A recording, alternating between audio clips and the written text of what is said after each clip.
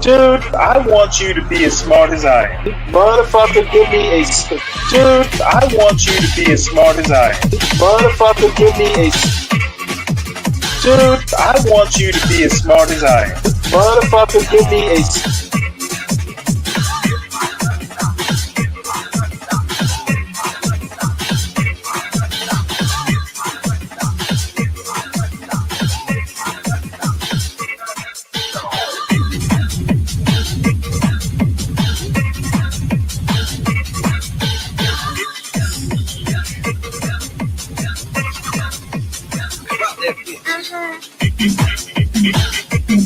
Dude, I want you to be as smart as I am.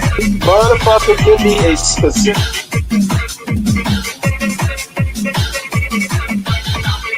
Dude, I want you to be as smart as I am. Motherfucker...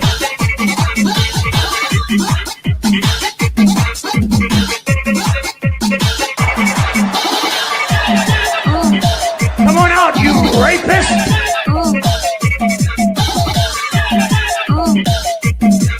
Dude, I want you to be as smart as I am. Family and fellow soldiers, I'm the Professor, and this is the Moment of Truth. There's been people who have been very scared about the fact that the Orange Man is going to be taking away people's citizenship. Oh, this is an unprecedented move, something that's never happened in American history.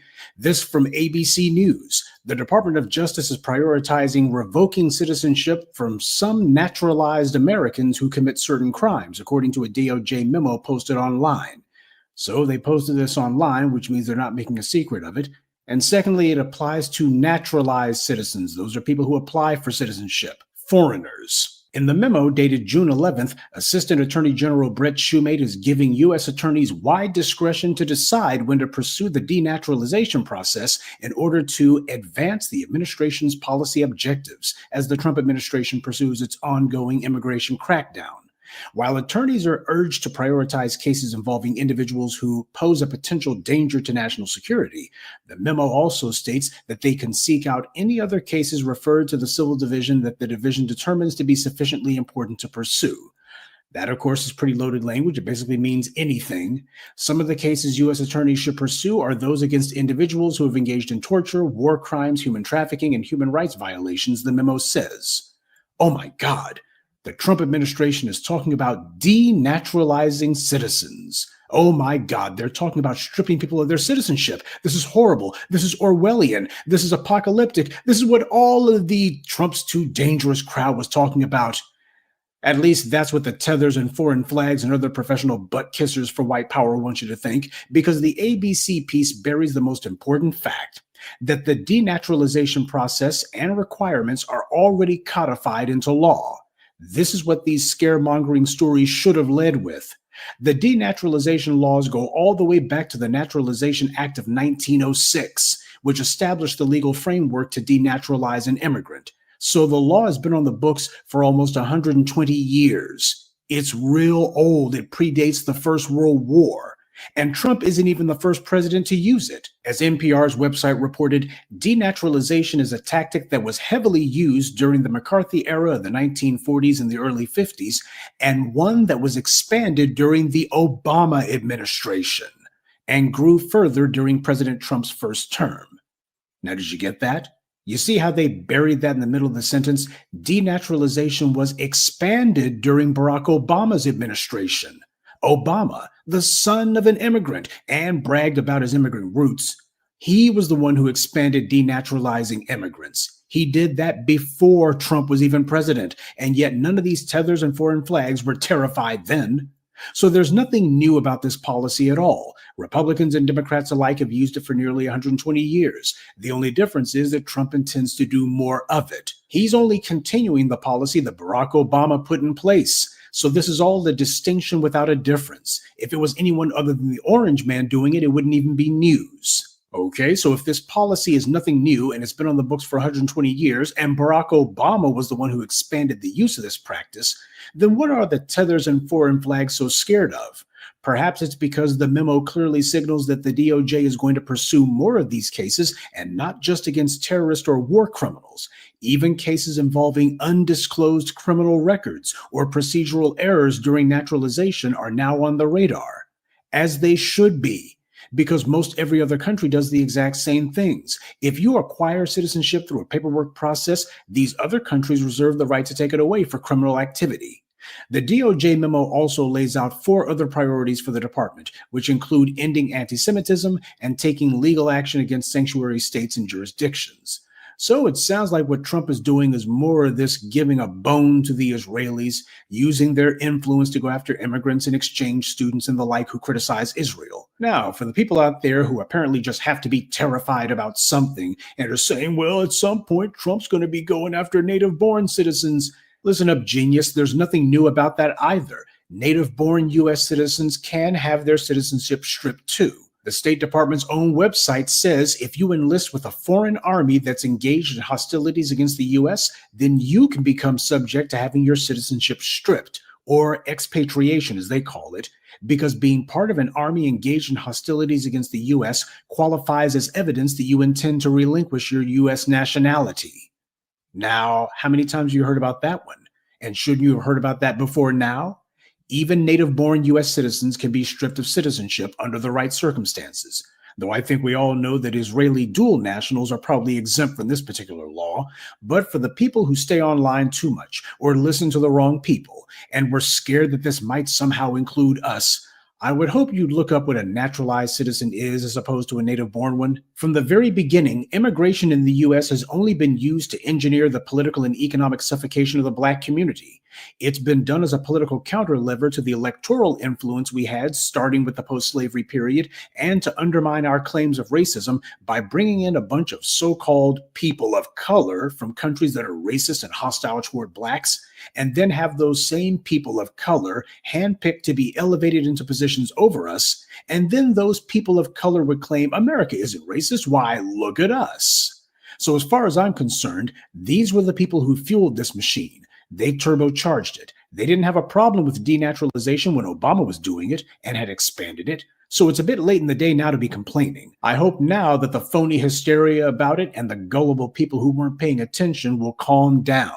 And yes, just for the record, I have seen the internet gossip that Congressman Jim Jordan plans to introduce legislation that would make it where immigrants wouldn't be able to run for seats of office like the Congress. Now, as far as whether or not that's confirmed, I haven't seen any confirmation of that, just the usual online chatter. But I would say to consider this. Illegal aliens have already been running for office in the U.S. for many years now, and there's been a very well-funded and well-organized effort underway to make that happen. Back in 2018, during Trump's first term, ABC ran a story about how there was a big push to get as many so-called former undocumented immigrants into office as possible.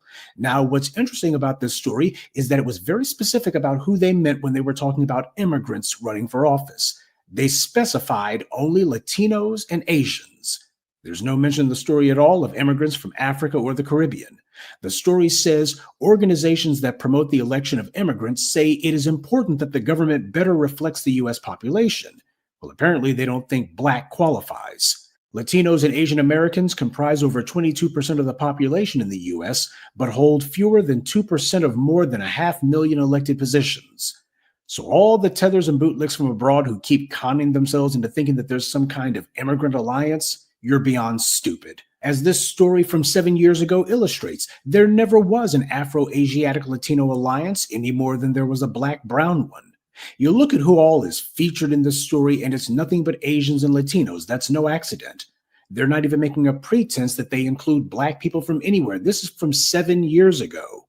And it mentions that it's important that they be in office because they chose to come to the U.S. So choosing to come to the U.S. means an automatic right to hold political office. One immigrant mentioned in this piece was a woman named Farah Khan.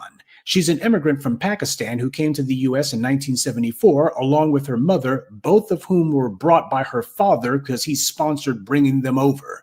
That's how white power organizes for entire groups to be brought into the U.S. One person gets in, and then they sponsor their entire family to be brought in next. And then the government sets them up in Black neighborhoods in order to use resources from there to fund their businesses.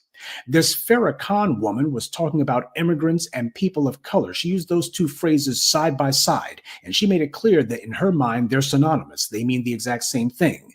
Except when she's talking about people of color, that means immigrants of color who are Asian or Hispanic. She even went so far as to say, quote, there needs to be a natural process by which immigrants, people of color, are pushed up to feed into the leadership roles. Now look at the wording that she used. There needs to be a natural process, natural meaning automatic, by which immigrants can be pushed up to feed into the leadership roles. Needs to be a process to feed immigrants into leadership roles. Well, clearly that's exactly what's been happening. People are not elected, they're selected to be fed into leadership roles. And this story makes it very clear who they have in mind, what immigrants in particular they're thinking of. Well, at least she understands how white power works. And for the white adjacent types like Khan, this is the kind of racialist system she needs because she relies on white power to pick and choose who the winners will be. And it's not based on merit. That's the reason why she's saying that the system needs to have a natural, automatic process by which immigrants like herself can be pushed up to feed into the leadership roles. Not a matter of her actually getting it on her own, but a matter of we need to make an automatic process that's just going to give it to us. This is from 7 years ago. So you got this woman from Pakistan who apparently didn't realize that the system already cherry picks them and then sets up a ton of policies and programs to help them leapfrog over Black Americans, and that this system has spent the last 150 years feeding immigrants into financial backing for their businesses, government contracts for their companies, college and university admissions for their students, and as we see with Khan, feeding them directly into political office. All that in one generation. And then, having received tons of all this governmental help just handed to them, they turn around, deny that they got all of this help, deny that anyone fed them into political leadership roles. Why, we just got it on our own. And people like Farrakhan will deny having said that she wanted a system that would naturally feed immigrants such as herself into leadership positions. She goes to a foreign country and then demands that she be in charge, because that's what this really is. She comes from Pakistan and then says, I want a natural system that will elevate me to leadership. And these are the same people who will tell Black Americans why we're doing better than you Black people because we work harder, etc., etc. You need to remember these things. The system she was advocating for to selectively elevate immigrants like herself already exists. She's living proof of that. And yet, for her, it's still not enough. And both political parties make it a point to selectively recruit, fund, and push immigrant candidates, especially in the Black community. The Congressional Black Caucus is majority immigrants, even though Black immigrants are a small minority in the Black community. So Black people can't get backing, funding, or support for their campaigns unless they're Black immigrants. Then there's an entire apparatus that shows up out of nowhere to support them. Well, only in places where Black voters are at. The only people who are being prevented from holding office are foundational Black Americans. For immigrants, there's a natural pipeline that selects them, then elevates them to be fed into leadership positions. This is how other groups go from being fresh off the boat to being members of Congress and having businesses of their own in their own enclaves in a single generation, because the system of white supremacy set it up that way. There's entire well-funded organizations solely dedicated to making sure that happens. And then those same immigrants turn around and talk to us as if nobody's been giving them all of these elected offices when they know full well the hand of white power selected them. Blatant lies are an essential part of anti-Black racism, and it's something that the white supremacists and these people of color do every day to push every anti-Black talking point and practice. And on a side note, this story was written in 2018. Since then, Miss Farrakhan has been very busy. First, she was elected to the Irvine City Council, and then after that, she was elected mayor of the city. And she held that office up until last year. Now, she announced that she intends to run for a seat on the Orange County Board of Supervisors. This woman is making an entire career out of being a politician. White power engineered her arrival to the U.S., made sure that her family was set up sweet, then fed her into political leadership positions, even though she comes from a culture of rabid anti-Black racism, or perhaps because of it. And this is the reason why we call out Black immigrants who pretend as if their being immigrants somehow means they're on the same level as a Farrakhan or an Ocasio-Cortez. African and Caribbean immigrants helped to create this situation, and they did it over our objections. We told them what the scam was, but they didn't listen. As they saw it, they were having an inside track with white supremacy. So now they can handle this one themselves. They can go to the Farrakhan's and other immigrant peoples of color and tell them that, hey, they're all fellow immigrants, so they all got to stick together, right? And see how well that goes over.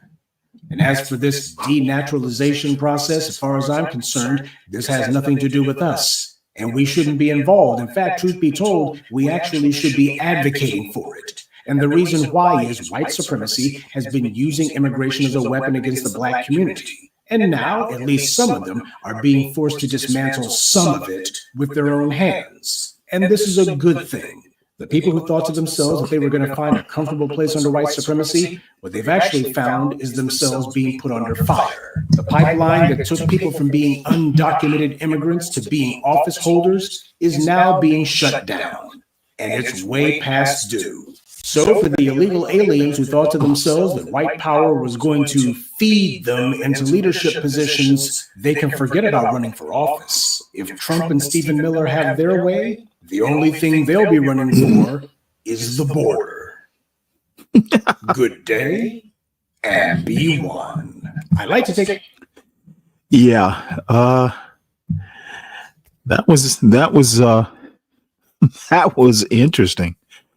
The bottom line is that Trump, as he has been doing for months now, abusing the power.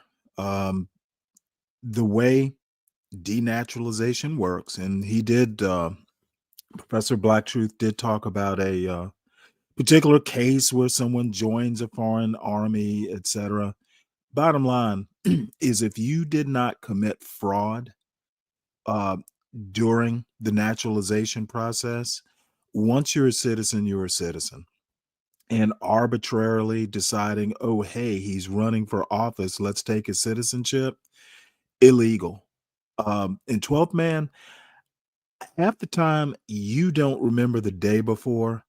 I told you how denaturalization works, and you seem to think that, well, I don't know what you listen to as far as your information way up in the wilds of Alaska, but don't be coming at me telling me, what happened and what didn't happen. Dude, you are 3 sheets to the wind almost every time you ever tune into this show. You need to get a hold of yourself, son. So anyway, I'm sorry I'm late. I was up late last night talking to Universal Jones, and it just wound up being a free-for-all. And I encourage you to go back and look at it. There was an impromptu show talking about Universal and I, and then eventually John, talking about Black crime and what is and what isn't a reflection on the larger Black community. And the upshot, at least from my position, is what goes on in the hood is not a reflection on the total Black community. I think it's literally sad that people can't mind their own business and understand that, if somebody in the hood does a drive-by, it does not reflect on every single legacy Black American in the country. Too much responsibility, and it's just a dumb idea. And anybody who wants to sit here and talk about how fucked up Black people are, yeah, I'm going to tell you, there's nothing wrong with Black people. There's something wrong with your critical thinking. So, this is going to be a rather abbreviated show. I am tired. And apparently, old men bodies will get their sleep no matter what. So major news, I think we all know by now, major floods in the hill country of Texas, and they've had some rough going. And apparently Trump is planning on visiting or something like that. Maybe he's going to take Benjamin Netanyahu with him. But Of course, there's going to be a brouhaha where, Texas officials want to blame the National Weather Service. And last I checked, I was surprised there still is a National Weather Service. It was gutted. So, if there's nobody there to work with local officials and issue warnings, well, can't blame something that doesn't exist anymore. But what do folks do but just make shit up as they go along? I have no idea why MAGA just makes shit up. We'll never understand that. So I was going to actually play this. This Substack letter is called "Everyone is Entitled to My Own Opinion." I thought it was a pretty funny name. And this reads, Texas flooded, people died. MAGA's reaction was predictably fucked up. So this basically says America used to get shit done. When disaster was impending, we had experts who could predict it. When disaster struck, we had experts who could deal with it. But that was then, this is now. Mad King Donnie has grabbed good old American know-how by the haunches and given it a vigorous clown fucking to the point where when shit goes sideways, we're lucky if there's anyone around to even answer the phone. This is what happens when you replace expertise with the worst people with the worst people in the world. The only thing worse than people in the world, the only thing the worst people in the world are good at is being the worst people in the world. Imagine being so far up your own ass you deny basic reality. Fake weather, fake hurricanes, fake flooding, fake, fake, fake. Yeah, this woman, Candace Taylor, is denying that there was even an emergency. So I literally don't quite understand how this stuff works. People literally are against reading books. They are literally anti-knowledge. These motherfuckers like 12th Man who want to talk about, something they don't know, something they probably heard, some fucking bear say in the middle of the woods, while high on peyote. That's the level of knowledge that seems to pass for reality these days. So let us move on. Immigration lawyers criticize Justice Department push to pull citizenship. And I don't even want to keep going on about, denaturalization in the process and all that, because it just gets confused. Apparently, when I say something, I tend to be so complicated, normal people like 12th Man can't understand it. You're listening to Immigration Lawyers Criticize Justice Department Push to Pull Citizenship, a news story written by Mark Berman and Jeremy Roebuck and read by an AI-generated voice. The Justice Department's pledge to prioritize stripping citizenship from naturalized U.S. citizens in more cases is fueling apprehension, with some immigration experts and attorneys calling the directive from a department leader ominous and a threat to due process. Federal authorities have sparingly sought to rescind naturalized citizenships in recent decades, a process known as denaturalization, with a handful of cases each year. In a memo last month, Brett A. Shoemate, who leads the Justice Department's Civil Division, said it would now prioritize and maximally pursue court cases aimed at taking citizenship away from people accused of wrongdoing. Shoemate wrote that the agency would focus on several categories, including those involving people accused of being threats to national security, committing violent crimes, or failing to disclose felonies during their naturalization. Previous administrations have also sought to denaturalize citizens in similar cases. But immigration experts and attorneys expressed concerns that Shoemate's announcement, which involved a wider pool of people who could be targeted. Let me emphasize, the article says during the naturalization process. process. So if you commit a fraud during the process of naturalization, yeah, becoming a citizen under fraudulent circumstances means that they can revoke your citizenship. If you don't commit fraud and you go through the process as it was meant to happen, once you're a citizen, you are a citizen with certain exceptions like joining a foreign army.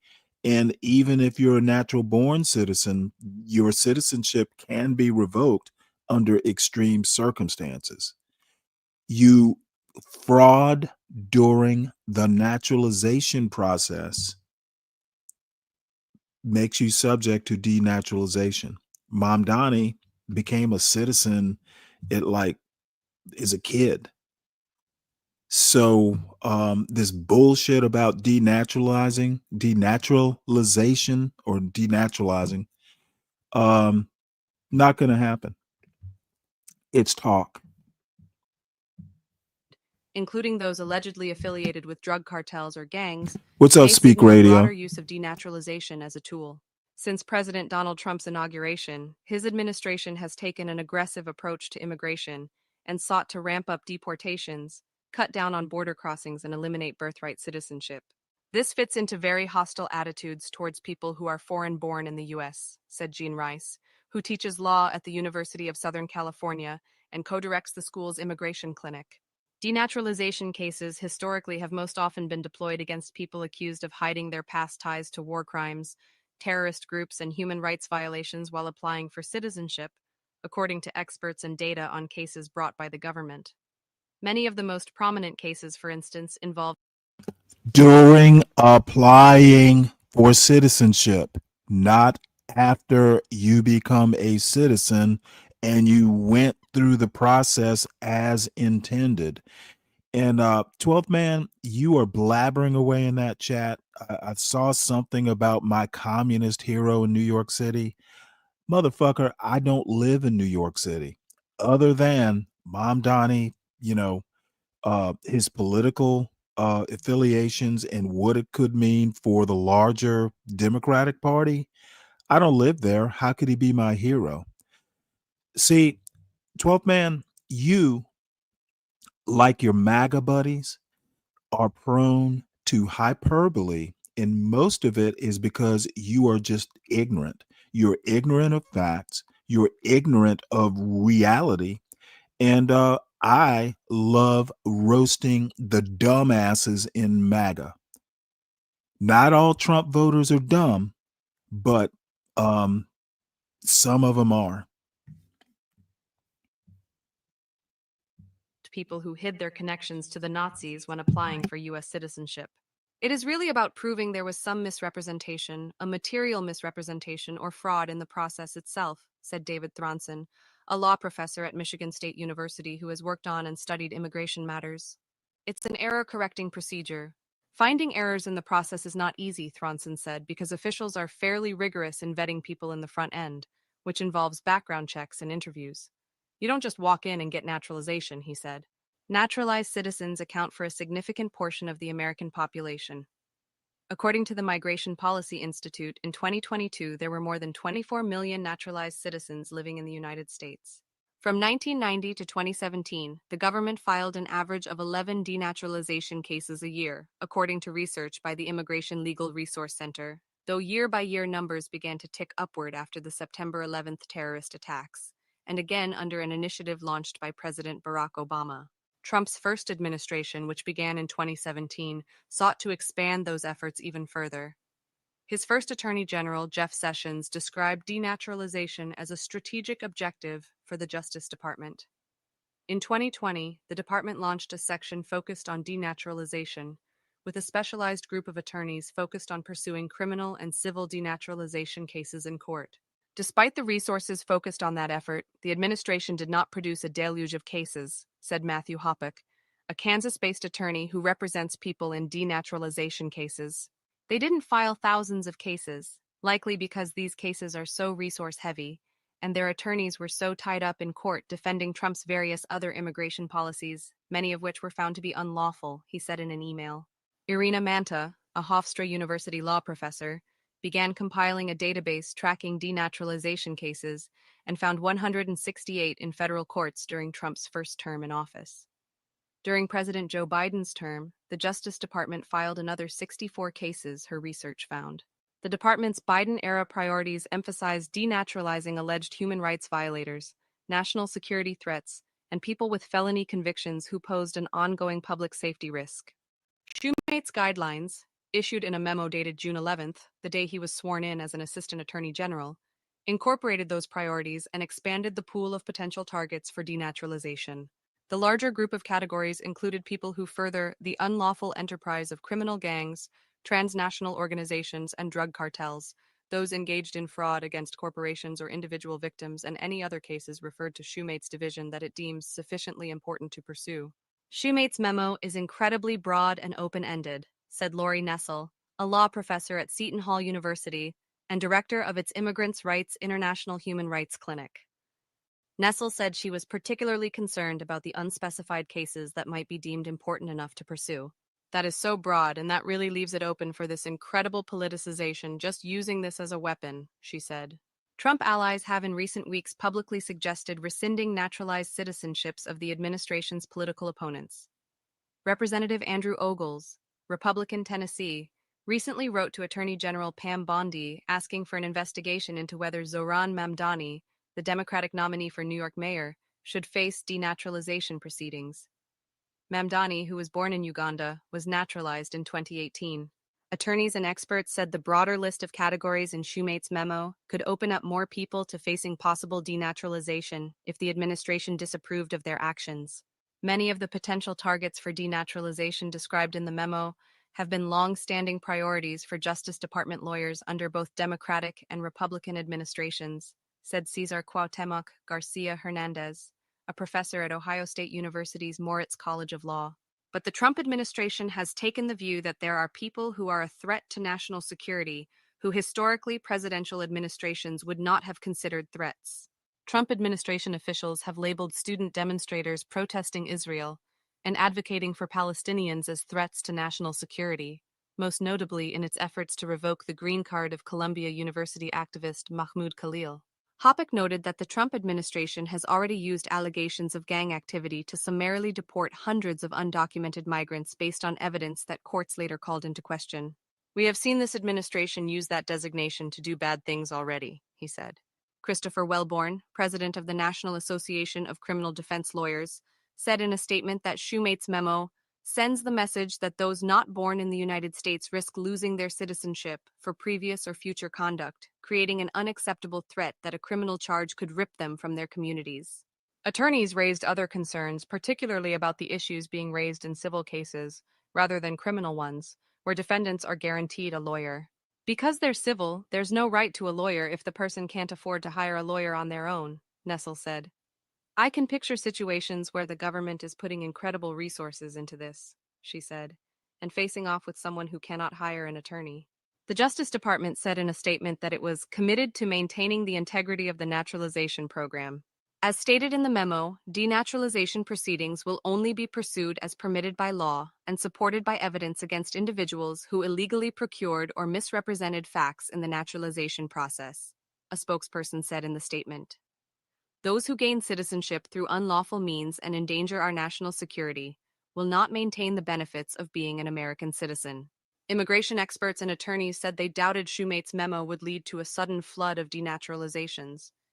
These cases require resources and attorneys to work on them, they said, and the Justice Department would have to persuade federal judges to sign off on them. I think the district courts are going to be very skeptical when it comes to denaturalizing individuals, said Rise, the law professor, particularly when cases involve something less egregious than lying about your identity or lying about a criminal offense, if it's going to be extending to tax fraud or something that isn't clear-cut. Denaturalization cases are brought by the Justice Department's Office of Immigration Litigation, and they typically account for a small fraction of the office's work. Like many other parts of the Justice Department, the office has seen a significant number of departures during Trump's second term, and it is not clear how it would address any large uptick in denaturalization cases. The Justice Department did not respond to a question about whether it planned to dedicate more attorneys to denaturalization cases or how many. Last month, the Justice Department said that it had successfully petitioned a judge to revoke the citizenship of someone naturalized in 2013 and later accused of possessing and sharing child pornography. Some legal experts said that even if Shoemate's memo does not lead to a flood of people losing their citizenship, the impact could be felt across the country in other ways.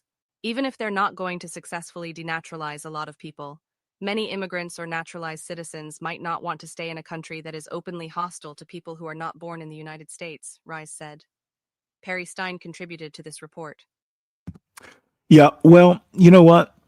Things can happen, but the bottom line, if you don't commit fraud in the main, if you don't commit fraud during the naturalization process, you'll be fine. And I made a mistake. Apparently, it was what, 7 years ago, um, that Mom Donnie became a citizen. So what was he? 20 what? He's 33, so what, 26? 20 so yeah, he's been a citizen for a while.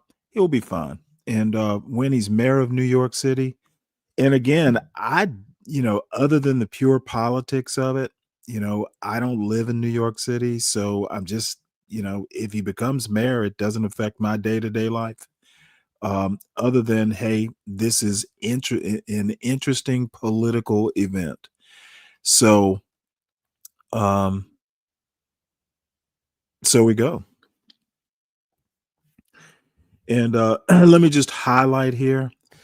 12th man, you're probably, I'm trying to figure out whether you're more ignorant than Donald Trump or as ignorant. You might have him beat. Your communist hero lied about his race. Hey, dumb fuck.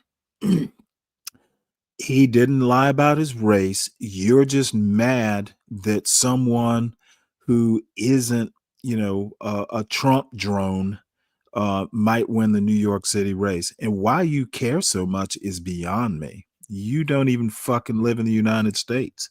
Oh, wait, hold it. Alaska is part of the United States. You barely live in the United States. What the fuck do you care who becomes mayor of New York City? So anyway, I don't want to get too wrapped up. More immigration news. This is Orange County, California. Shock and disbelief. U.S. citizen says ICE arrested her during Santa Ana Park raid. They're motherfucking arresting citizens now. maybe she was a naturalized citizen. Heidi Plummer, a U.S. citizen and Orange County attorney, strolled through Centennial Regional Park in Santa Ana on June 14 to clear her mind after a family funeral when she suddenly encountered an immigration raid. They're raiding parks. The park with its vast grassy fields, playgrounds, and artificial lake usually bustles with families watching youth soccer games on weekends while pushcart vendors sell ice pops. Would you like an ice pop, 12th man? Would you like an ice pop? Let me enlarge this right quick. There were families picnicking and spending time together, Plummer said, but it was definitely a quiet day. At a view on the opposite end of the nearly 70-acre park, event organizers, city staffers, and vendors welcomed guests to the city-sponsored Juneteenth festival, which celebrated the end of chattel slavery. Did you celebrate Juneteenth, 12th man? Plummer recounted seeing several vans pull into the big parking lot near where she walked, sometime between noon and 1 p.m. Masked federal agents poured out of vans wearing tactical gear emblazoned with ICE and made their way through the park. They were just grabbing people that were close to them and handcuffing them, Plummer said. She stood only a few feet from the sweep, she said, when ICE agents approached and arrested her, Plummer said the federal agents didn't ask any questions before taking her personal belongings and leading her back to their vans. Plummer, who is half Ecuadorian, began advising people of their rights after agents handcuffed her. In Spanish, she told those arrested by ICE not to answer any questions and to ask for a lawyer. Her advice continued after vans transported Plummer and other detainees to an ICE detention facility in Santa Ana. Agents had separated men from women in different vans. Plummer said that at the center, she was held in a room without enough chairs for all the women detained. Agents called detainees up one by one. Plummer said she provided authorities with her identification. After about an hour and a half, they returned her ID, cell phone, and released her. A spokesperson for ICE did not respond to a Times OC request for comment. After the raid, which the Daily Journal first reported, Plummer retained legal representation. It's pretty clear that it's racial profiling. Ooh, racial profiling in America? That's unheard of. Jesse Rivera, an attorney representing Plummer, said of the raid, they're going in and just grabbing Latinos. It's a clear violation of these individuals' constitutional rights. And I'll just stop there. You know what? I would be like Professor Black Truth and just go, well, now Latinos know what it feels like to be black. But I will take the high road and just go, there's large overreach. There is a reason that Trump's approval ratings are at around 40%. Again, the goals are laudable. The methods are trash. And those like 12th Man who want to support Trump are trash. So let us move on. More immigration news. You're listening to 200 Marines sent to Florida to support ICE, U.S. Northern Command says. A news story written by Daniel Wu and read by an AI-generated voice.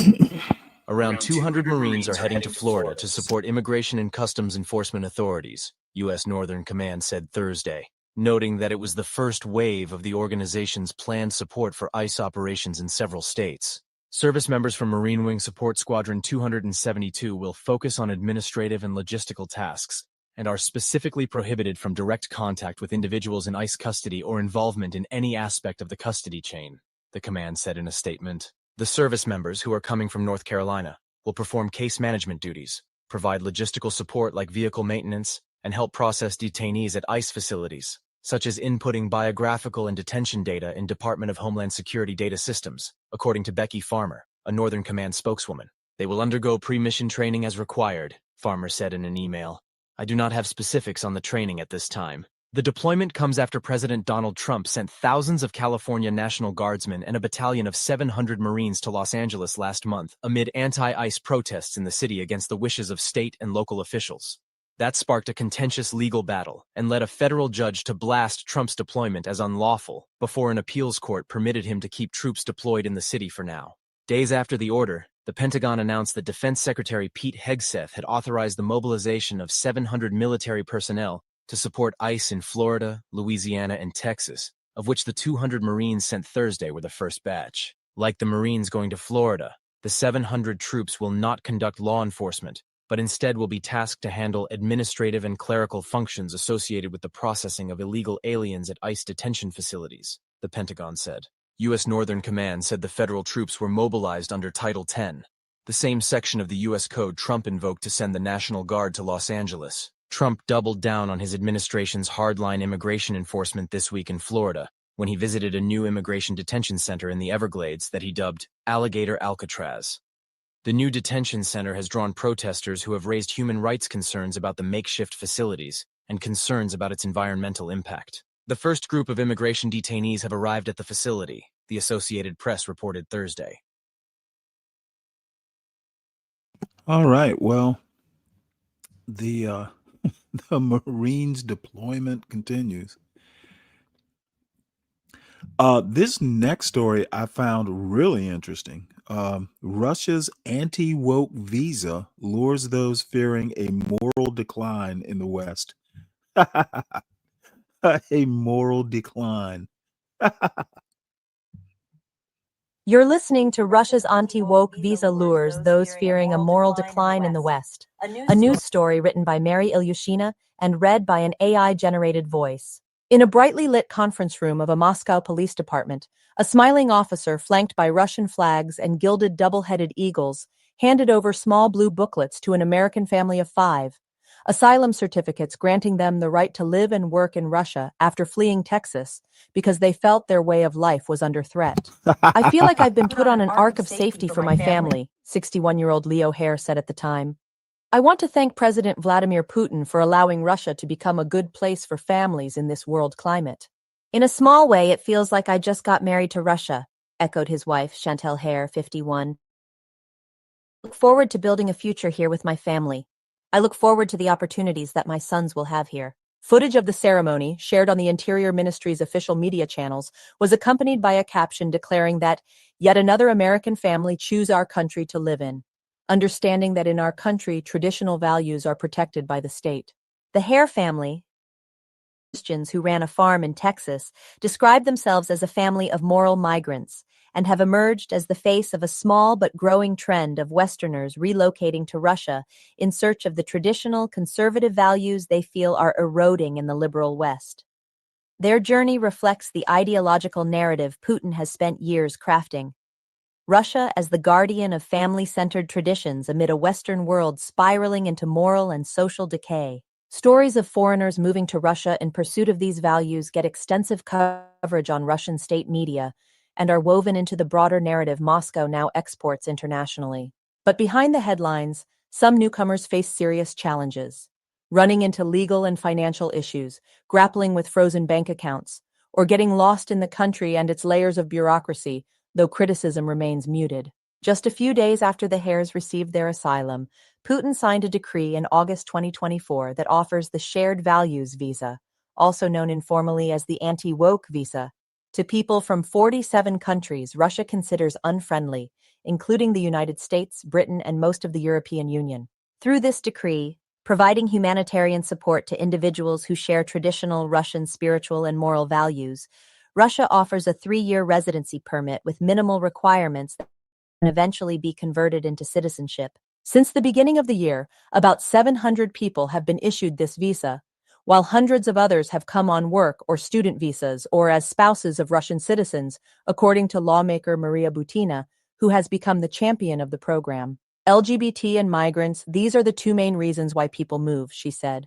They feel that are too many migrants in Europe or they do not accept the LGBT values, she told the Washington Post. Butina is familiar to Americans as the Russian political activist who was accused of infiltrating conservative political circles to promote Russian interests and convicted in 2018 of acting as an unregistered foreign agent. She was sentenced to 18 months in U.S. prison and later released and deported to Russia in October 2019. In addition to being a member of Russia's parliament, Butina also runs an organization called Welcome to Russia, where a team of about a dozen people helps foreigners obtain the Shared Values Visa. In 2024, Butina launched a new program on Russia's state network RT called Family Russia, focused on people who have chosen to leave the West and settle in Russia. Around the same time, RT introduced a multilingual website, Gateway to Russia, which provides information on relocation options and Russian language basics. Foreigners are expected to have enough funds to support themselves, but the Russian government has set up initiatives to help with housing and job placement. Those who obtain a residency permit become eligible for pension and child payments, along with getting access to universal health care. Spiritual asylum. Butina insists that Russia is not actively recruiting disillusioned Westerners. The Russian state views it as a humanitarian mission. Our job is not to attract people. Let's be honest, it is quite difficult, she said. You need to adapt these people, help them with work, find a school for their children. This is a very difficult process. It would probably be more correct to call it as a spiritual asylum visa, she added. People are moving because they are looking for Noah's Ark, not that Russia is seeking them. But the effort to attract disenchanted Westerns is a calculated one. A recent investigation by the Russian language outlet Important Stories revealed that the RT network, which is under both US and EU sanctions, funds a network of bloggers who produce videos featuring relocated foreigners, lavishing praise on Russia while criticizing the West. With titles like Russia Has No American Problems and The West is Trying to Demonize Russia, these videos are part of a larger soft power effort by Moscow to improve its image and portray the country as orderly, stable, and poised to thrive despite international isolation. The channels add to the existing cohort of conservative Western influencers who have settled in the country and publish Russia-friendly content. In 2019, an Australian family, coincidentally sharing the surname Hare, relocated to Russia in protest over the legalization of same-sex marriage in their home country. They established a farm in Altai, a scenic region in southern Siberia, and run a popular video blog about their life that was prominently featured in RT and other state media coverage. The messaging in these videos often dovetails with an established MAGA worldview. Trans and LGBTQ+ rights are cast as signs of moral decline and opposed under the guise of protecting the interests of children. Feminism is rejected as a leftist project to erode masculinity and dismantle family institutions. Coronavirus vaccine mandates, cited by Butina as another common reason Westerners have chosen to relocate to Russia, are viewed not as public health measures but as instruments of authoritarian control, wrapped in conspiracy-laden skepticism. Russia is portrayed as a haven for traditional values. Single men are shown idealized visions of submissive, family-oriented Russian women aligned with the trad wife aesthetic gaining traction in some American circles. The absence of gay pride events in Russia, thanks largely to severe anti-LGBTQ+ laws labeling the movement as extremist, is highlighted as a feature. One relocation service openly lists these laws as a key benefit, proudly advertising the country as family-focused. For Stephen Webster, a pastor in Murmansk and a comic book artist, it was a move for religious and economic reasons. He first relocated to Russia from Oklahoma with his father, also a pastor, in the early 1990s, and then returned in 2023, after about 6 years in the US. The first and foremost reason was kind of family and church-related reasons, but there are other things like education, he said. I have 4 kids, and education for the kids is far, far cheaper here than it is in the United States. Webster pointed to Russia's material support for families, such as extended parental leave and the maternal capital program, which provides first-time mothers with about $8,500 in bonuses for subsequent children. The Russian government has made improving the demographic situation a core effort against the backdrop of declining birth rates and wartime losses, and is increasingly looking to incentivize young women to marry and have many children, forgoing education and career.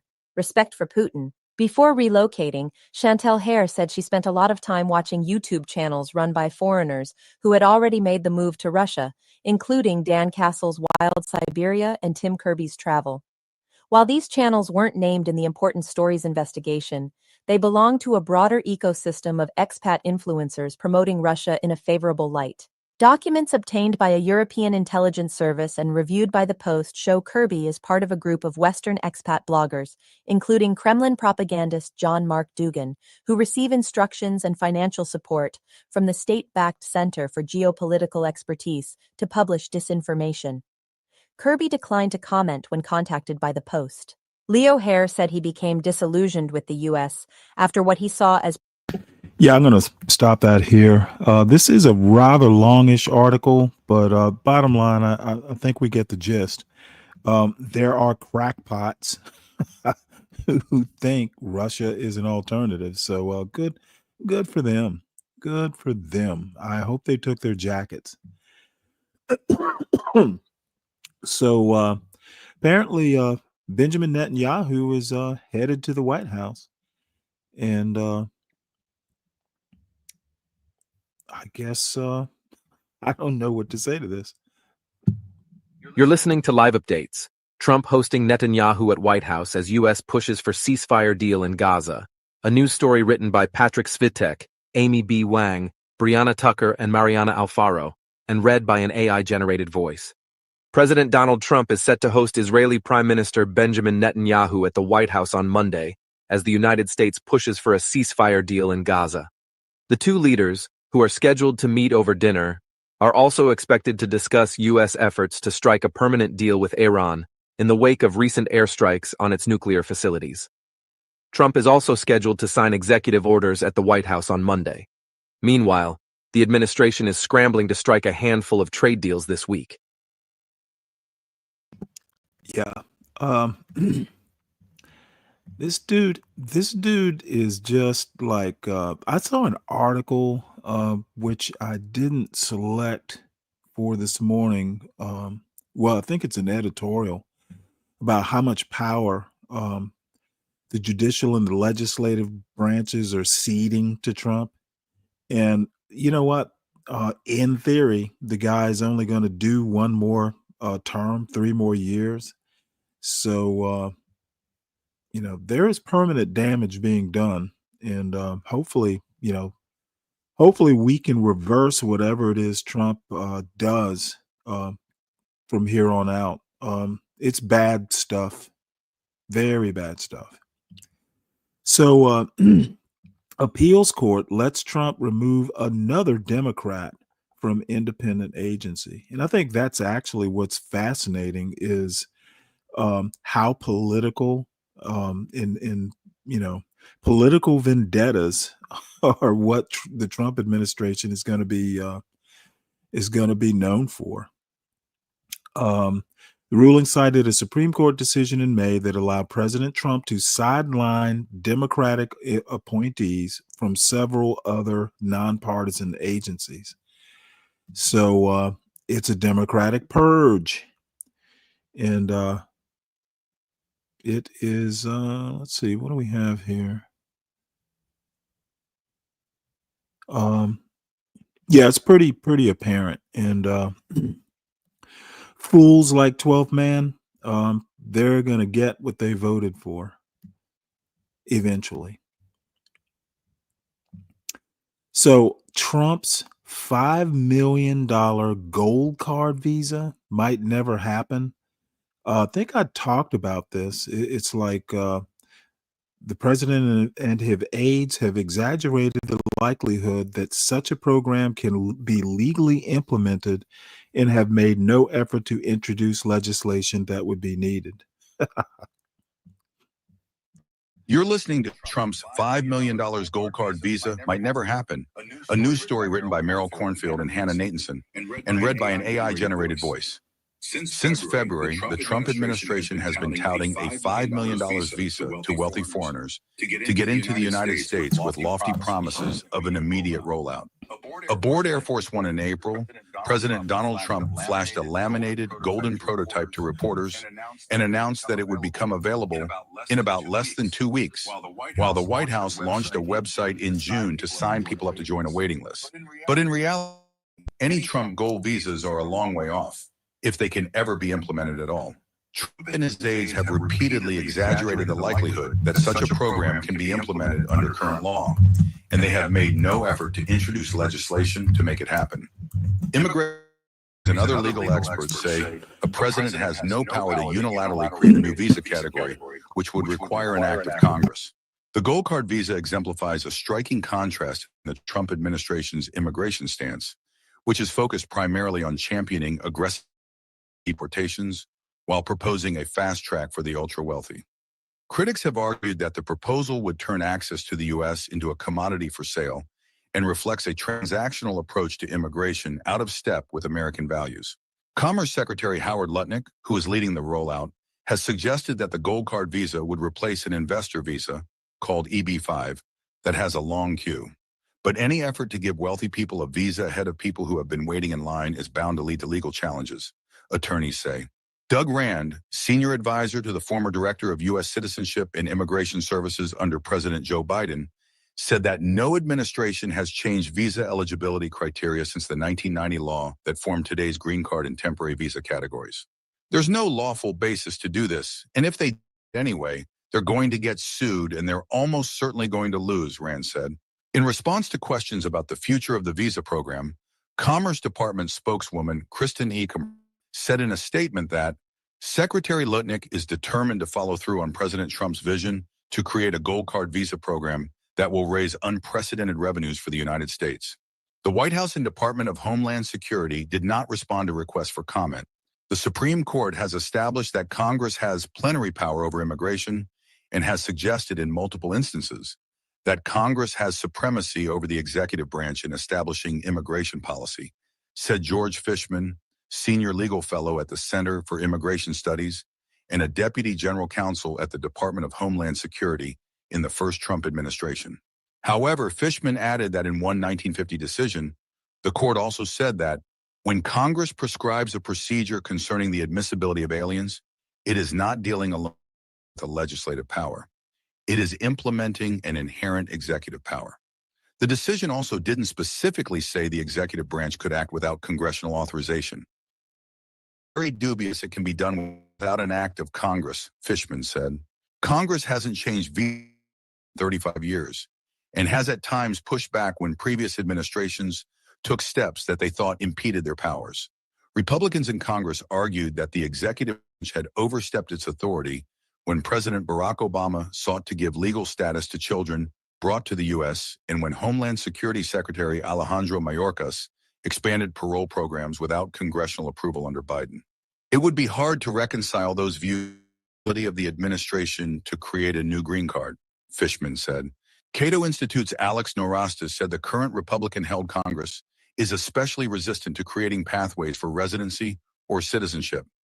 Norasta was a witness at a June 25th House Judiciary Subcommittee hearing, restoring integrity and security to the visa process, where the gold card didn't come up and Republicans called for further scrutiny of the existing visa process. There's zero appetite for people in Congress to consider this right now, Noresta said. The legality issues have led to immigration attorneys warning clients to steer clear of the gold card. Philadelphia-based immigration attorney Ron Klasko said he has had some clients from Canada and Europe express interest in the visa, but he has told them there is little use in even signing up for the waiting list until the path becomes clearer. Why would I want to do that before I know if it's a law, what the law says, what the requirements are, what information the form is going to ask me for, what documents I have to produce, what the terms and conditions are, Klasko said. Klasko also warned that more needs to be done to clarify how these wealthy people would be taxed under this new form of residency. Buffalo-based immigration attorney Rosanna Berardi said she was among the tens of thousands who have signed up on the website to learn more. However, she was dubious that any more would come from signing up after the administration has not provided clarity on the plan for creating a new visa category. She added that the White House has also not specified whether this would be a new visa category or replace an existing visa for foreign investors. Yeah, let's just go ahead and stop that there. Basically, Trump is just making shit up as he goes along, and people like 12th Man are just buying the bullshit, hook, line, and sinker. Look at him. This motherfucker is typing a mile a minute, and let's see what he has to say here. Apparently he needs attention with his lonely ass up there in Alaska. Yes, boo hoo, all your illegal immigrants are getting deported. Why? But you never cried under Obama. I'm sure that must make sense to someone. I don't own any illegal immigrants. And yes, Obama was a better president than Donald Trump. So maybe that's what you're looking for me to say. I think we all know that. Rule number one, Democrats are hypocrites. Well, it doesn't really matter whether we're hypocrites or not. It is all Republicans in office now. So this is the problem with you fucking half-witted MAGA types. Not all MAGA's half-witted, but 12th Man is. All you want to talk about is Democrats. You're living in the past, son. Republicans are in office now. MAGA is running the show, and all you fucking want to do is see, you can't talk about any good shit that Trump's doing. That's why you keep having to go back to Obama and Biden, because Trump is motherfucking wrecking the country, and you like Trump, want to distract from the obvious. So stay your dumb ass in the chat, typing away about Democrats when, like Democrats who aren't in power, you have no power. Dude, you're just sitting there sounding like a dummy talking about the Democrats. The fucking Democrats don't control the country right now, 12th man. Talk about all the glory that Trump is bringing to the country. Dude, if you only knew how lame you sound, you wouldn't be doing what you're doing, that's for sure. So, more in Trump news. From food aid to dog chow, how Trump's cuts hurt Kansas farmers. He's hurting them. He's hurting them. The farmers in Kansas are hurting. You hear that, 12th man? They're hurting. From food aid to dog chow, how Trump's cuts hurt Kansas farmers. This article is by Elizabeth Williamson and read by an automated voice. Wheat grows so prodigiously here on the Kansas High Plains. Can you spell prodigious, 12th man? The surplus birthed one of the Cold War's big ideas. Food for Peace, a federal government program that delivered the excess bounty to a hungry post-war world. Conceived by a Kansas farmer and created by President Dwight D. Eisenhower, Food for Peace has sent burlap sacks of grain stamped from the American people to more than 4 billion people in 150 countries around the world. Now it is effectively dead. The program was administered by the U.S. Agency for International Development, which Elon Musk fed into the wood chipper on a weekend in February. Kansas's Republican lawmakers tried to save it, but failed to persuade President Trump, who last month proposed cutting the entire 2026 budget for Food for Peace, as well as another food aid program dear to Kansans, the McGovern-Dole International Food for Education and Child Nutrition Program. The Trump administration said the programs were inefficient and wasteful, with dubious results. It was the latest blow to farmers, particularly in Kansas, where about 80% of those on the High Plains voted for Mr. Sorry. This made me laugh. Brian Nichols says the left controls the social narrative. What the fuck is a social narrative? Now you folks are just making up shit? The social narrative. All right. All right. Trump, and agriculture makes up almost half of the state's economy. The president's whipsawing tariffs and cuts to agriculture grants and global food aid have left the state with swollen silos, shrinking markets, and volatile prices for crops. Last year, Kansas sold half its annual wheat crop abroad, but those buyers have mostly dried up. At least one big grain broker is now trying to sell Kansas grain that once fed people overseas for use in dog food. Paul Penner, a Kansas wheat farmer and former president of the National Association of Wheat Growers, is frustrated that there have not been more objections to the administration from wheat growers and the state's largely Republican congressional delegation. "We need people who are willing to speak up," he said. "I think privately they say things, but publicly no, and I'm not sure what their pain threshold is. A good soldier in the world." The United States enjoyed a period of such abundance after World War II that agricultural surplus became a major problem. Crop prices plunged, storage costs soared, and grain spoiled. But people in Europe, Asia, and Africa, who were still recovering from the wartime devastation to agriculture and industry, struggled to feed themselves. Eisenhower, the supreme Allied commander in Europe during World War II and the grandson of a Kansas farmer, asked his Secretary of State, John Foster Dulles, and Agriculture Secretary Ezra Taft Benson to work with Congress on a solution. It came in the form of a law he signed in 1954 that enabled needy, friendly countries to buy American farm products in their local currencies. The United States spent the proceeds inside those countries on development grants. Eisenhower called it Food for Peace, a name formally adopted a few years later. The program distributed $76 million in agricultural products in its first 6 months to Bolivia, Germany, Haiti, Honduras, Italy, Libya, Nepal, Pakistan, Yugoslavia, and Vietnam, according to records in the Eisenhower Library in Abilene, Can. Half of the shipments were of wheat and wheat flour. The program was a hit at home.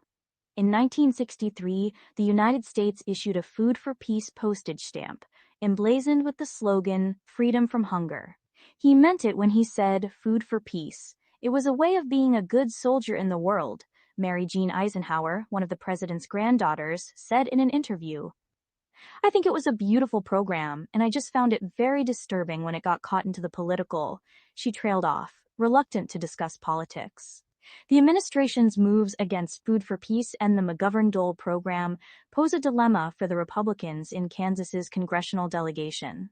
How can they save them without crossing the president? Senator Jerry Moran, Senator Roger Marshall, and Representative Tracy Mann tried to save Food for Peace by moving it to the Agriculture Department, but the bills have never made it to a vote.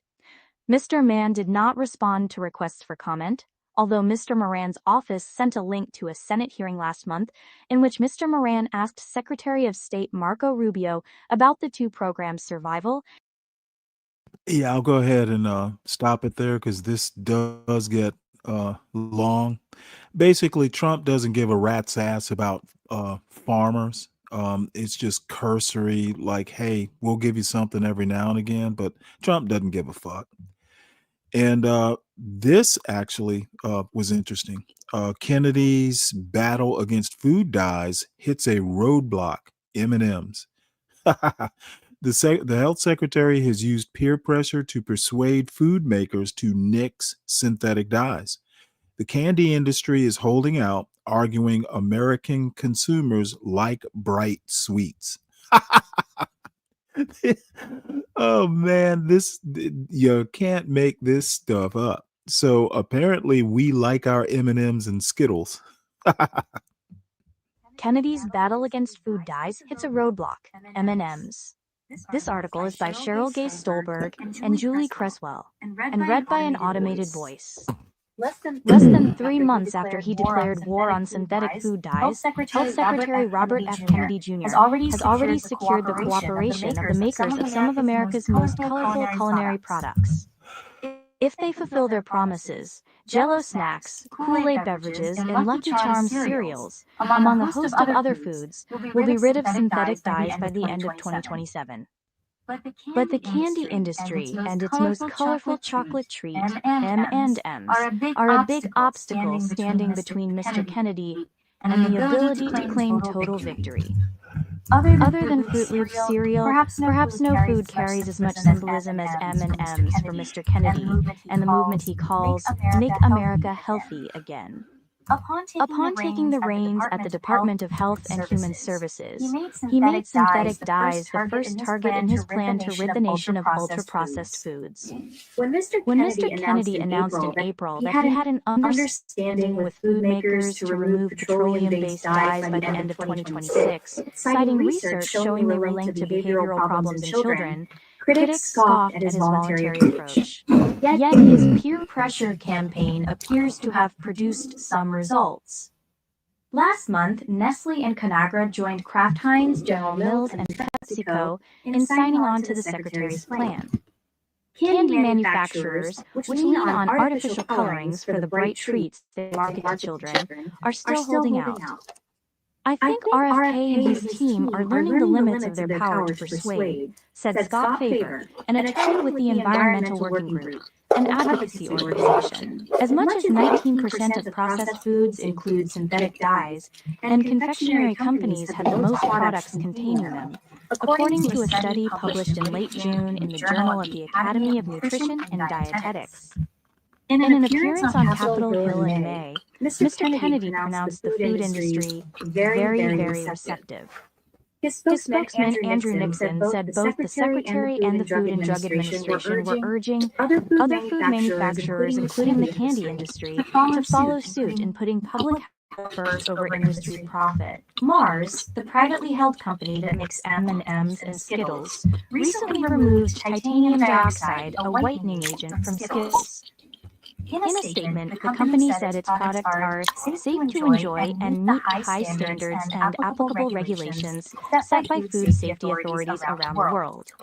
A spokesman for the National Confectioners Association, a trade group, signaled that candy makers would not reformulate without federal regulations that force them to. We follow and will continue to follow regulatory guidance from the authorities in this space, the spokesman, Christopher Ginsberger, said in a statement. He added that companies needed time to find alternatives to synthetic colors, and that there are not enough natural colors to meet demand, which could drive up prices. Mr. Kennedy cannot force companies to reformulate their products. States might do the job for him. Beginning in 2027, Texas will require warning labels on foods or beverages containing certain additives, including dyes used in M&Ms. In 2028, West Virginia will start banning foods containing most artificial food dyes and two preservatives because of potential health risks. Mars has some support in Congress, however. When Mr. Kennedy testified before a House Appropriations Subcommittee in May, Representative Chuck Fleischman, a Tennessee Republican whose district includes a large M&M's factory, noted that the dyes had been approved by the FDA and had been quote, deemed safe for many years. He told Mr. Kennedy that substitute dyes could cost 5 to 10 times more, and added, will you work with me on that? Did not respond to a request for comment. There are other exceptions to Mr. Kennedy's powers to persuade. W.K. Kellogg, the maker of Mr. Kennedy's other big target, Fruit Loops, has been similarly resistant. While Kellogg has committed to reformulating its cereals that are sold in schools, the bulk of its cereals are sold on grocery store shelves. The company said that it had conversations with Mr. Kennedy and his staff to collectively find solutions that meet consumers' shifting needs and wants for those products. One reason for the candy industry's resistance is that it has been down this road before. Mars already tried and abandoned a plan to remove synthetic food dyes. In 2016, it announced its, quote, ambition to remove all artificial colors from its human food portfolio globally, saying the move was based on our belief at the time that a critical mass of our consumer base was seeking more natural ingredients and welcome this change. Mars later said in a statement that a team inside the family-owned company discovered that while consumers wanted artificial colors removed from food artificials, there was split attitudes about candy. European consumers wanted the dyes removed, but American consumers preferred the artificially colored treats. Mars snacks sold in the United States, therefore, remained unchanged. Marion Nestle, a nutritionist and professor emerita at New York University, said research shows that consumers think bright colors add flavor. The cereal makers Kellogg and General Mills promised in 2015 to get rid of dyes, but backed away from their pledges with the exception of some chocolate-flavored cereals, whose colors, she said, are not as noticeable as those in brightly colored ones. It's a perception issue that's been very, very well studied, Dr. Nestle said. You can give people, especially kids, two different kinds of things that are exactly the same, except the colors are different, and the brightly colored ones will be perceived as tasting better. Quote, Kurt Bashaw, the fourth-generation head of Spangler Candy, which makes Dum Dums lollipops and candy canes, said that the company has made some products with natural flavors and colors since the 1980s. They have never sold well because the taste isn't the same, Mr. Bashaw said. Mr. Bashaw said the company, based in Bryan, Ohio, has a team examining natural options for its products.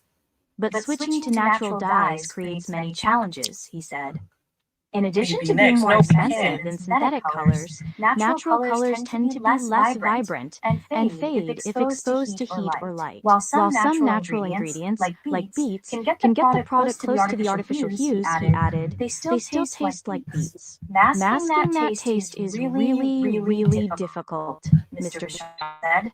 If people are starving and eating treats, they don't want to be tasting beets. Mr. Kennedy is hardly the first person to take on artificial dyes.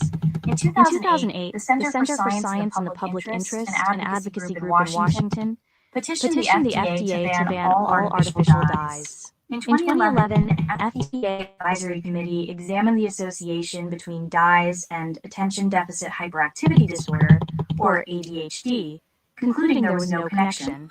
10 years later, in 2021, the California Office of Environmental Health Hazard Assessment published a review of medical literature that came to the opposite conclusion. It found that synthetic dyes can cause or exacerbate neurobehavioral problems in some children. In 2022, the Center for Science and Public Interest asked the FDA to ban red dye number 3, which had been declared an animal carcinogen in 1990. All right, kids.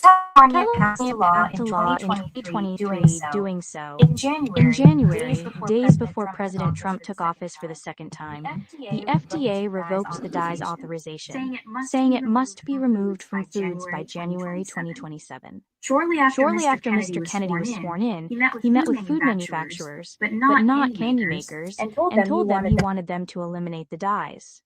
When the secretary made his announcement in April, Dr. Marty Makary, the FDA commissioner, said compliance would be voluntary, at least at first. "I believe in love," Dr. Makary said, "and let's start in a friendly way and see if we can do this without any statutory or regulatory changes." The FDA announced at the time that it was initiating a process to revoke the... Hey, the sis that don't miss. You know what? I was listening to your show yesterday. You are a trip. Hit the link if you want. Let me drop the link right quick. It is kind of surprising that you're here. So anyway, I think we pretty much get the idea of this story. Americans like bright food and they like candy. And what are you typing here, Dave? I definitely recommend the sis that don't miss. It is a riot. And actually, anybody who wants to hit the link can. This isn't going to be a long show because I'm still tired from last night. But I have a video that I am going to show next.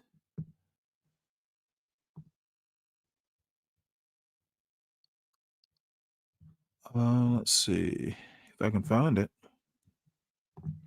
There we go.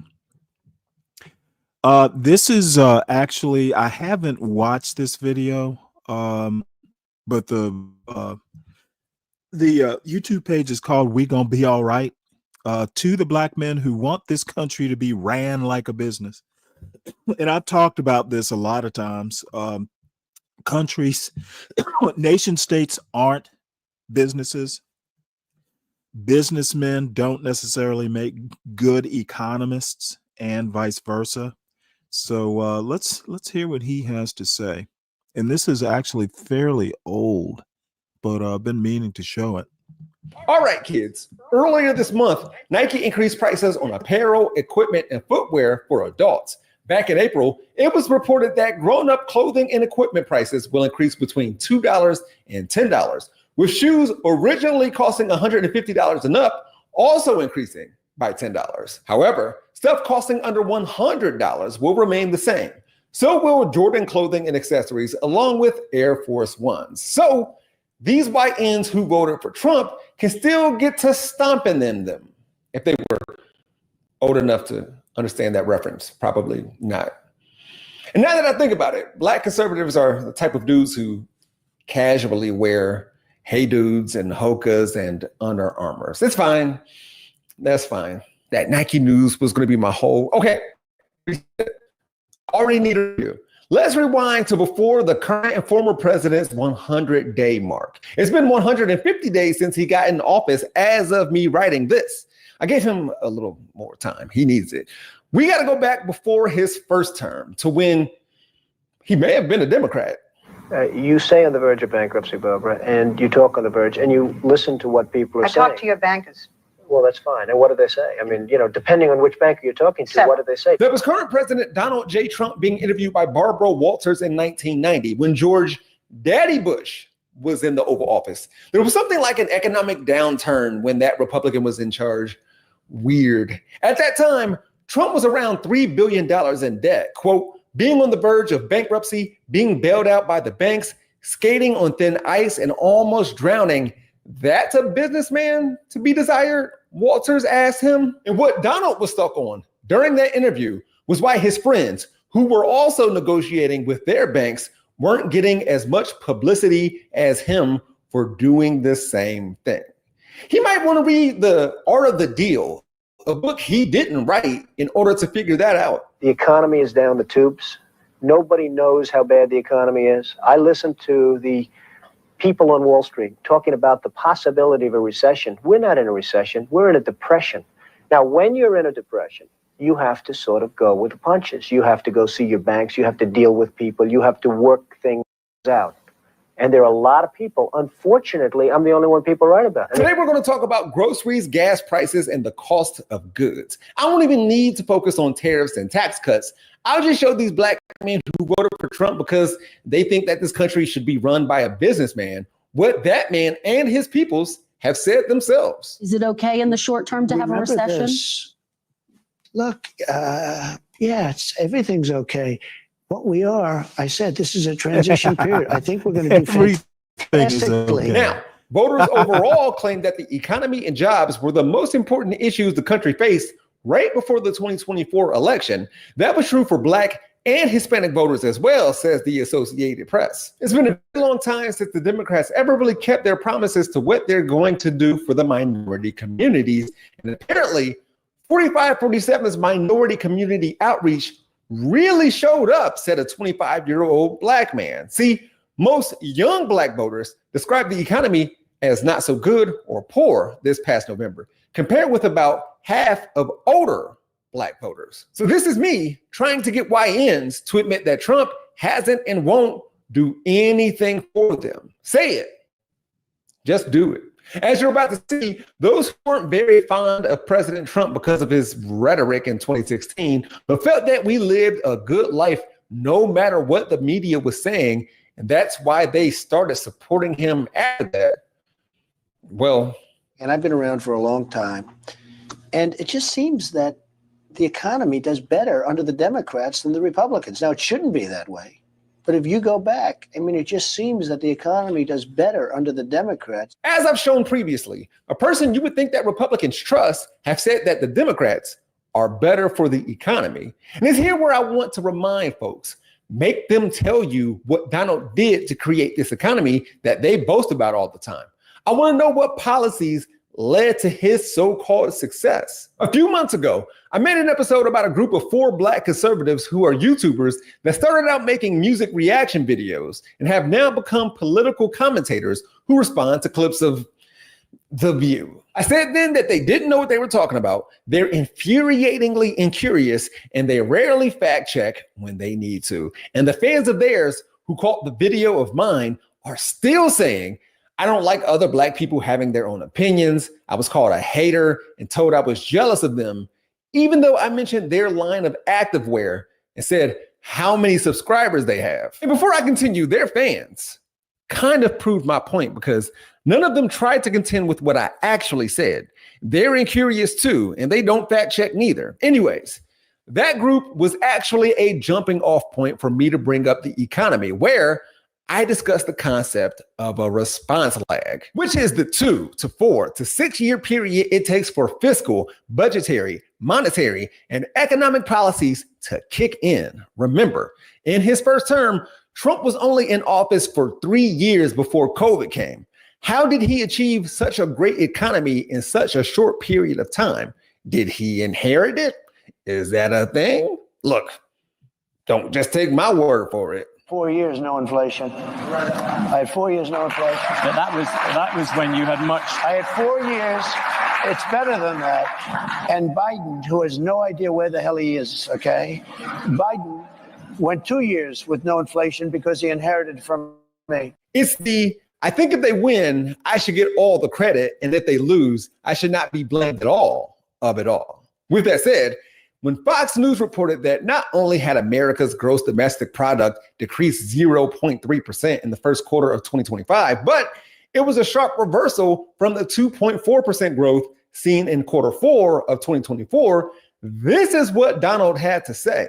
You probably saw some numbers today. And I have to start off by saying that's Biden. That's not Trump, because we came in on January, this is quarterly numbers. And we came in and I was very against everything that Biden was doing in terms of the economy, destroying our country. This is Biden's stock market, not Trump's, he said in April of 2025, except for in January of 2024, when Biden was very much still president and very sleepy. Trump said, this is the Trump stock market.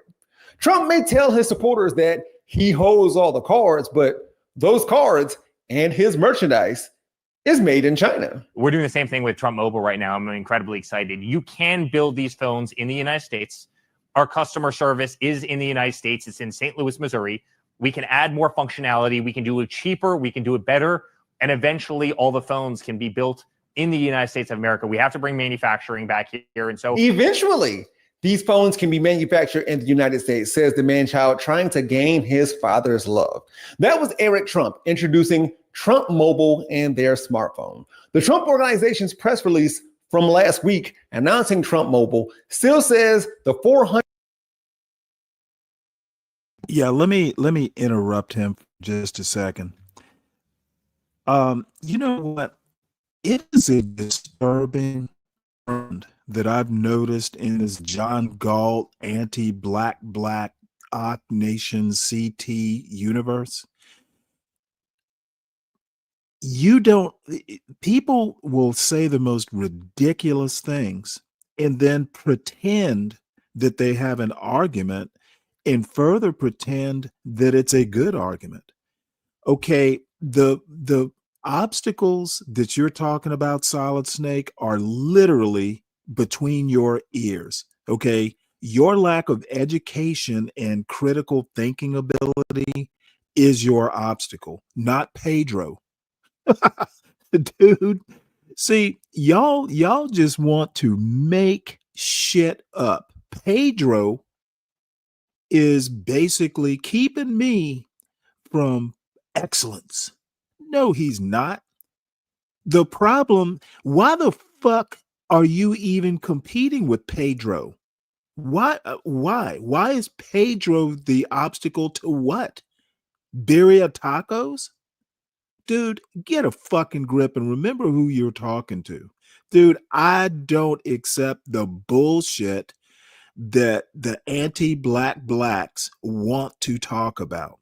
All you're doing is you all are a poor imitation of the worst of the white community. Because Trump told them Pedro bad. Pedro no bueno. $199 gold-colored phone will be, quote, proudly designed and built in the United States. You should know that Trump Mobile switched up language on its website on or around June 22nd to drop the Made in USA claim. As of June 25th, the company says the T1 8002 phone was designed with American values in mind. CNN noted that this phone's specifications resembled a phone made by a Chinese manufacturer. That T1 8002, the Trump sneakers of the face, the Trump steaks of the stomach, the Trump University of the mind, is clearly trying to get at that Apple aura. That's what Solid Snake has. Tim Cook wouldn't. Solid Snake has Trump University of the mind. Oh, Solid Snake, you have made my day. I was kind of tired and kind of watching this video, and then all of a sudden you started going on about the obstacles. Motherfucker, if legacy Black Americans have been here for 400 years, if you are competing with Pedro Pedro, that's a you problem. That's not even an American problem. Why the fuck are you caring about whether Pedro's here or not? Why aren't you too busy working or reading or doing something? Stop worrying about Pedro and worry about yourself, Solid Snake. These mother Trump has y'all sounding silly. Make iPhones in America. I mean, why would he? What is Trump thinking? He just tells us what he's thinking as soon as it occurs to him. This shit sounds nuts. I'm gonna go to China and I'm gonna get those jobs from China and bring them back here to America. For what, nigga? So iPhones can be $9,000? Leave that job in China where it belongs. None of us want to work that hard. I want to wear Nikes. I don't want to make them shits. What the fuck are you doing? And the world knows that. Then comes Trump's on-again, off-again trade war with China. Things have gotten so bad that Nike returned to selling on Amazon after a more than 5-year break. Although they aren't blaming Trump's tariffs on their higher prices. Wall Street investors started calling Donald Taco, that's Trump always chickens out, a term coined by Robert Armstrong of the Financial Times. And Donald may have acted like he didn't know what it meant, but he also asked, because I reduced China from 145%, that I set down to 100 and then to another number? Yeah. Before then, Chinese internet began making anti-American propaganda with AI as a result of the tariff war. Chinese people were creating AI-generated videos mocking Americans because of the tariff war. And China wasn't just winning the trade war, they're winning the troll war too. Peep the craftsmanship. And I bet this was inexpensive. Do you want to buy laundry pots? Do you want laundry capsule? Do you want laundry beads? One pot costs only 5 cents. You can get 20 pots for just $1. iPhone 15 Pro should be the best-selling model in China. Hello, bosses. Let me introduce our new goods to you. This batch is the iPhone 15 Pro iPhone Pi Vision. All of them are 1990. Do you know who are the suppliers of Nike in China? First of all, the production of AG and Air Force series are taking charge of the Samona in Longchuan City, Guangdong province. Cute. You must know the Dunk series. They're made by the Xiefeng shoe factories. The factory is actually from Putian, the city that's famous for the... Did you hear them refer to us Americans as their bosses while showing us what we could buy directly from them, in addition to how much it really costs to produce those products? Oh, and that custom-made jersey that I introduced last week and I'm wearing right now? It's made in China. While some of us are like, personally, would like to see every store show what part of the price increase is due to tariffs, because if these tariffs ever come down, I need to see that price go right back down. And when Amazon considered the idea of listing import charges on certain products at its ultra low cost Amazon haul store that was never approved and, quote, is not going to happen, and was never a consideration for the main Amazon site, this is how the Trump administration responded. This is a hostile and political act by Amazon. Why did Amazon do this when the Biden administration hiked inflation to the highest level in 40 years? Soft take. Almost as soft as that Chinese-made garment she's wearing. Yet, let's play that why didn't Amazon do this when Biden hiked the inflation game? And yo, China trolled White House Press Secretary Caroline Leavitt too for wearing a dress made in China. So let's go back to the Trump campaign. Of course, Trump has promised an economic boom on day one. So when I win, I will immediately bring prices down starting on day one. Starting on day one of my new administration, we will end inflation. Okay. wait, hold it. An internship? John is offering you an internship? Motherfucker, what is a 47-year-old man doing working at an internship? You know what? The eternal sunshine of the spotless mind. That's what I'm seeing here. Motherfucker. Oh man, these Trump maniacs are an endless source of joy. Dude, John offered you an internship? And we will make America affordable again because the prices are too high. Starting on day one, unless Donald was joking there. His supporters could say he was kidding, even though he said he doesn't kid, but maybe he was kidding when he said he doesn't kid. 40 chess move that we shouldn't hold him to. King him. According to CBS News, despite promises to cut spending during the campaign and his first few months in office, President Donald Trump's federal government has spent more than $200 billion more in his first 100 days compared to that same time period last year. They will go on to say, in fact, the government is now spending more day to day than was spent in 9 of the last 10 years. Eggs. So when I got in, the press went absolutely crazy the first week. They said, eggs have quadrupled in price. I said, I just got here. Tell me about it.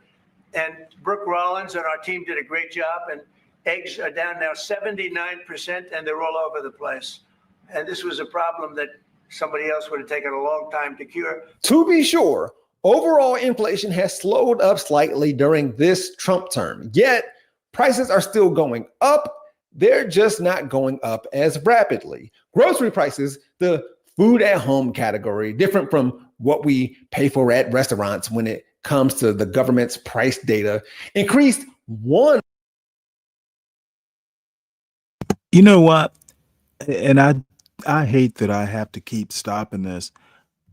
Our people need what? Motherfucker, stop acting like you represent our people, Solid Snake. You represent Solid Snake. You do not represent Black people in America. You are incapable, as it stands, of doing anything for, quote, our people. How about just do well yourself? If you do well, our people will do well, Solid Snake. No, I don't represent our people either. I don't think there is an our people, to be honest. But no, I don't claim to represent Black people. I claim to represent me. And you sure as shit don't represent me, Solid Snake. 0.9% compared to a year earlier.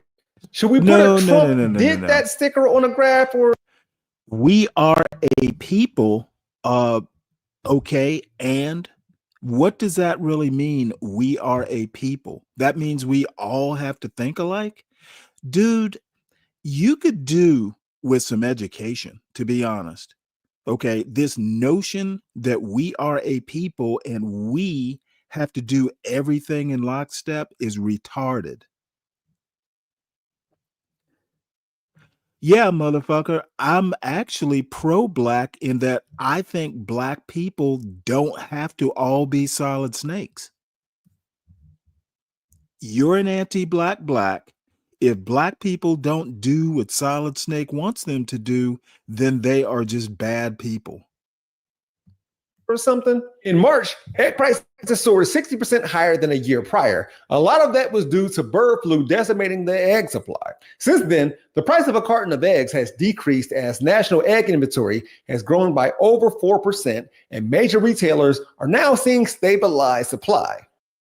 This is another thing that, all this egg talk, people, I mean, all you had to do was read a newspaper and you would know why egg prices went up. It wasn't because of a politician. It's because they had to cull a bunch of birds because of some avian flu epidemic.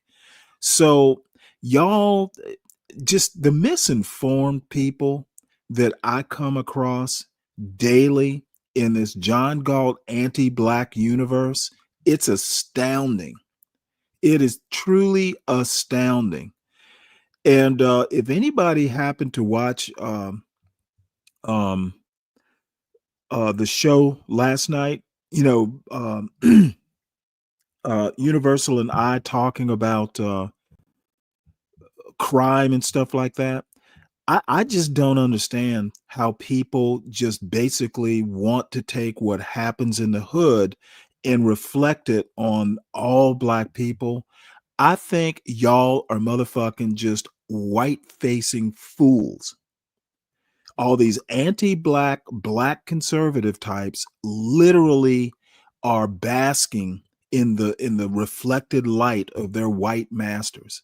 That's why some of you think Be Brave is successful. The motherfucker spent 3 weeks building a structure that he has to bend down to go inside. He spent 3 weeks on a glorified outhouse. I can't imagine what other use that little mini shed would have. And as soon as there's a strong rainstorm or something like that, that shit's gonna blow away. Unlike earlier in the year when shortages were widespread, a combination of improved supply, lower wholesale costs, and a declining demand following peak pricing has contributed to that drop. And as we already established, Donald wants us to put a Trump did that sticker on egg prices when they are cheap, not when they're expensive. Furthermore, Trump claimed last month that gasoline prices had fallen as low as $1.98 in a couple of states. Lowest in years, he said lyingly. The nationwide average price of a gallon of gas at that time stood at $3.18. No state's average price was close to $1.98. In Mississippi, the state with the lowest average price, a gallon of gas was $2.66. And here's another instance in how whacked out comment sections are from his supporters about this topic. So when this Twitter user named Maine said, "So not $1.98 then," featuring a picture of an ExxonMobil gas station sign that reads $4.49 a gallon, someone else said, "Dude, that's in a ritzy area of the country. In Westchester, New York, say in Bedford Hills, New York, gas is $6.50 a gallon because people pay that. But where I live in the area of New York, it's $3.05 a gallon." And Maine, probably wondering why he had to point out the obvious, simply said, "So not $1.98 then." This kind of goes to show how Trump and the GOP has the idea that he is responsible for how well the economy was running after the Obama years, deeply ingrained in the minds of too many people. And black men and women were about twice as likely as in 2020 to describe Trump as a strong leader. Is paying more for Tide Pods and iPhones and Nikes worth not voting for a black brown woman who married a Jewish guy? Then there's this dude. "I wasn't pulling for Trump or Kamala, but I did not want a woman in that position," he said. "And if it were to be a woman, I'd rather have a really strong and smart woman. For example, like Judge Judy." Judge Judy? I know exactly what you mean, my brother.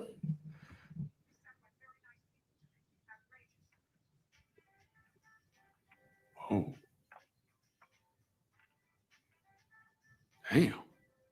Damn. Do black conservative men like them thick? Or Atlanta? The city or the show? Here's a practical application of what I'm talking about. Wise, the security camera provider, posted a screenshot of one of their shipping receipts tweeting, "Just got our first tariff bill. We imported $167,000 of floodlights and then paid $255,000 in tariffs. That's more than any of our founders were paid last year." To avoid tariffs from now on, Wise says it's, quote, "been working on moving manufacturing out of China for over a year now, but those efforts have been accelerated. Will probably be out in the next 60 days in order to migrate its factories to Vietnam and Malaysia." And this issue is far more complex than what I'm making it seem. With prior commitments to retailers, the reason why China allows Wise to keep prices so low in the first place, and that company's desire to move their factories back to Seattle, where their company is based. The point is, there are some, no matter what their skin color is, who are under the impression that tariffs are working to bring manufacturing back to America and don't mind that it hurts the wallets and pockets of Americans. But if you have a problem with the Wise of the world buying Chinese products exclusively, quote, I hope you don't use an iPhone, use a computer, wear Nikes, or buy Legos, because if you do, I have bad news for you. Personally, this is my own feeling, but if he continues to demand tariff increases as he has been doing, I definitely would not be able to accept more orders. That's because everyone can have a patriotic heart. So we won't let. Oh, this is hilarious. Now, these are Trump flags that they're making in China. Oh, this is hilarious. Him improve his own economy. Well, Look at this. Look at this Chinese lady making a Trump flag. Chinese just shoot ourselves in the foot. Buy American. Don't get me wrong. And yes, inflation was terrible under the presidency of Joseph R., which stands for rest, Biden. However, if it was due to his policies, then why did other wealthy nations suffer too? And how did we fare better than those places? And also, yes, inflation at one point under this Democrat was the highest it had been since Jimmy Carter, another Democrat in the late 70s. Speaking of, Donald reportedly called that Dem and asked for advice. Trump said he was particularly concerned about how China is getting ahead of us. Carter told the Maranatha Baptist Church that Trump feared China's economic growth. But Jimmy said, since 1979, do you know how many times China has been at war with anybody? None. And we have stayed at war. The U.S. is the most warlike nation in the history of the world. How many miles of high-speed railroad do we have in this country, he asks. While China has some 18,000 miles of high-speed rail, the U.S. has wasted, I think, $3 trillion on military spending. It's more than you can imagine. China has not wasted a single penny on war, and that's why they're ahead of us in almost every way. It's incredible when you think of it, you're shooting bullets out of the air. I'm also pleased to report that the one big, beautiful bill will include $25 billion for the Golden Dome to help construction get underway. That's the initial sort of a down deposit. And we have probably, you're talking about, General, we're talking about $175 billion total cost of this when it's completed. A question for Trump supporters. Was the racism, sexism, and hate really worth the complete financial ruin? Did you think you were only voting for someone who'd take us back to 1950 because you just wanted to be racist, not poor? I recognize that if only black men voted in the 2024 presidential election, Kamala would have won. So many different demographics swung right, and they'll claim it's due to the economy. But again, it's been 150 days. Should I list a few of 47's accomplishments? So long to the penny and the paper straw, I guess, and the Epstein files. I'm looking forward to lower prescription drug costs, though. That's a good executive order, maybe. We'll see how it goes. If you don't mind, I'm going to leave y'all with some Malcolm X. So whenever that house Negro identified himself, he always identified himself in the same sense that his master identified himself. When his master said, "We have good food," the house Negro would say, "Yes, we have plenty of good food. We have plenty of good food." When the master said, "We have a fine home here," the house Negro said, "Yes, we have a fine home here." When the master would be sick, the house Negro identified himself so much with his master, he'd say, "What's the matter, boss? We sick?" His master's pain was his pain, and it hurt him more for his master to be sick than for him to be sick himself.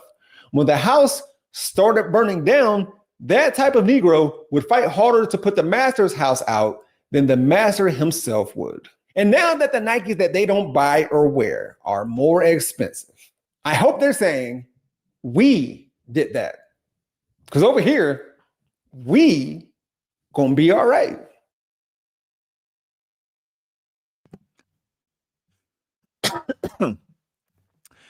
Yeah, well, very interesting video. Hey, Portia.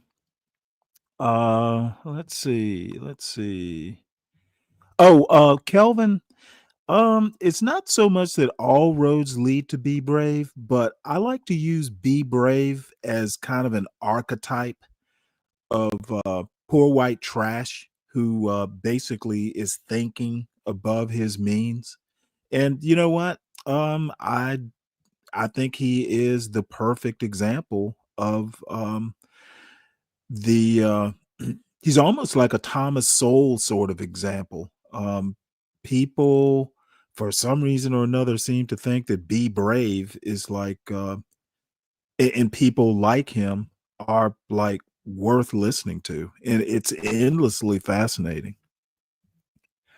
So yes, I'm guaranteeing you, dirty dude, that Solid Snake's probably gone over to oh wait, you're still here.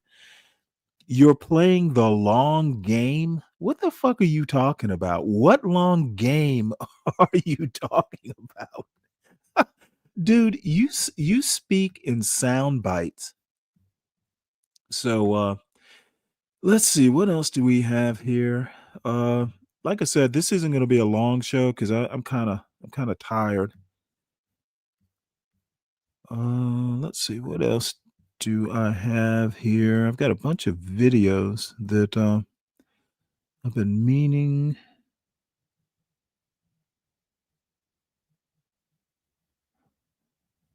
to show you all.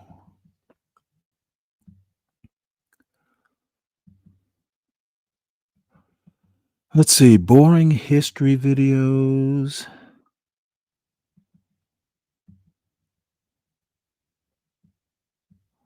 Yeah, I'm gonna have to go back and clean this clean out my videos. Some of the stuff I need to get rid of.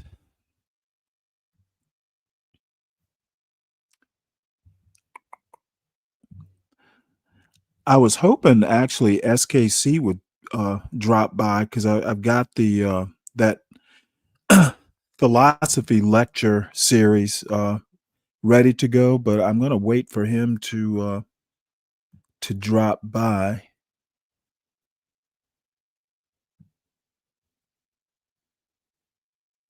What have we here?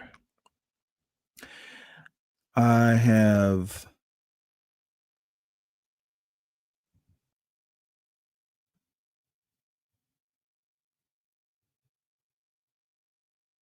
you know what? Let's just go full anti-MAGA.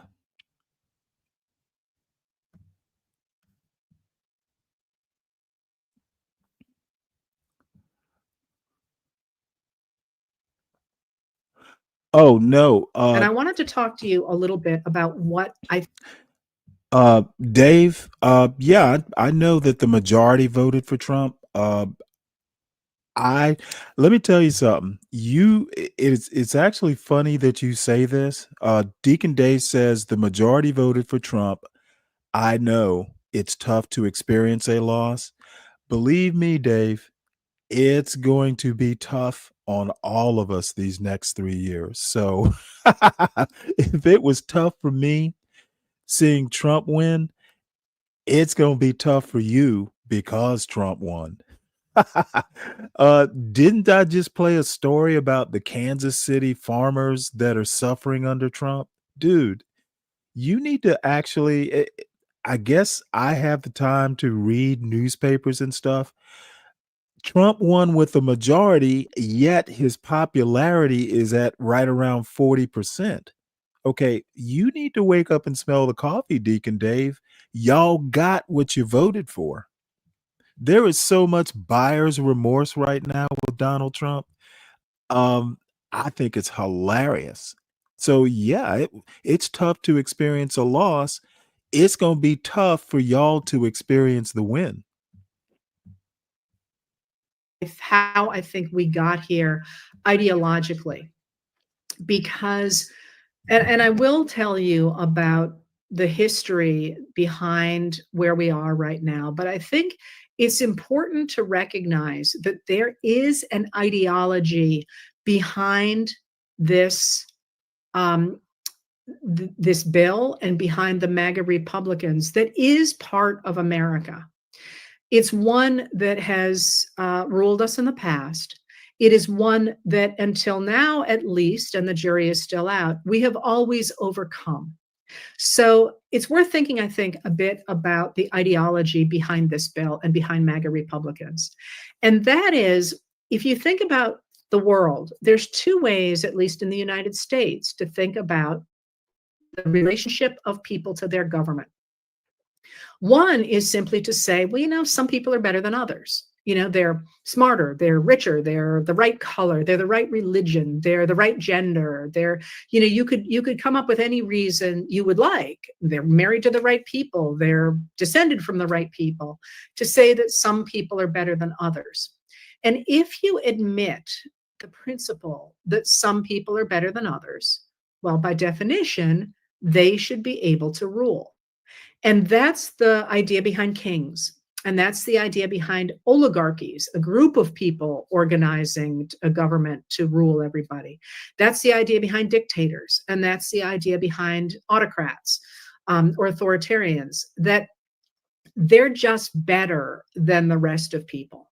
And ultimately, if some people are better than others, it makes sense that one person is better than everybody else, has the right to rule. And that is, as I say, the ideology behind Hitler, the ideology behind somebody like Vladimir Putin, the ideology behind dictators, sometimes the ideology behind kings in the 19th century and before that. It is also the ideology behind human enslavement in the American South and in the parts of the United States where indigenous Americans were enslaved. In the American West, for example, the idea that, you know, those people do not have the ability, the religion, the gender, the color, the whatever, to participate in their government, and they must be ruled. And that is, I think, what you're increasingly seeing. I mean, this has been the argument on the radical right now since at least the 1950s. But you're really seeing that play out here with this idea of imprisoning people right now, largely people of color, but it's going to expand if history is any judge. But you're also seeing it with Trump saying things like he's going to let some farmers keep the migrants who have been working there undocumented for 20 years because those are the good ones. And that those, you know, they'll look out for those people. And that is quite literally what enslavers and then unreconstructed Southerners said about Black Americans or Brown Americans in the American South and in the American West in the late 19th century. I mean, it's literally the exact same language. But we're in a really different place in this moment, in that in those eras, because the people who had been enslaved, discriminated against, you know, kept down because of their gender or whatever, and really never had opportunities. It was possible to construct a worldview in which you could say, well, those people can never learn because it had been illegal to give them education. But we in front of us in the United States today have literally, since the 1970s and after the programs of the Great Society go into place in the mid-1960s, seen a world in which racial, gender, religious, ability minorities have been able to demonstrate their equality, which I think is one of the things giving such fangs to MAGA is that, you know, I saw recently Charlie Kirk talking about how Ketanji Brown Jackson was a DEI or a civil rights hire. And you know, if you've read anything by Ketanji Brown Jackson, you know she's brilliant. And you know, she's done all this amazing stuff. And Charlie Kirk dropped out of community college in his first, I think it was his first semester. And it's basically just a grifter, a shitposter. Hey, can you pause that video, Sam? Horrible stuff. And faced with the reality that people who are not white men are in fact equal and sometimes, quite frankly, more than equal. What you are seeing in this moment is the attempt to erase our history, to erase Harvey Milk's name off a ship, Harriet Tubman's name off, to erase the women who worked worked in intelligence, to get rid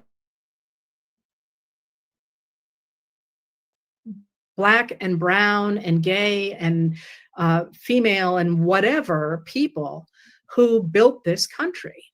And I think that recognition, you can look at the enslavers and the unreconstructed Southerners and recognize that they are worried that maybe they're not going to always stay on top of things.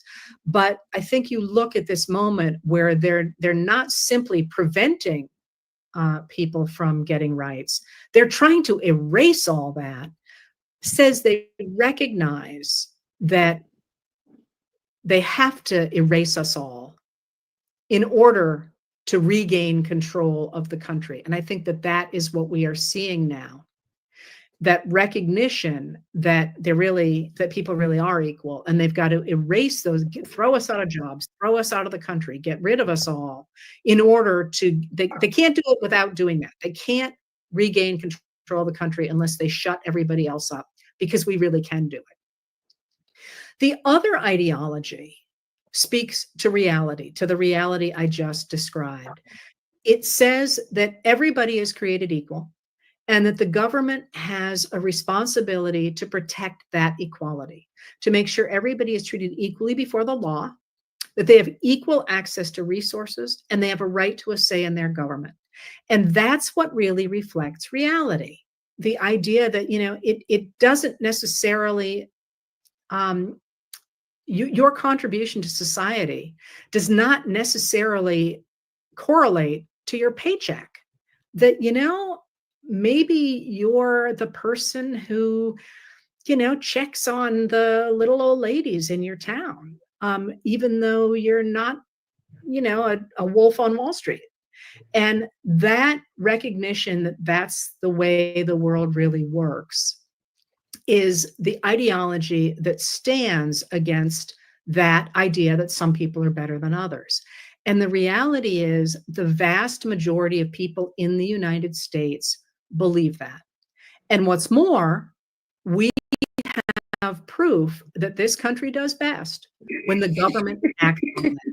Quite literally, this is what the U.S. government did after 1933, when President Franklin Delano Roosevelt was elected and took office. And it's the world that we have lived in since the 1935 Social Security Act, which provided the basics of a social safety net for those people who were destroyed in our trade-based economy if they were injured, or if they were widowed, or if they were children who didn't have parents, and so on.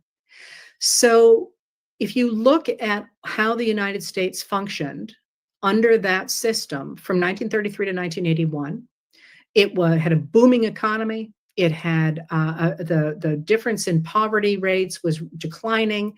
The opportunities were increasing. People were getting education, and so on and so forth. And that's what the Reagan Revolution stopped. And we are now seeing, with this measure, the ultimate attempt to destroy that government and take us back to a world where a very few people will rule. But we have added in this moment this extraordinary deficit spending, which, in the 1920s, they never would have done when they were living like this. The Republicans simply would have balanced the budget. I mean, the crazy thing here is what you're seeing is not a return to the 20s even. What you're seeing is essentially open looting. So you should be angry about this bill. You should be incredibly sad about this bill, as I am. But again, I'm going to emphasize that all is not over. And here's why I say that. I looked up the numbers because one of the things that really gives me hope in this country is that it's a really big country. There are 334 million of us in this country. Actually, I think it's a little low. I think there's more than that. So people make comparisons of where we are right now to Nazi Germany. And Nazi Germany, I looked up the numbers, had 67 million people in 1933. That's a much smaller country. And we're a much bigger physical country as well. And we have a federal system in which we have a number of Democratic states led by Democratic governors who are pushing back against the measures that this bill and that the Trump administration are trying to put in place. So one of the people I'm watching very closely is J.B. Pritzker in Illinois, who is, running a pretty tight ship up there in terms of taking care of the people in Illinois and protecting them from ICE and creating essentially an image of what the government can be. But he's not the only one. There are a number of Democratic-dominated states, and it's going to be more difficult to create a juggernaut of the United States as a fascist system than it is a smaller country. Other piece of this, of course, is that the Trump administration is just wrecking the economy. They are wrecking the economy. And a lot of people have said that this bill, with its unaddressed extraordinary deficits and then debt, is going to hurt that even more. And, people like me are very concerned at the degree to which Trump is invested in cryptocurrency. And cryptocurrency really pays off if the dollar is devalued, which it seems he's working to do. So that's another piece that's out there. But there is hope within this. And that is that all of these measures are deeply unpopular, not only among poor people who are hurt by them, or people who care about social welfare and social justice who are hurt by them or hurt by the fact their neighbors are being hurt. But when you look at the destruction of the US economy, you're also hurting entrepreneurs, you're hurting capitalists, you're hurting people who really voted for Trump or supported Trump or didn't vote for the Democrats because they didn't like the idea of the higher taxes that first President Joe Biden and then Kamala Harris said that they would put in place. They wanted this tax cut. They wanted another tax cut. Well, that now is they've got, but they've also got along with it what certainly appears to be the real instability in the economy, the tariffs, hits to the dollar, Trump's attack on the Fed, and so on. So there is room here for the kind of coalition that threw out Herbert Hoover and replaced him with FDR. And I see the language of someone like FDR. I'm not making this explicit comparison. I'm looking at the language of through somebody like Alexandria Ocasio-Cortez, the representative from New York, or Mamdani, the Democratic nominee for New York mayor. So that language is starting to be out there, and there is room to build that coalition. But as I say, we've got the issue of this new ICE police force, which is terrible. And we should be speaking out against it because it's quite literally one of the things that the colonists of the King George III spoke up about and created their own nation to get away from. And here we have it. There are people pushing back against that as well. The courts, most of all, of course, but people speaking up really matters.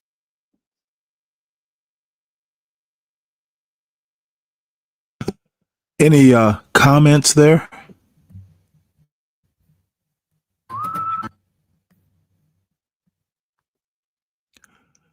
Hello? Hello, Stanley. You all came up on the panel and have nothing to say. Interesting. You can't hear me? If you're talking, I can't hear you. All right. Well, you know what? Let's see. How long have I been on? A little bit over 2 hours. Here's what I was talking about. Regret slaps Trump supporters in their faces. You know what? Before I show this, let me switch. Well, you know what? I'm just going to stay where I am. All right. Let's this is from TYT Sports. Basically something about Trump supporters, buyer's remorse, kind of the theme that I've drifted into here. I've seen the light and I got out of MAGA. A lot of us there have seen the light. We have deep regrets. I feel guilty because I voted for Trump twice. I feel very guilty because I feel responsible. That's why he's still running. I used to be a MAGA Republican, and now I've turned blue. The Wall Street Journal yesterday spoke with Trump voters who just 1 month in say they are now horrified by what they helped cause when they voted for Trump. When we said safer borders, I thought he was thinking, let's stop the drugs from coming into the country. I didn't know he was going to start raiding places. She said she didn't believe he would actually follow through on some of the more hardline policies he touted during the campaign. 49-year-old Omaha, Nebraska resident said, quote, now I'm like, dang, why didn't I just pick Kamala? Are Trump supporters regretting their vote? If you could say anything to President Trump now, what would you say? I would expected say better from you. Can you hear me now, Stanley? I expected that you would do what was right and cut waste and fraud wait, hold it. and all of those things that you promised. See, again, I don't even feel sorry for her. If you keep up with the news, and again, I had time to keep up. I watched a bunch of Trump rallies on YouTube. Nothing Trump has done so far has even surprised me. Now, I am kind of surprised about the Marines, being called to support ICE. That kind of surprised me, but it's within the realm of possibility of awful things that Trump and Stephen Miller and the boys, can think of to do. I don't feel sorry for these people. If you had just watched a Trump rally or two, he is not doing anything he didn't say he was going to do. And for all the people who go, oh, well, Trump was just kidding. That motherfucker never kids. He has no sense of humor other than cruelty. So, boo-hoo-hoo, you got what you voted for. Us before we elected you in office, but you're not doing that. You're creating a disaster, and Oh my God. I don't know what America's going to look like if this continues. Did you ever think that your job would be impacted? She doesn't know what it's going to look like. No, absolutely not. Jennifer Piggott was abruptly fired from her job at the Treasury Department's Bureau of Fiscal Service here in Parkersburg, West Virginia, along with 124 other probationary employees. She voted for Donald Trump and thought her government job would be safe. But to cut the knees out of the working class Americans just doesn't make sense to me. It's what's the checking account look like, babe? We went through our list of items on our budget and said, what can we get rid of? And we've gotten rid of all of those things, including cable. I had my last review on the 31st of January, and I had the highest rating that you can get on a review, less than 21 days before I was terminated for my performance. Well, it sure seems like it. For President Trump, what were you hoping that he would do? I was hoping he would did something that made sense regarding the economy, made some kind of progress in bettering, the benefits of being a veteran. Is that James Carville Jr.? I'm gonna be pretty much blunt about it. Racism hurts everybody. Okay, you go and you elect a racist for president, and everybody suffers. And I say this, I've said this before. Racism does not just hurt black people or minorities; it hurts white people as well. And hey, you elected a racist to president, and you know what? What Trump is doing are features, not bugs. And you fucked around and found out. You got all the racism plus more. But I Stan, mean, what you been drinking, bro? What you been drinking? it just seemed like he actually cared about doing what was best for the country. But now it just feels like all about me, Donald Trump, not, the the guy out there working in the trenches, trying to make ends meet, trying to pay your mortgage, trying to pay the bills. And the letdowns keep on happening over. Do you know anyone personally ever thought who that voted for Oh my President Lord, Trump, this is so but depends on benefits like Medicaid? Oh yeah, I know a lot of people. Trump promised a lot of things. I thought it would be more family values and those programs that they really need here. One of those promises was to protect Medicaid, which 67% of people in this district rely on. It's the largest percentage of any district in the entire country. Can you guarantee that Medicare, Medicaid will not be touched? Yeah, I mean, I have said it so many times, we're not going to touch it. But his administration just proposed an $880 billion cut to Medicaid over the next 10 years. One resident who would be impacted by Medicaid cuts is 64-year-old Irma Arredondo, who voted for Trump in 2024. Irma has several chronic health issues, including type 1 diabetes. She's also a full-time caregiver for her daughter, who has cerebral palsy, and her sister, who has Turner syndrome. And over. Tommy Bruce thinks we already give it a chance. He's a retired soybean farmer who saw what happened in 2018 when Trump put tariffs on China. The export market just went right down the tube because these countries could buy them from other places cheaper.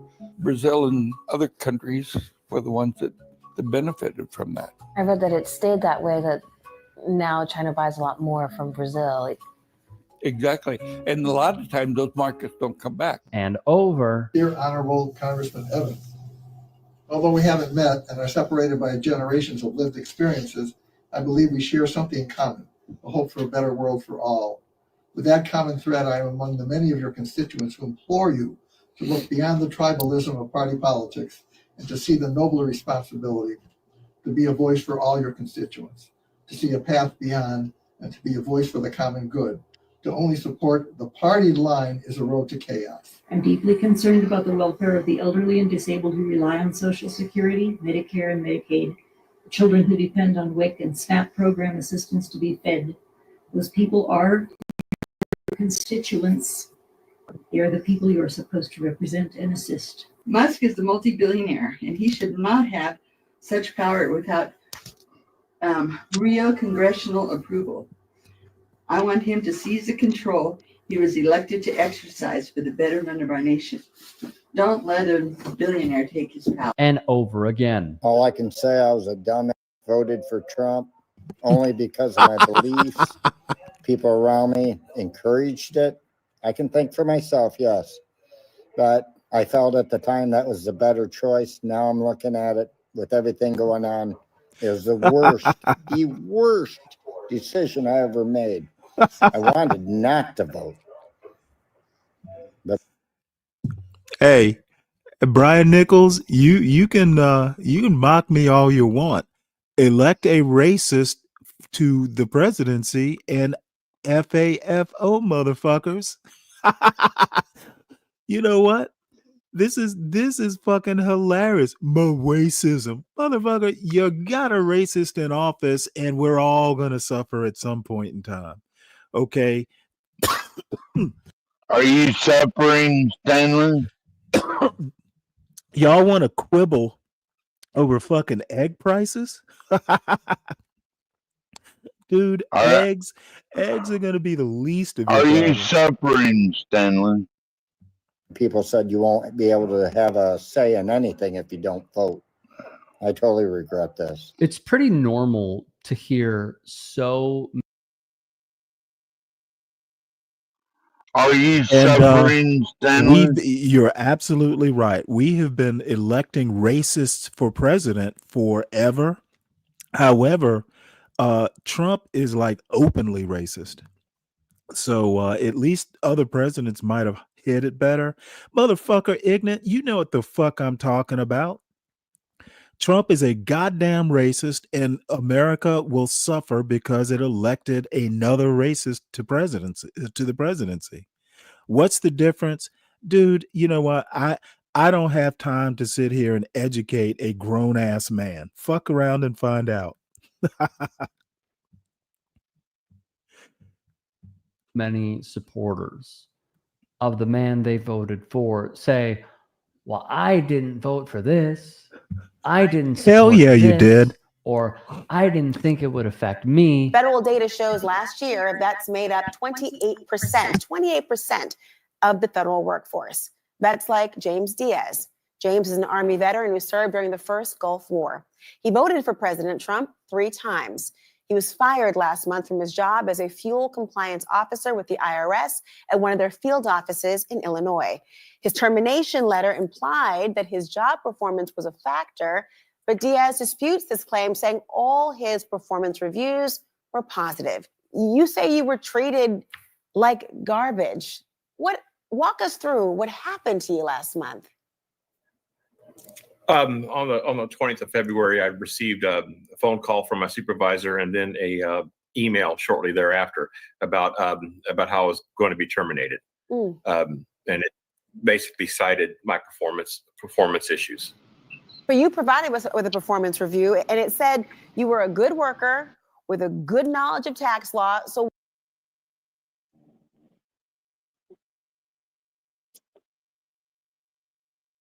Dave, what do you have to say? Oh, hey, what's up, Stanley? How you doing? Grand Rising. Why can I not hear you? You couldn't hear 12th Man either. I'm speaking. You know what? I'm gonna have y'all sit tight. Let me drop out and come back in.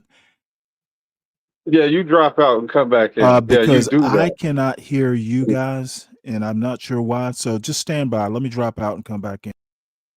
What's the difference? You never hear us. What's up, Snake? What's up, Snake? Now our fearless leader is a racist. At some point he turned into a racist, but he was the main guy everybody was making songs about before he ran for president. So he's a racist now because I can hear you now. No, he's white he's and not. he's on the right. Hold He's a on. racist. Yeah, he didn't just suddenly become a racist. Yeah, he did. He did. Oh no, He he's just been became Trump's 20, been Trump has been a racist since the 70s. Really? What happened in the 70s that let you know? What was the indicator? You didn't know he settled a lawsuit for discrimination. He was basically screening out black people from his properties. Then there's the Central Park 5 where he got disastrously wrong. He got it wrong, but everybody in context, they said that they did it. Okay, stop making excuses for the In racist. context. Stop You have making to start doing excuses things for in the context. racist. Dude, all I have to say is the man is a known racist. You might be the only one who's surprised by the term. Everybody else knows. No, I'm not surprised because the bar is so damn low that everybody's been called a racist several times. The bar that, is so that damn now low. it doesn't have any meaning. What's the meaning of racist? I'm racist. Well, damn Skippy you are. You're racist. No, actually, I try not to be. Everybody, it has their problems. But let me tell you something. I don't throw the term out. I don't use the term lightly. I actually think he's a racist. I talking to John in Universal last night. I think the biggest problem in the black community is not white racists, it's black racists. It's the anti-black blacks that are the biggest problem in the black community right now. Y'all are holding us down. To the blacks, but is that to Americans? Is that to Okay, America? I'm not. That they're You know a big what? problem? I'm not. I'm talking about the black community. Since y'all love to talk about the black But you community said that so there much. was no difference. It's all American. Now, why are we not Okay, on the same team? I have no clue what you're talking about. I Oh, said you what said there is no I black said. culture. There is no white culture. It's American You know culture, what? quote unquote. They're actually those are facets of American culture. Okay. I never said there was no black culture. I said there is no one monolithic black culture. There's a difference. Okay. So then they're a detriment to which part of this black No. culture? Oh, Black community. stop asking me stupid questions. Okay, I'm trying to figure it when out because you I'm not get trying to up, be. hey, you know what? You know what? All I have to say is when you sit up here criticizing, the dregs of black society while being a drag of black society, that is a detriment. All these And the terms are interchangeable. So problem, society, culture, and okay, community aren't the same. the terms are interchangeable if you don't understand what the terms mean. This is what's funny about this. The small window theory. It's like you when we're talking about this, depending on who's saying it, it's all. When we're talking about this, if I'm saying it, it's this real narrow corner that I paint everything You from. know what? That is strictly your impression. That doesn't It is. That's what I'm getting. just because you think it does not mean it is so. Because if you come from one side and say that there is no black culture, I didn't then say why there is the was no black culture. community? See, this is what people who aren't very good at listening. You keep saying, Oh, I listen very well. I just don't. I'm trying to get clarity. no, your listening ability is trash. I didn't say there was no black culture. I said there is no monolithic black culture. That doesn't mean the same thing as there's no black culture. There are black cultures. And yes, here's on the July other thing. 7th. Here's the other thing that I actually am kind of shocked sometimes, how people don't seem to be able to think conceptually. Okay, words are pliable. Thinking conceptually is something that we don't seem to be able to teach kids today in school. Okay, culture is a concept. It's not something that's, you can reach out and touch. Culture exists in the ether. Okay, when I say there's no monolithic black culture, I've also said there are black cultures. There are many facets to the quote black culture. We don't all think the same. We don't all like the same things. And you're absolutely right. There are white cultures. Okay. Even within America, I've talked about Colin Woodard before. There are, about 11 different types of quote white culture in the United States. Dude, to keep up, you got to be able to think conceptually. Okay, everything isn't a nail, and everything isn't turning a screw or fixing a leak or hammering a nail. And that's fine if you don't like doing the conceptual stuff. If you don't like the conceptual stuff, most everything. Well, let me restate this argument here. You have said that there is no black community. There is black communities with that S. Correct.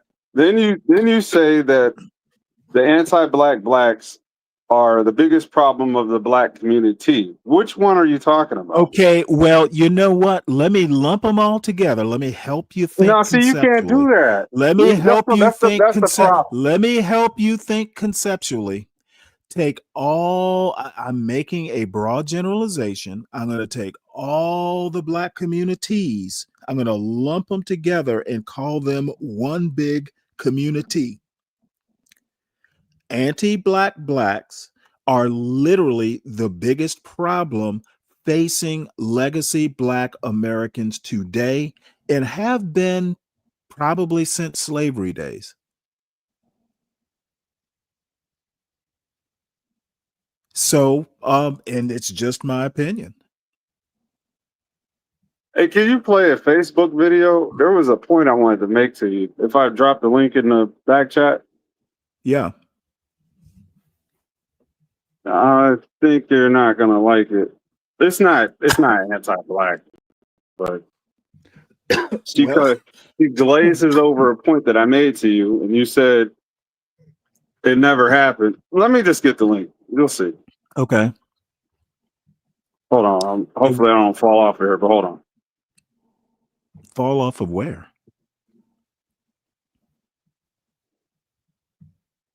Why would they cite that as an issue? I think it was just basically a cookie cutter email to send out. I don't think they thought it through very well at all. When it's deeply frustrating, because granted, we focus on this stuff. Our audience focuses on this stuff network wide. Man, this is weird. Specifically focuses on this You stuff there? Okay, I'm hyperactively. Yeah. And the warning signs were there, and we tried. Hold on one sec here. Man, this StreamYard and Bluetooth are not playing well this morning. And I got out of MAGA. Man. All right, so let's have a look at your link. Now, before you play it, there's a lot to ignore, but she's going to say something that I said that you vehemently disagree with.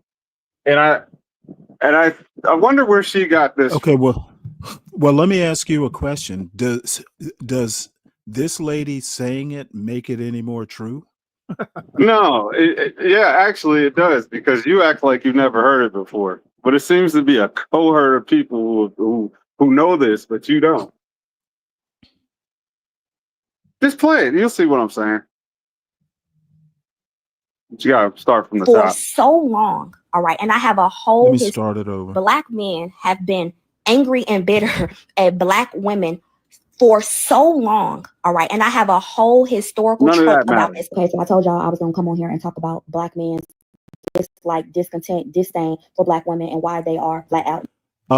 I think that and SKC and I kind of talked about it. I'm bored with this, war between the No, it's not about that. There's a secondary point. Oh, there's more? Well, the point is hidden in the rest of the stuff we don't care about, because I don't care about that either. Okay. So she's about to say it, and you'll be like, oh. I have studied Black people and the Black diaspora with all of my college dollars, and I also have a master's degree from one of the top radio, television, and film schools in this country that I went to on scholarship. Let's move on, babes. Now, the short answer to this is that Black men became economically irrelevant to Black women, which eventually led to the rebellion of the leadership of the Black man.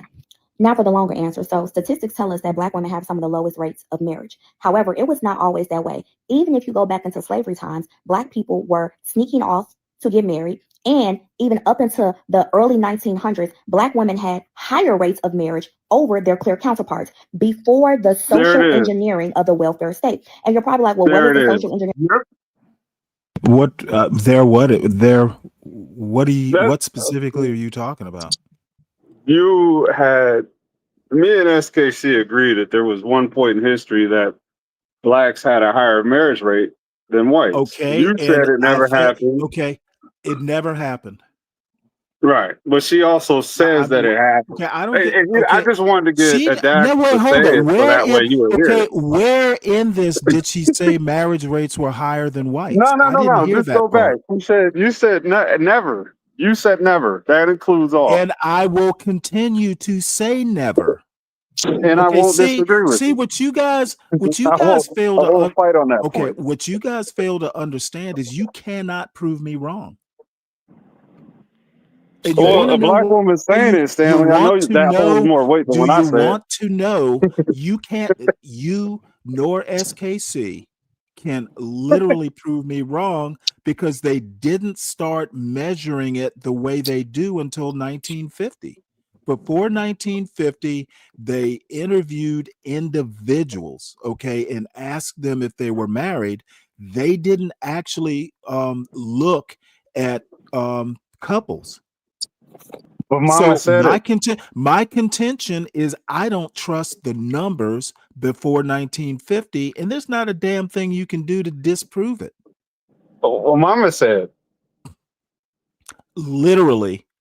Mama said. All I have to say is that I don't think Black people ever had a higher marriage rate. I don't know why it hurts your feelings so much. No, it don't matter. Mama said it. Who is Mama? The girl in the video. You know what? She went to one of the top communication, TV, radio, and television universities in the country. So hey, if you want to believe her, hell, I'd believe her too. She's cute. There you go. That's all the evidence I need. When Mama Black said people it, had 78% dual household, mother and father in the house, and these two people were married. 78%. Under the social engineering of the welfare state, i.e., aid, welfare, subsidized programs for housing and things of that nature, the government required that a male could not be living in the house in order for that family to receive aid or. This is the other thing. She's talking in bullet points without any sort of research into it. I don't know, if there was social engineering involved, and yeah, the requirement is real. I think it was a huge mistake, that requirement. And I can't even remember what the logic was. I guess, if there's an able-bodied male, why the hell are you on welfare or something like that? I simply think that it's an excuse. I think there's several factors involved in why there's so many single mothers. Blaming it all on the welfare state, I think, is just not Wait, Stanley, can I the right way elaborate to. on the Okay, point? what you'll do is be quiet until I'm done Okay, speaking, all right. sir. I think blaming it all on the welfare state is a mistake. it's trash for sure. Right? And then I want to say this before you say it, Stanley. This is not sufficient evidence to prove anything. I was picking because Mama said. That's all. But I'm about to get on the road. Well, the thing is that she's not all wrong. I think there are a bunch of different factors. But let's see what else she has to say. Might as well hear her out. Why does this keep? There were actual pop-up audits, like a Section 8 inspection that we have currently to this day, that the government inspectors would come out and look for traces of a male in the house. And if they found any shoes, any shirts or clothes or anything like that, you were cut off from that public assistance. If you need proof of this, watch the movie Claudine. Yeah, I actually, believe it or not, actually have this movie saved somewhere to watch. It's free on YouTube. Just an aside. But you know what? Using movies as evidence, that's kind of dicey.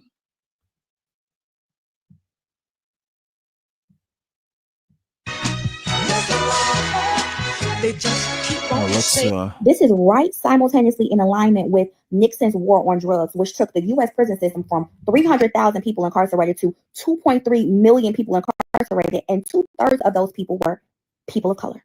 So there you have Black men being removed from the home. Then you have a war on drug, which is disproportionately incarcerating Black males in particular. And now what do Black women have to do? Make it work and figure it out. Then that births a generation of struggling mothers teaching their daughters to go to school, get a degree, and don't depend on a man for nothing. Like and follow for part 2, where we will talk about the Black male athlete, the birth of the hip hop generation, the over-sexualization of Black. Yeah, well, you know what? She's a cutie pie. What can I say? I knew that would soften the blow. No, I think that there are a lot of talking points that she put out. Some valid, some probably need some development. The thing is that life in the United States is so difficult, convoluted, that blaming a social phenomenon on one thing, I don't know. It could even be mostly the welfare state, but I think there are a combination of factors that have kind of led to where we are today. But I will say this, I think, and this is kind of going back to what we were talking about the other day, this back and forth every day. It's like I can go on some of these shows and, it's always going to come back to one or two things. It's going to be Black men ain't shit, Black women ain't shit. And, from there, it'll be Diddy. It'll be Diddy or Carmelo Anthony. Those are the 4 topics that, in the past month or two, I can reliably say are going to come up.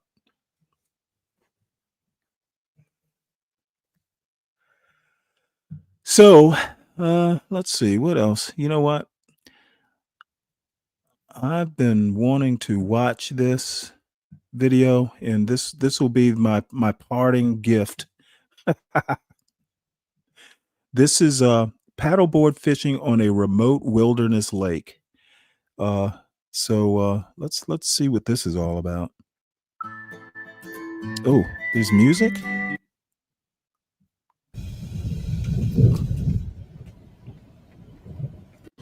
The last time I went to this lake, I actually caught my personal best smallmouth, and I don't have any record or any photos of that because Smallmouth? I dropped the Is she photos Canadian? that I used to take all the pictures in the same lake that day. It was like a great day and a terrible day all at the same time. There's our lake. Ta-da! Born on a tiny remote island and raised on a horse farm, I grew up without any social media until 2022 and I've never been to public school. These videos are a journal and I don't know what'll happen next, so let's enjoy the ride and I'll see you on the next adventure.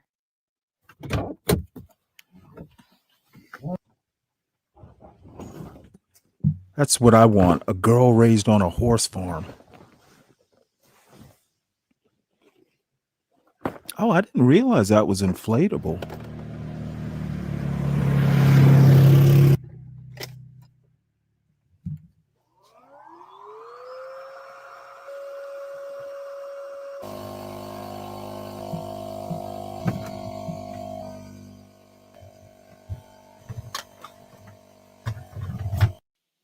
That means our paddleboard is full.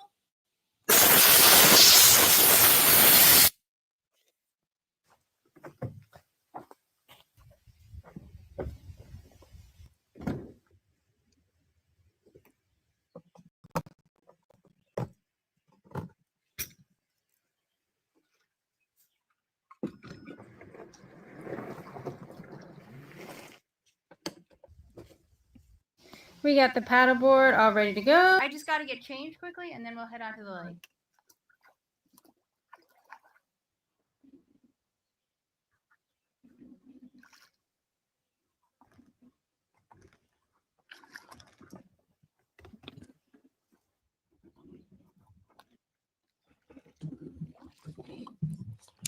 Yeah, dirty snake bounced.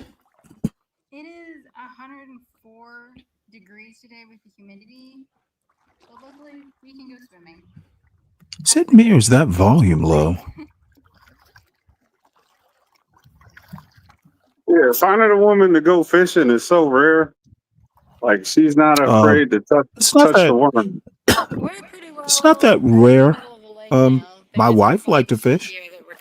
Oh, I'm talking about in the black communities, the pockets of And communities. 83 degrees. This lake is super shallow is it? and it's about that same depth throughout the whole lake. I don't know. We're gonna look. I There's really a couple don't of even deep shop beds there. here, kind of in the middle of the lake.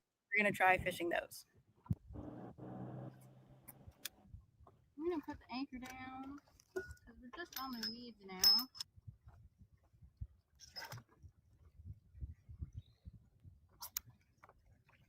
We got a weightless weedless Senko. We're gonna start with this.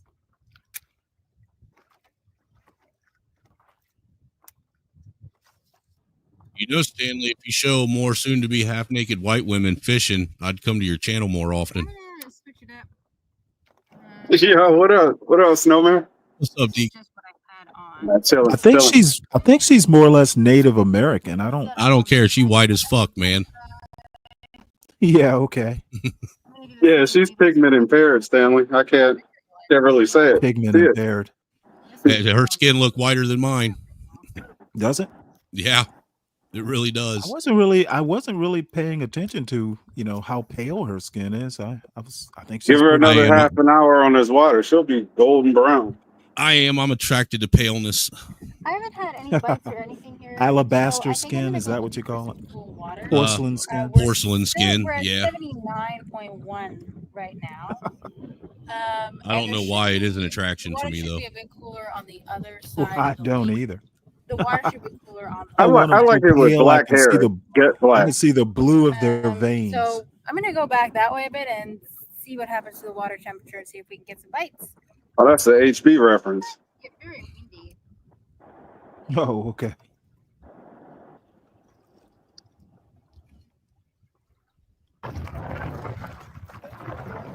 Definitely not making a lot of it.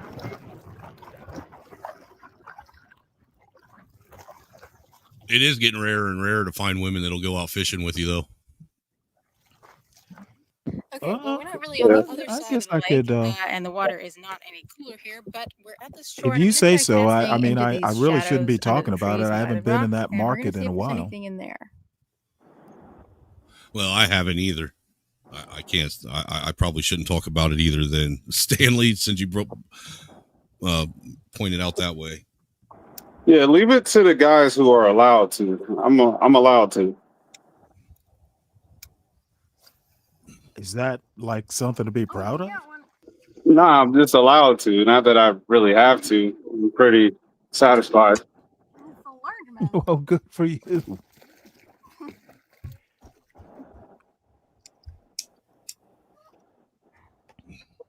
I'm gonna get hooked trying to whip this fish.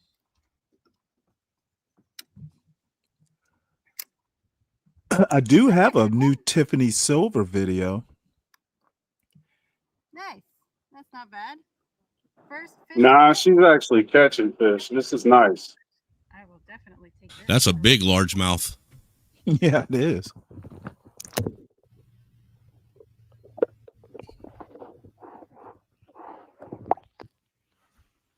She must be somewhere nice. It's rare to find them that big where I'm I at. think I think she's in Canada. Her accent is Canadian. Then she's a liberal.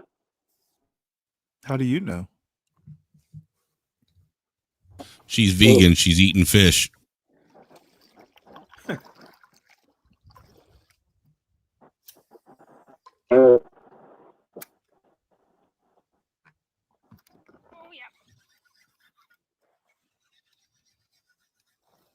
It's another largemouth. Damn, she's pretty good at it too. Smaller one. What if she's using she using treble hooks? Looks like them fake minnow hooks or fake nightcrawler hooks, rather. Yeah, is that a bait caster? Yeah. Can't complain about that.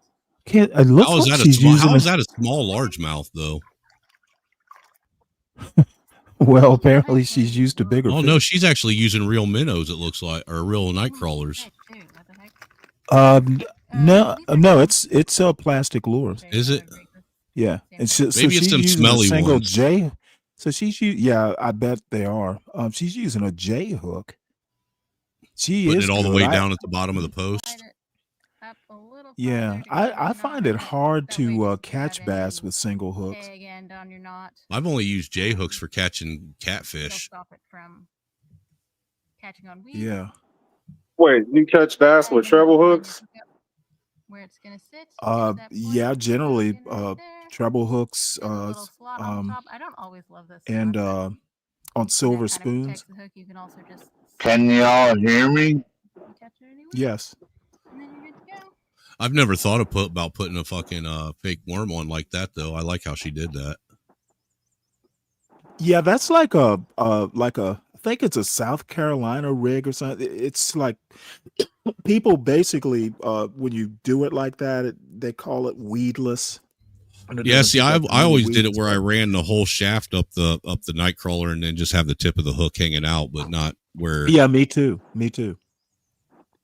Oh man, I don't know about y'all on fishing anymore. I mean, you could be interested in it, but you got to know what you're doing. Dude, I can go out and catch a mess of fucking crappie and bluegill on a can of whole kernel corn. So yeah, well, the thing about crappie, they're aggressive. They're almost like saltwater fish. They're aggressive and they attack. they attack bright things. If it's bright and shiny, it'll attack it. And those perch, all you need to catch perch is like a little bit of flour and dough. You can throw that out there on your hook and catch them all day long. Hell, the only thing you need to catch carp is an empty hook. Them in the water to do underwater designs. Well, I got my own stories about carp. Never mind. What do you think? 3 I was talking about bluegill.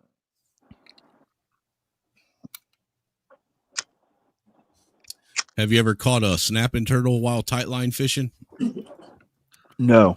No, but I ran over a snapping turtle one time. Me and my stepdad caught one tightline fishing, man. It was like dragging a fucking rock across the fucking lake. Really? Did you keep it? Yeah, we took it home and we cut its head off, bled it out, and froze it to make turtle soup out of. Yeah, I was looking at a video the other day where this I think it was a couple. They basically went through the process of dressing one out. Yeah, it's pretty easy, really. The biggest part is getting knowing how to chop the head off of one of the motherfuckers, because that's how you bleed them out. Mm-hmm. Okay, I don't know if you saw me catch that. I don't know if I'd eat a turtle soup. It's good if it's made right. And turned off the camera.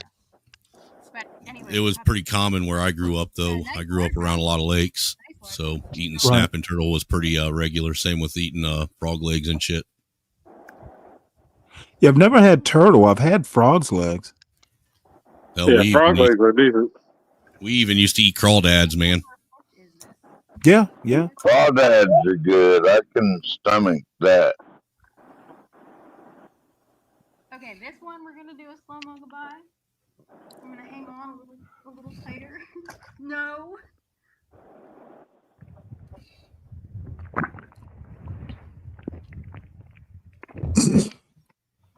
Man, she's brave. I'd be terrified of dropping that phone in the water. Let me show you where we're catching these, though. So we're right up against the bank. All those 3 fish I just caught on this log, on this one log here. Crazy.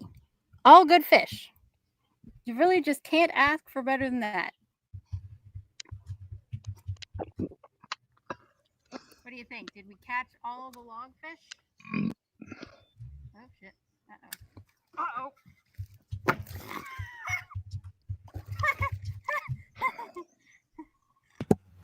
Damn. A lot happened there. You'll have to excuse me. Okay, just chill. What is he talking about? Cave beasts. He's talking about the white man on the panel, or white men on the panel. That's what he's talking about. Being an ignorant, stunned person. Ignorance in a snit this morning. Because I hooked it because I saw something eat it, but I'm pretty sure it wasn't that I saw eat it.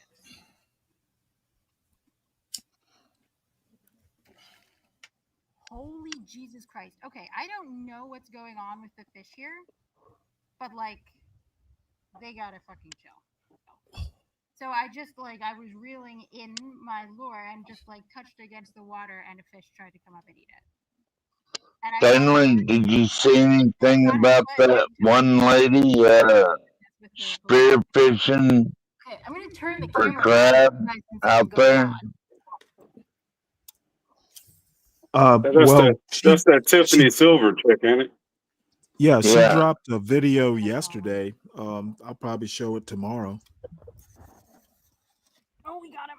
Yep. I was hoping SKC would drop by. We were gonna do a bunch of philosophy videos. That's a smallmouth though. There you go. That's him. Little guy.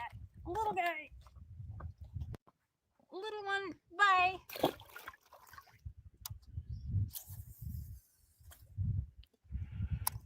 Oh, I hurt Solid Snake's feelings. You can come on up, Solid Snake. I'll let you speak. Not as small as the last one.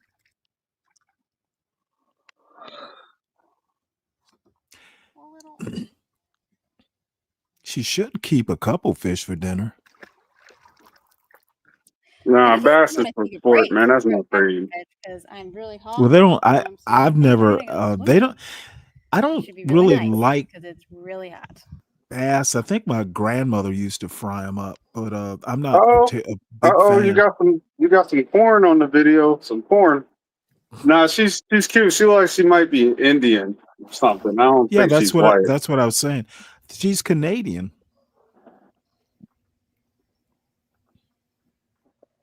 Is that one of yours? Oh, Snowman left.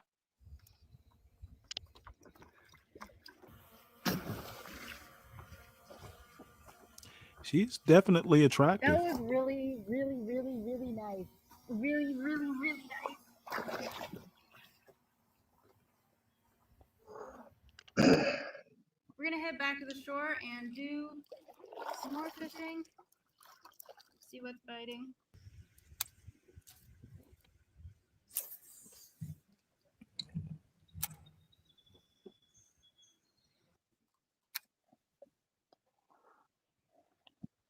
Fucking small one. Oh man, she don't know how to set a hook. It's not a big one, but it's not a small one. Yeah, well, what are you expecting her to do? Like Bill Dance? What a production he would make about setting hooks. Hell yeah, he's supposed to damn near flip the boat. Yeah, exactly. It's like, damn, would he catch a whale?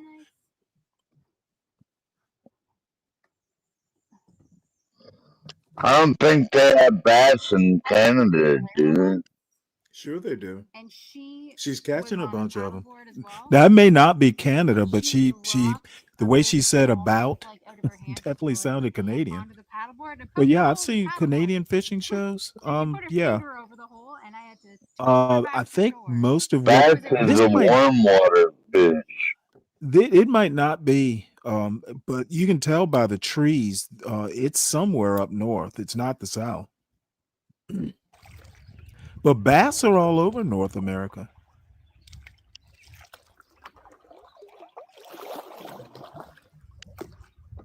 We have sea bass up here. You have to go out in the ocean for those.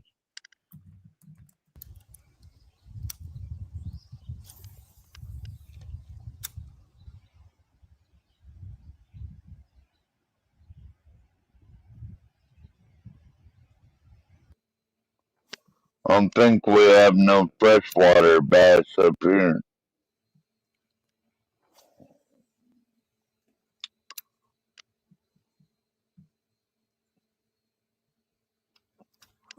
Let's see. I'm looking it up right now.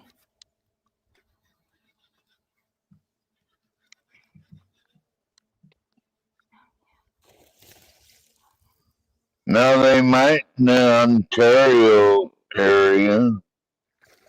Places around there. It says the range of largemouth bass within North America extends from the St. Lawrence River, the Great Lakes, Hudson Bay, Probably the biggest fish and into the Mississippi River. It's not quite as long as the smallmouth, but I think it's probably heavier. So, I mean, they're up around Toronto and places like that. Well, she's even got a drone on board. Look at that.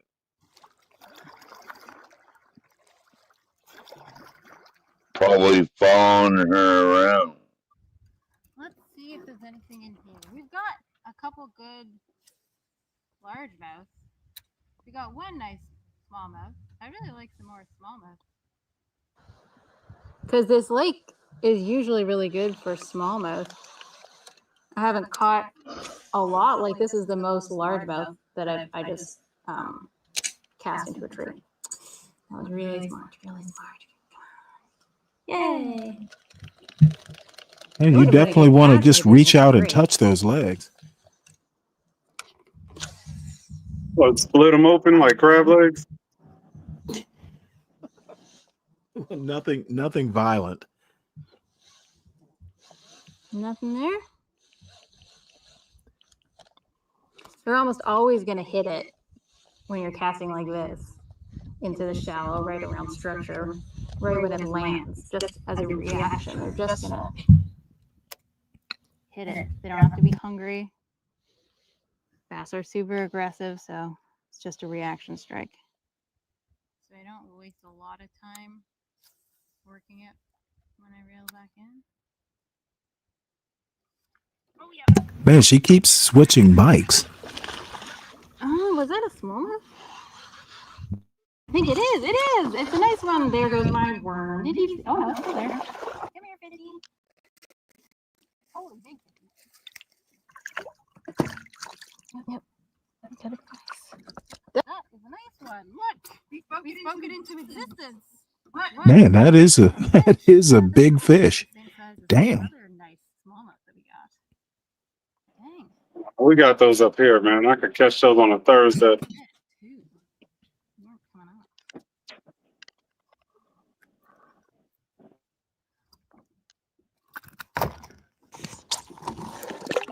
Well, we spoke that into existence. That was pretty cool. Well, we got one of the worms we've been using left. And it shouldn't matter too much for this type of fishing. They'll probably hit just about anything that drops on their head that's nice and soft and chewy. I can see another submerged log.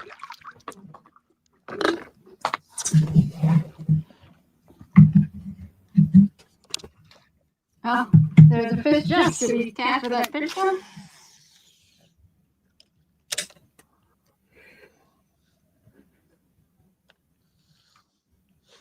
Oh yeah. Oh shit. Oh, I can't fish. Okay, we still got it. I think it's small-ish. Oh, it came off. It wasn't small though.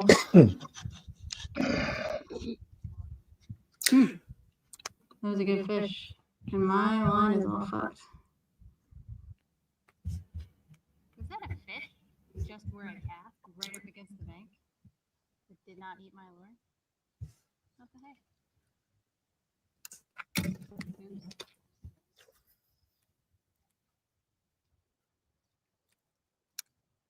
You telling me that no one's gonna bite in here? I know there's a fish in there. Oh, he was there. He was there. He was there.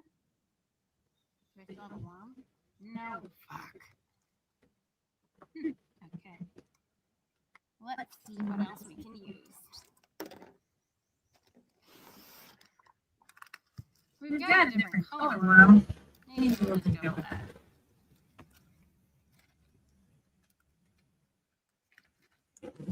It's great that they're made out of like biodegradable stuff, but some of them biodegrade a little too quickly, I think. This is probably kind of fun because you can see it from really far away. Come on, I know you're in there. Oh yeah. Oh yeah. Oh no, he's still on.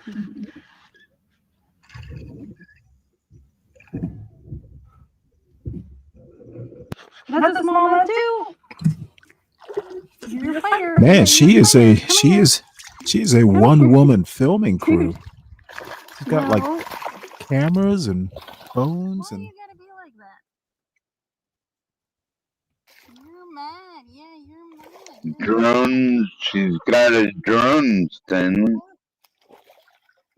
Yeah, it's pretty amazing. I've never watched her channel before. Not quite as big as the last one, but a nice fish, fat fish. I've been thinking about getting a drone. Also hooked really good. Bertland's Backcountry. She's got 23,000 subscribers. Ever since Lara had that one smallmouth here poke her hole in her paddleboard, if they ever get on the deck, they're just going back in the water. I'm surprised this worm survived that. My phone die? I guess so. Oh, maybe. I wonder how many of her subscribers are women. Oh no, Guys can't wait to pay a woman's bill. I'm gonna shut it off. It's okay. I have another phone. We're back. Like, I don't They sit can't around wait. at home and watch women on YouTube, bro. That's like a time waste. It is. I think so. What are we watching it for? I just like seeing people fish, I guess. Yeah, we're visual creatures. I got something I can look at home. You know, I get it. Well, I mean, I don't. Nice. Ooh, that one might be the heaviest one. Most guys don't either. I'm not saying it to be braggish or anything like that, but it's really a thing. They don't have to do Well, much enough. apparently, Just put a camera on. black males have a really small, low marriage rate. Yeah, according to that video we just watched. Well, no, I've seen numbers recently. I mean, there's just all kinds of fertility problems we're having right now. Got him off. He's going back. I think this is the last fish of the day. Ready?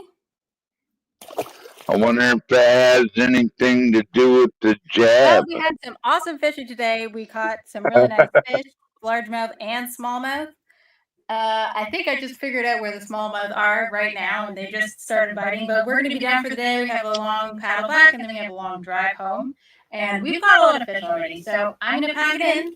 That's it for this video, guys, and I'll see you on the next adventure. It's just like She it's proof looks. that if you stay in shape and you're mid, you could get paid from doing some basic shit. Do you think she's mid? No, actually, I don't. Considering what I see out here, no, actually, in the '80s she would be mid. In the 2020s, she's above board. I mean, if you like kind of, that outdoorsy type, I think she's pretty decent. Some guys don't She's like decent for today, outdoorsy no women. matter what scale you go by. She's decent for today. But like I said, most of them are overweight, and that's statistically proven.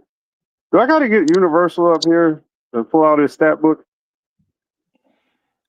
You know what? Universal has had enough of me. It looked like that's where it was going. I only got about an hour in on that last string. What else she does? Milling oak stair treads for massive log cabin. She is just an outdoor person.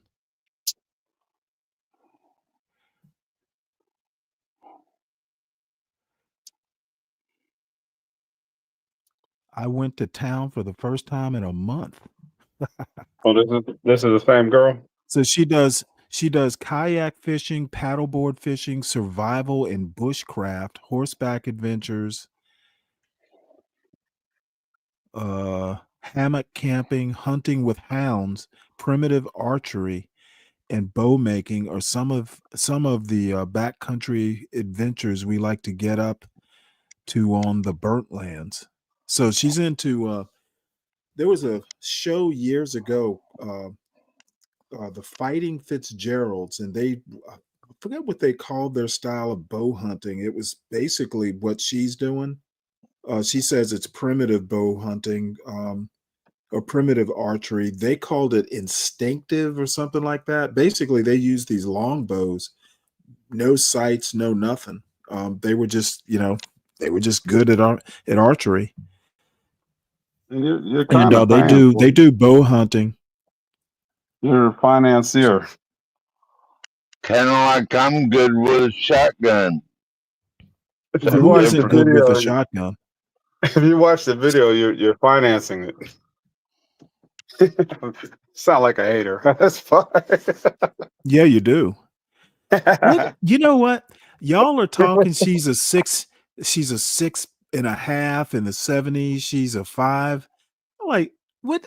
You know what? Yeah, None of y'all motherfuckers. that's None of true. y'all. You know what? She's Stanley, a 10. I like that. That sounds about right. I think you're about to go She's off a the deep 10. She's a 10 for Brian Nichols. She'd be a 10 for me. If she's a 10 today, she was a 4 in the 80s. I don't know about all that. Yeah, because everybody was shaped like that, and you actually had to compete Wait, at that dude, level. I was in high school in the 80s. She would And have been, she would have, what did you see in the 80s? You act like you forgot what you used to see. Or maybe you don't have a well, reference of no, what it was like in the 80s. I think that obesity has kind of gotten out of control in young people, but I think she would have, if she were like as she is today, if she were back in the 80s, she'd be attracting some guys.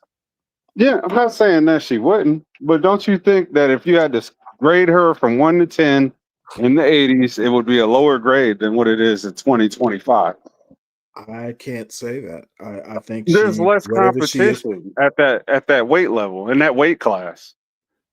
dude, you know what? I don't get all into, I don't do No, detailed studies. You're a it's womanologist, not a study. apparently. It's logic. Yeah, okay. If there's 100, but Rating women is logical. this is logical. What I'm saying to you is logical. It If you was is. in a room with 100 women and it's just you and you had no competition and they want a man, your chances of scoring is high. But if there's 100 guys and 100 women, your chances of scoring is going to be lower. That doesn't mean it's zero. But in the weight class, there's not enough competition for her to get looked over. You look at her because Well, there's nobody in that weight class. I That's don't get logic. hung up. I'll give you a good example. I don't know if y'all remember Belinda Carlisle.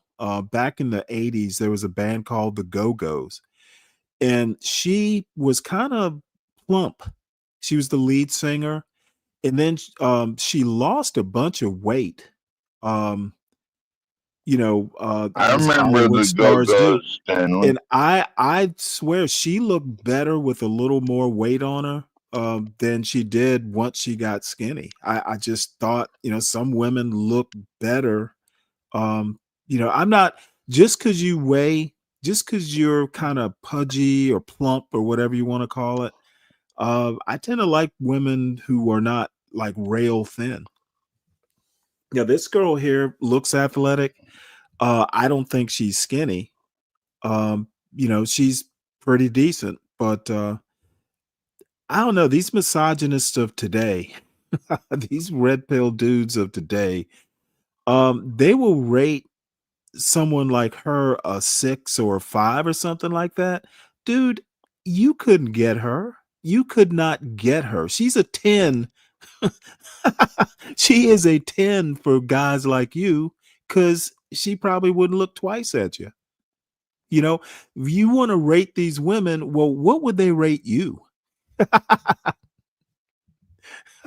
That's actually, it's more important what women would rate you than you rating women.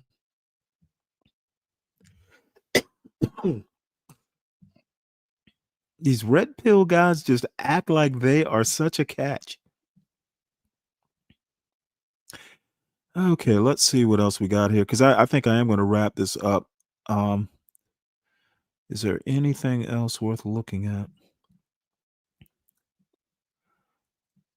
Oh, let's see. Be brave. Stanley compares the black problem to the epidemic, but we can't.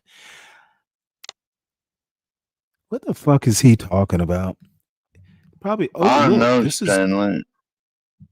I very much disagree with Be Brave that it's a black problem, because you were right.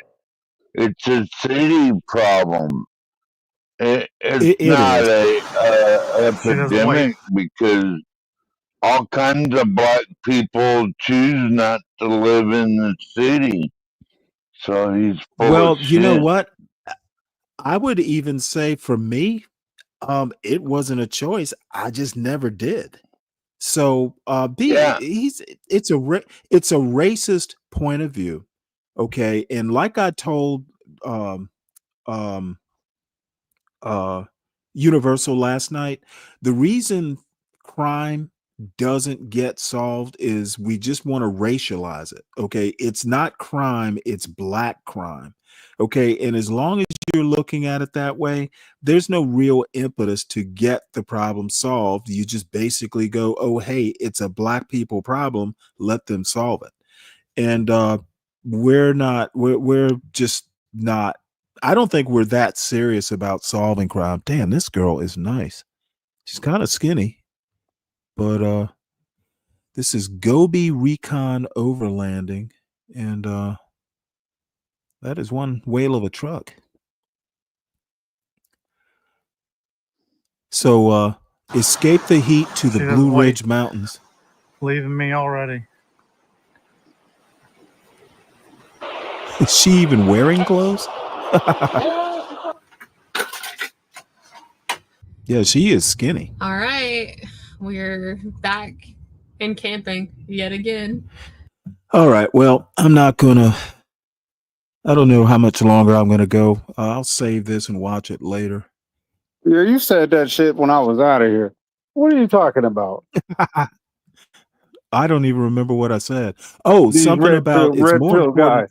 guys. That's right. It's more important how women rate you than how you rate women. I just think that all That's these an American people, statement. I agree with you. yeah, That's I a mean, very all these American people. statement. Oh, sorry, go Well, ahead. I mean, women get attracted to, just because you're attracted to some girl doesn't mean she's attracted to you. It's more important that she be attracted to you, I would think. Yes, in America. That's why it's an American statement. Okay, well, A apparently traveler in your knows. A traveler knows that he can transcend his own level anywhere outside of America. So that it's well, like yeah, nothing. as If I soon as wanted to you go, if I wanted to go live in, as soon as you tell them you're American, of course you're going to be attractive. that's exactly. So it's not like guys don't get with women who look better than this. Here, this is like a convenience store. It costs more because it's local. If you go further, it's cheaper and it's probably better quality, more than likely. That's been the case studies results. You're going to get a different kind of culture. You can read up on any culture that you're fascinated with and go and experience it. You might actually like it. There's more than one market to pull from. And to say that is like, I don't know, it sounds like a limited mentality. Okay, well, you know what? I'm not on the passport bros level. You know, the world is your oyster, apparently. But No, I'm not either. I have a passport, but I know what I've experienced abroad. It had nothing to do with these black men who do travel experience, because my experience wasn't even. I was doing it when it wasn't popular, and nowadays it became popular. It's like I don't want nothing to do with that. This black first ideology where they still let mama tell them what it is. That's why I brought up the whole example of mama saying something that I said. I don't really agree with nothing she said, but when mama says it, seems to have more weight to it. yeah, well, Mama lost me when she started bragging about going to one of the best television and radio schools. Yeah, exactly. That just I shut tells down me after that too. that just tells me she talks too much. Exactly. And I shut down. I shut down Your after that. mama like that, Stanley. That's terrible. Well, no, I was talking about that girl who we were looking at earlier with that fake hair. Was that her TV? Was that her TV wig? Look, my point is, what you're experiencing in the West is not a global experience. Your global experience is going to be better than your experience in the West. And what's funny is you can see a beautiful woman from a different country. It's narrow. What's narrow. better It's not about the holistic. global experience than the West? What? Because you don't realize what you like. It's like being broke and then coming into some money or seeing somebody else with some money. You'll be like, oh, I didn't realize I was broke. It's the same kind of effect. Same effect. It depends on what you define broke as.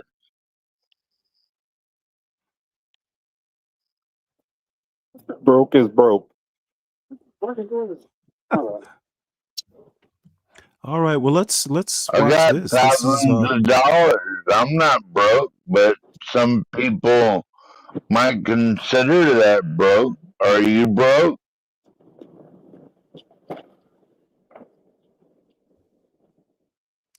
well, let's watch these black I campers. don't Black agree with campers. that definition. Black campers chasing joy. Oh, bad. Hold on. I'm at work. Hold on. Where are we going camping? Yeah, so we headed to, western North Carolina mountains. And we'll be fishing off of the Can you turn the volume up, Stanley? It is all the way up. Let me get a country ham biscuit, Sure. May I get you anything else? a sausage biscuit, May I get you anything else? a medium coffee, Any creamer or sugar? Where is this? 2 creams, 2 sugars. May I get you anything else? That'll be all. It sounds like an 8. Coffee Your total is stand. $15.14. Thank you. We'll see you at the window. Oh, this is Bojangles. Bojangles Baby, chicken. 2 sandwiches. You about to exert a lot of energy. So I know they're in the South. Y'all, whenever I get more food than she does, goodness. you stop in the camera. I didn't stop it. Talk your shit. Nah, we eating good. We eating good. Whenever you get more food than me, what? Something in you, it doesn't. Because I was literally like, hey, I should get a bacon, egg, and cheese I too. knew you wanted 2 damn biscuits. She don't like feeling like she missing out on something.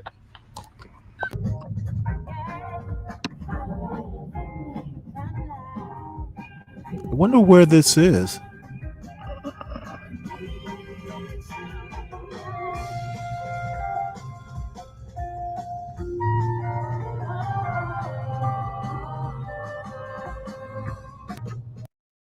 Sir, so we about to go see if somebody already got it or not. We'll find out. First time me camping, and he wants to take me this first camping. How do you feel about that? We don't need no campsite. We don't need no campground. We don't need no campground. We do it the real way. Oh, Pisgah. This Pisgah, is that North Call me the Carolina? truth. It's crazy how much food there is already. Or Tennessee?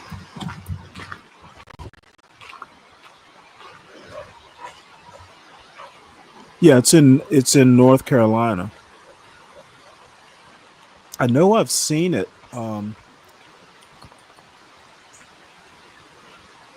Before. Ladies and gentlemen, I think we got an open campsite. I think it's a go. It's a go. It's a go, baby. Go. Yeah, that's where we at. Okay.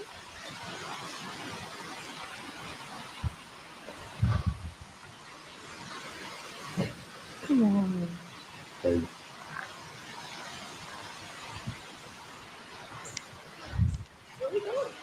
Just down here.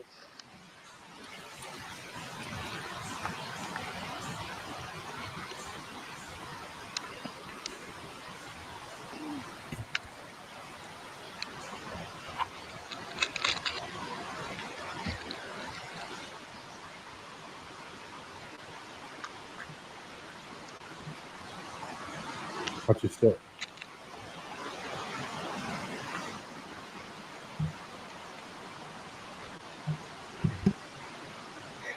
That their little dog, Stanley?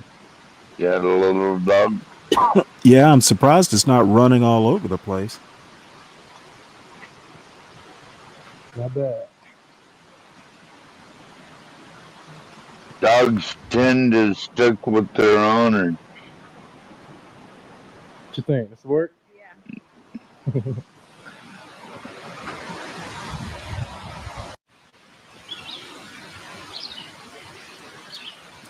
And my camera's so much attention too. Oh.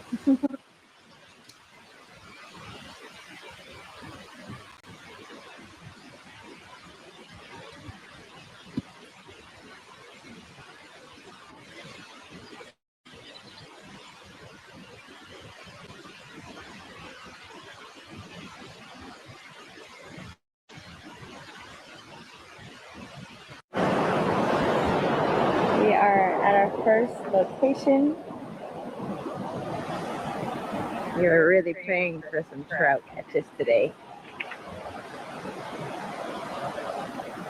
It's beautiful. Trout. I got my little chair, but I'm gonna She get after to my trout. little camera. Yeah, they're up. This is up in the mountains in North But it was the Carolina. last place he took me that had snakes in the water. No bean.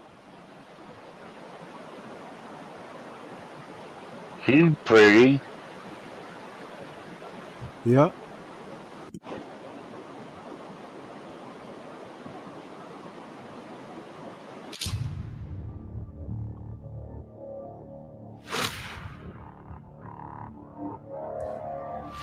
Nothing like a good black country girl.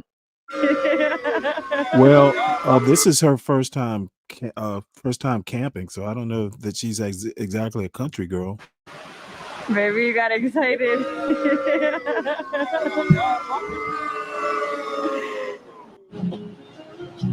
Yeah, you know, lunchtime. You said I got That's more like glamping.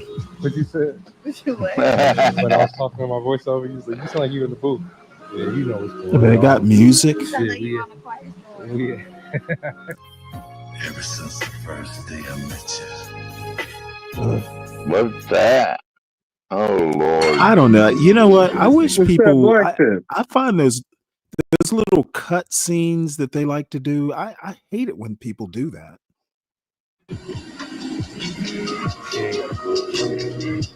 Huh? You got a clue what you just said? No. Yeah, they've got a cook stove. They're not even building a fire. And I guess I need to. Can't really ask for better weather than this. I don't think we'll get no rain. Man. Maybe not as country as we throw that rod back in the water. We thought. still got to catch some fish. But Where's happy the to be out here tent? with my girls. With my girls. They're hiking in and hiking out. It's the only Yeah, way well, I we mean, can if you're dog. hiking in and hiking out, why do Got all this this little button on stuff? there. Talk to me.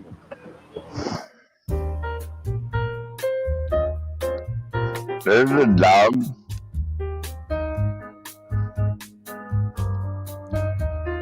Bug spray? Oh, these are sissies. Looks like a good dog.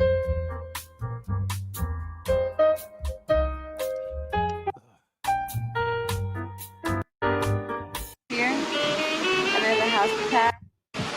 We're checking in. Just wanted to check in and see how you doing so far. You're about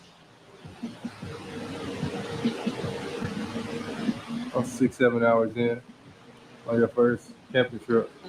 How we feeling? Feeling great. I was feeling invigorated with nature. One with nature, if you will. I can't wait for my gourmet dinner.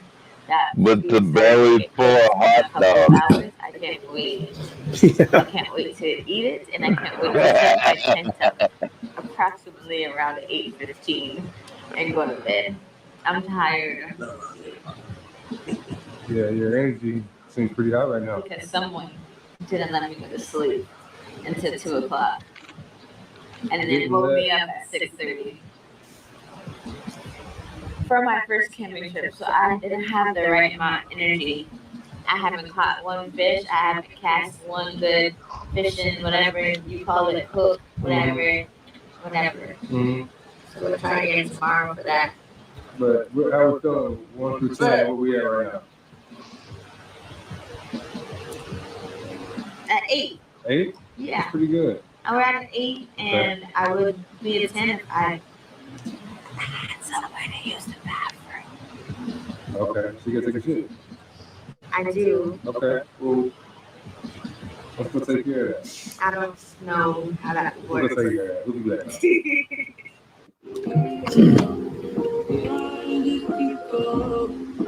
Okay, so finally there's some semblance of a fire.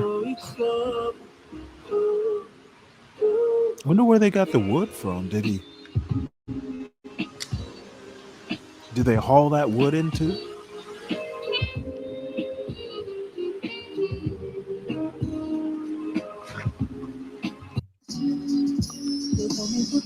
Damn. Is that their JVC Kaboom box that's making the music or what? Yeah, I'm just trying to figure out how is this camping? This is glamping.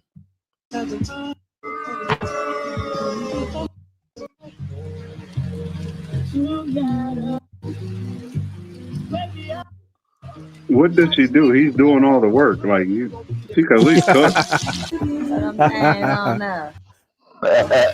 Well, it's her first camping trip, so I guess he's trying to, make it seem attractive. So Do they you can see do it all that again. mountain climbing he's doing? That's what I'm saying. Done. Everything. Well, I can tell you right now, instead of just hiking in and doing this, I mean, I guess I could see, it's her first time camping, that sort of thing. So, you want to take it easy, but I mean, what you do is like hike or, have some purpose besides just fucking cooking.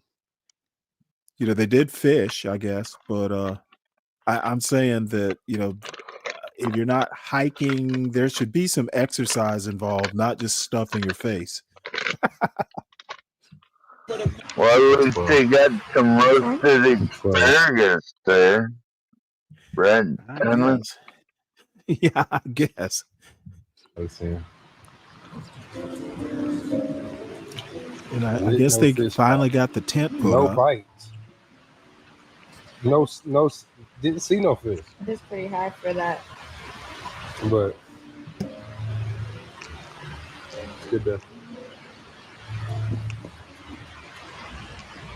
Good day. It's still, I was going to say it's still daylight out there, but that's the lantern. Right? Who made it 10? Fish? Yeah. I'm going to be honest with you.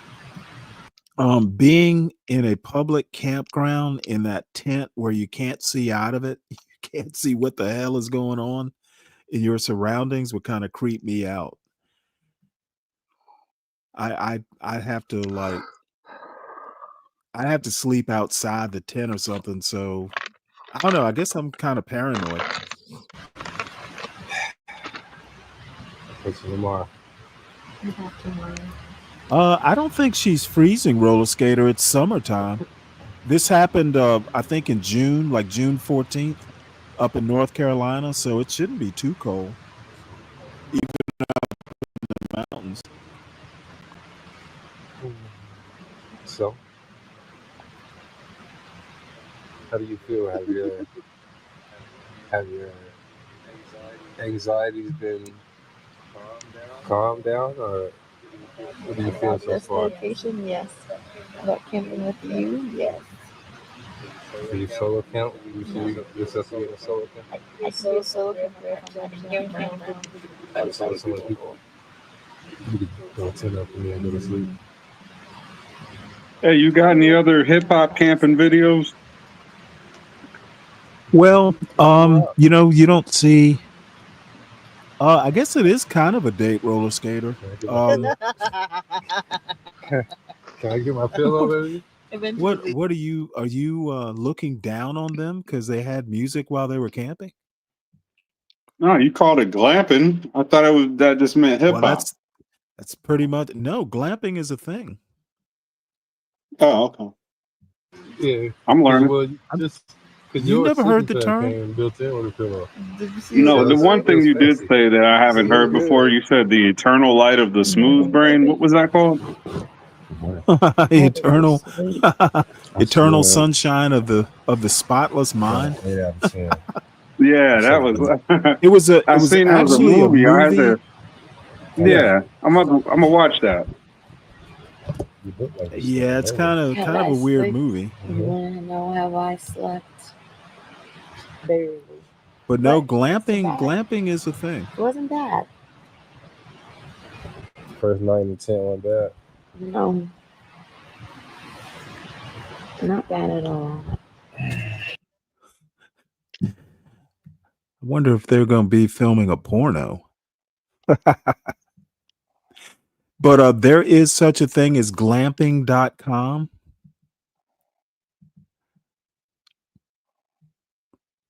So, there's That's South what you America. need when you get old, Stanley. Glamping. When you I'll get tell you old right. like you. I can tell you right now, the only glamping I'll be doing is in my house. But this is like Thailand, Montana, Colombia, different, like, these are high dollar like vacations. Texas right here, Colorado. This is Slovenia. So glamping is a thing, folks. Ted No, I wouldn't do. Ted I wouldn't do none of Nugent that. has a place you can go, Stanley. Say that again? Go. Ted Nugent. That way you could go hog hunting in Texas, Stanley. In the glen, in a I teepee. haven't heard from Ted Nugent in quite some time. Is he still around? Oh yeah. He's got a whole camp for kids and Wasn't bad. all that shit. This little trash pad you got me. It's probably what it looked like. It looked like a piece of trash. We survived. Yay. Morning. Good looking dog though. I like the dog. See, Stanley, who's cooking? Yeah. Oh, they got like, how did they had to haul all this food in? That's a lot of stuff to haul in. They must not be too far from the car or something. Like, why is she not cooking? He's cooking all the meals. Is that all you're taking from this? Man, I wouldn't put up with that shit, Stanley. I don't know. Jesus. He's a sucker. Dude, Look at that sucker. leave your misogyny at home when you go. I bring camping. it with me. I bring it with me. He's a It's in sucker. she's still asleep. Oh, hell no. Time to eat. She must play a She's mean wearing- skin. She plays a mean wearing skin a- flute. She's wearing a bonnet in that tent. How you feel? You wasn't lying. Thank you for this food. Nobody going to for our bodies. Those chopsticks she's got. A great night's You sleep. know, this is a last useless chick, man, for real. And, That's thank dead you weight. for allowing us I to would have cut that a off. Jesus' name we pray. Amen. Okay, guys. Our last little dip in our little stream. And What do you we're say? Stock heading out. say? What is he, Haitian? Had a great time. I guess. I don't Now know. we're gonna go catch some trout, right, baby? He's a Haitian simp. Look at him. DJ out. He's a tether? You're saying he's a tether? Sorry, Skitty. Oh, okay. Is he a tether or no? I have no idea. Yeah, I think that's a behavior. What, the cooking? Being a tether is a behavior. I don't know. I don't get into all that shit. Spot of the day. Caught 3 trout. Put threw 2 back. So we only have 1 in the cooler.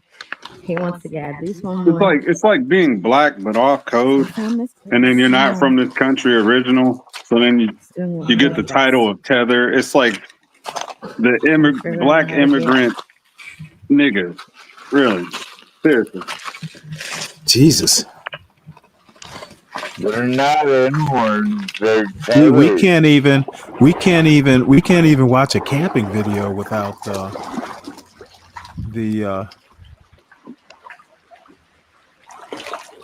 without talking about Oh, this video has racist tropes. everything, Stanley. It has everything in it. The bonnet, the useless woman, the guy willing to do everything for her. It has everything.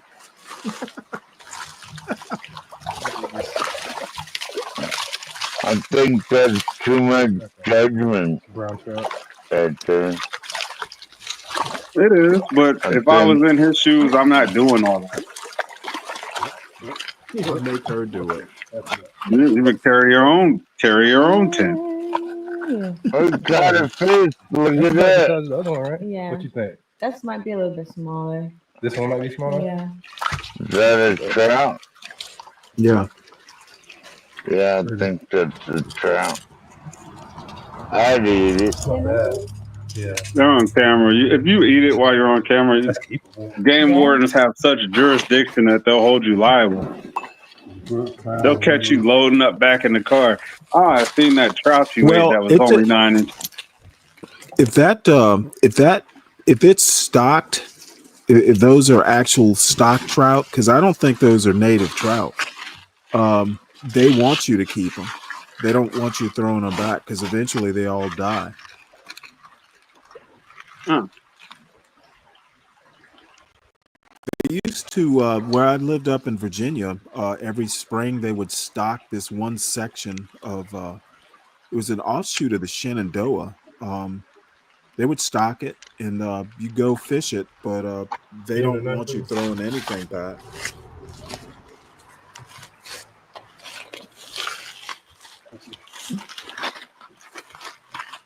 And more specifically, those were spotted trout. They look like some sort. I can't tell. They might have been brown trout. I couldn't tell. I'd have to look it up. It's been a while since I've actually caught any trout, and I don't know the trout species as well as I do, the regular freshwater species. That's what his dressing was saying. They see his head was like, Ricky! But I don't think those are actual native. I think they're farm raised and stocked. I'm guessing. Yeah. Because I don't know. So we didn't record. I have to go back and look it up. Like cold water We got in the streams car. don't really exist Just headed home. We have been fishing much like south 5 o'clock of places on a like Sunday. West Virginia. And we had work the next day. So this is You the got to outro. work the next day. Yeah, this is the outro.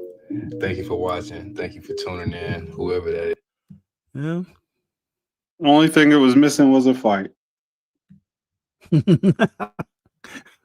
Damn, dude.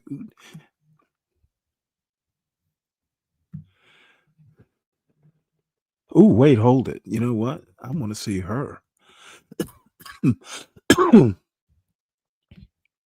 This is hunting in hunt Florida. is on for the But I wanted to I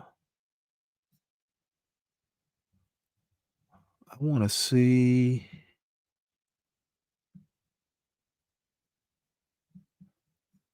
Damn. Let me go back one.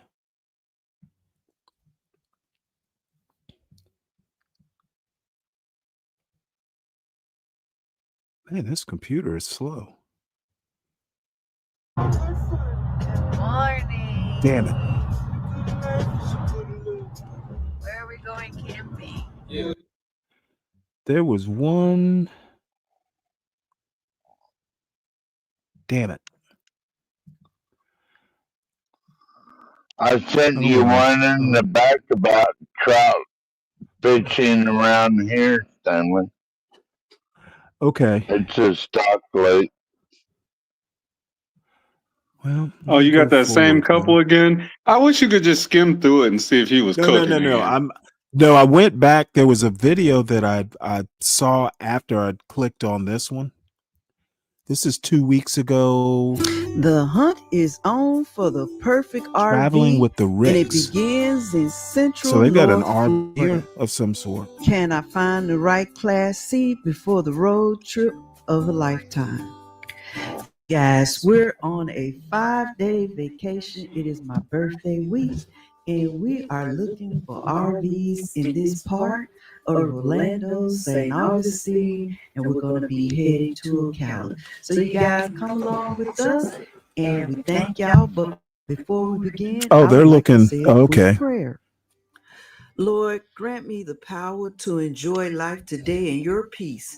I want to begin this day by Are they buying surrendering an every RV wayward thought to you, or Father God. renting one? Fill my mind with thoughts that pleases you. In Probably Jesus renting Christ's it. name, I pray. Wait, this is what I That'd wanted to be my see. guess. Hold on one sec. My cozy escape on the lake.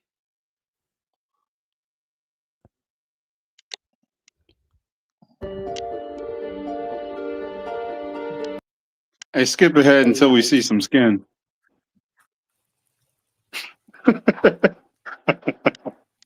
We have this area all back here. Look how much space I have.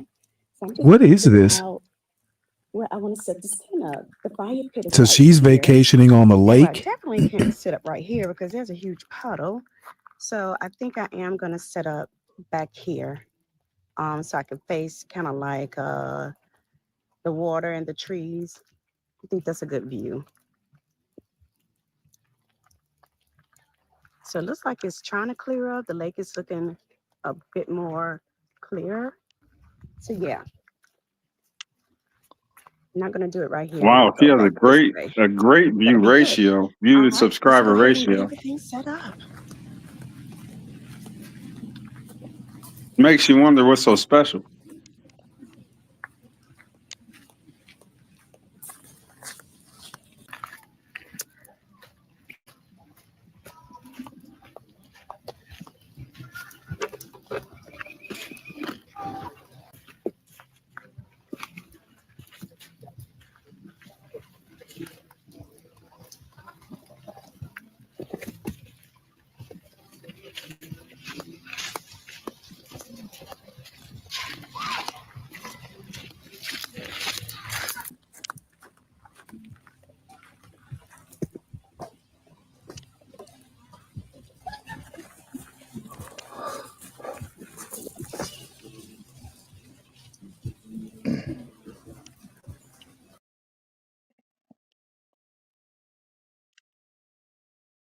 Black Girl in the Woods. You remember her, Dave?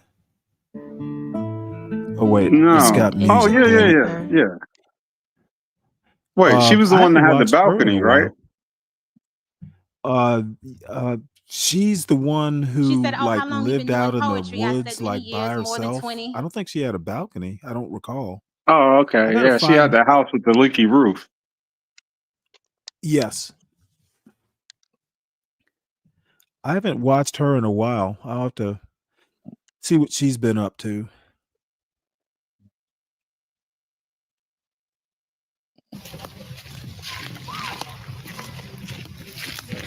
But I don't know. I don't Look, plan on watching this all the way through. wait a minute.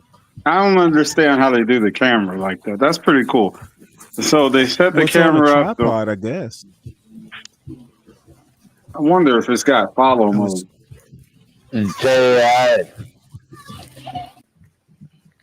Oh, that's right. Yeah, cameras will find that you can. They're the John Galt has one of those where it kind of moves. It's like motion sensitive.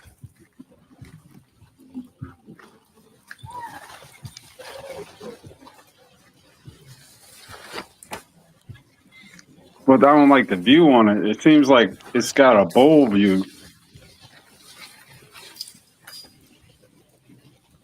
Oh, you mean like a wide angle? Yeah, it's wide angle, but it tapers off in the corners. It's weird.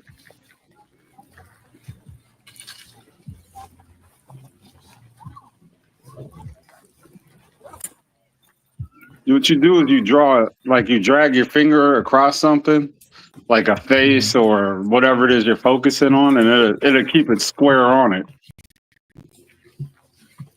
It'll follow it wherever.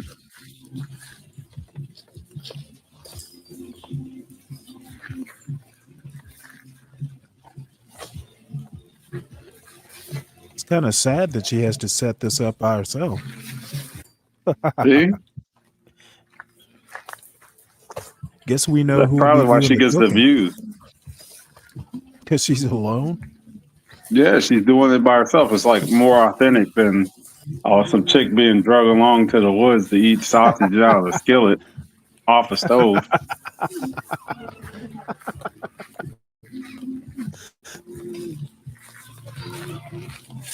Wow, I didn't think of that, but I guess you're right.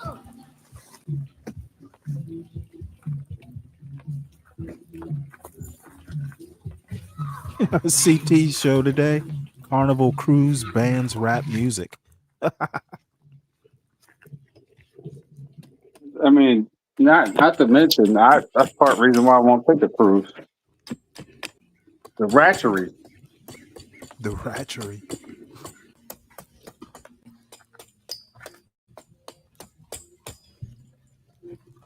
All right, so now I am debating on whether I want to put my tent up under the canopy. How long is she going to be there? Yeah, I'm trying to figure that out now. What do I want to do? Because I don't think. Oh man, where'd 12 Man go? He probably wanted you to play his video. And the only reason why I want to put the tent up under the canopy. Well, so that I will eventually. Because it's not a tent meant for rain, but it's super cute. A super cute tent. I am thinking here.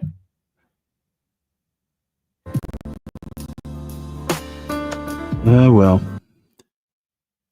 As far as like sleeping at night, it'll make it feel a lot more cooler than a regular. I'll be honest with you. I don't really get what the attraction to this video is. You know, having somebody camping by themselves. I don't get it. I was trying to see that too with that view ratio. She got more views than subscribers, and I'm trying to figure out why. There's some people who say some pretty crazy stuff and do crazy things. They don't get that kind of ratio, kind of motion on their YouTube. Apparently, well, I mean, she may be some sort of celebrity or something. It says Gaia's A Beauty. tarot card reader or something like that. I believe that.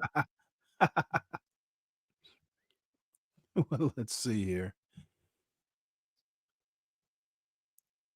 Well, I'm gonna watch this video. Oh, wait, hold it. Oh, this is just ice fishing.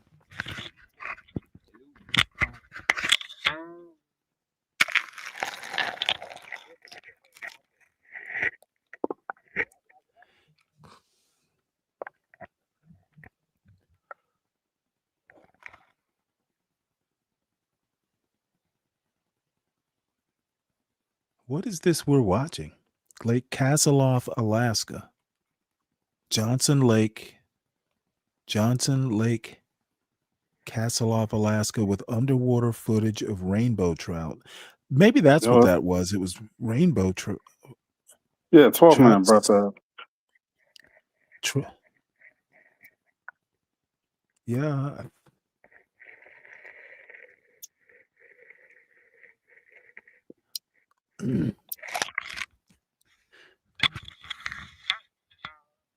Oh, that's 12 Man. I don't think that's 12 Man. It's called Gulf Hake.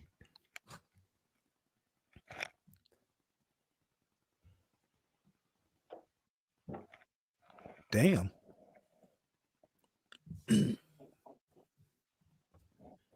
Can't quite get the attraction of this.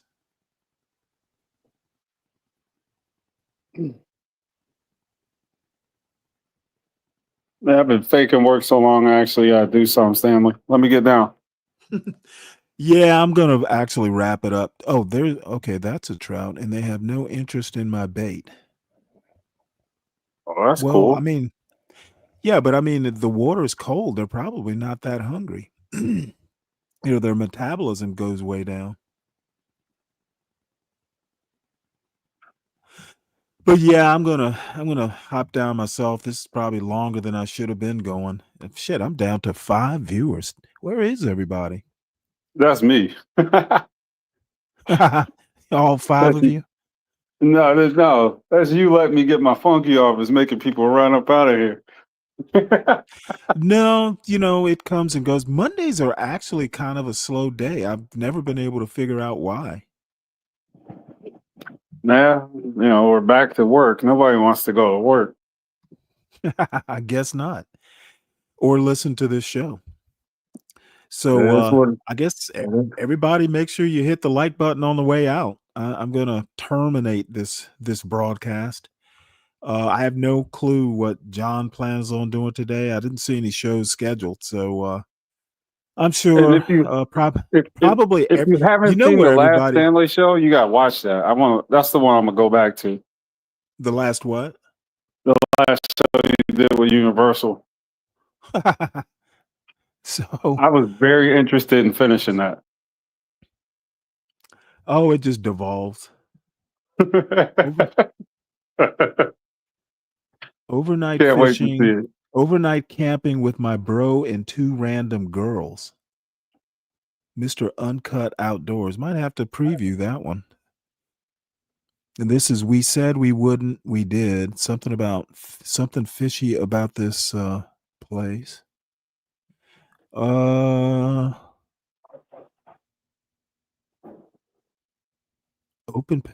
Who's a potential Lindsay interview? No idea what that means. Never heard I of know, right? Yep. Okay. Well, anyway, it was a pretty entertaining show.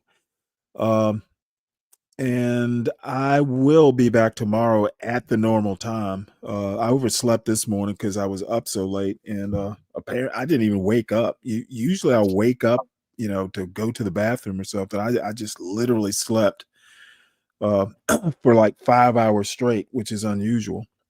But let's see. Everybody hit the like button. Everybody make sure you subscribe to the channel. I didn't do any of those station identification things today. Subscribe to the Urban Landlord channel. Subscribe to Urban Landlord Clips. Subscribe to the Stanley Cross channel. So I will see everybody tomorrow. See you tomorrow, Deacon Dave.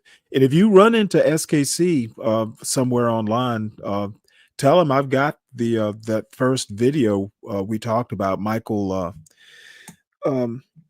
what's his name? Damn, I can't even think of his last name. But the Harvard videos that we talked about showing this week, I've got them lined up. So let's see. The stream last night turned into a shit show. as they often do, Speak Radio, as they often do. Hey, if you see This Herbert weekend go live, he'll be there. SKC will be in that chat. Okay, well, if he does, just mention it to him that I'm ready to go. I was going to talk this weekend. People sent me money. I went out and I went out in the donated money. I went out and instead of getting Bud Light, I got Guinness Stout, and so Yeah, upgrade. I had a good old time drinking Guinness Stout and talking shit last night. Well, go sleep that off so the alcohol can evaporate. You don't chug Guinness Stout. That No, hell just no. does not work out well. You don't. It's just so bitter tasting. You really can't chug it. That's a rough one. A little But bit stronger, isn't it? I encourage everybody to go back and watch last night's show. Let's see. He said I was going to come and talk to you, but you were getting off, so I can wait. Oh wait, no, come up if you want. Speak Radio. Yeah, since I gotta go back to work, I'm chilling until you get up here. Come on up. Hit the link. Speak. Which chat are you in?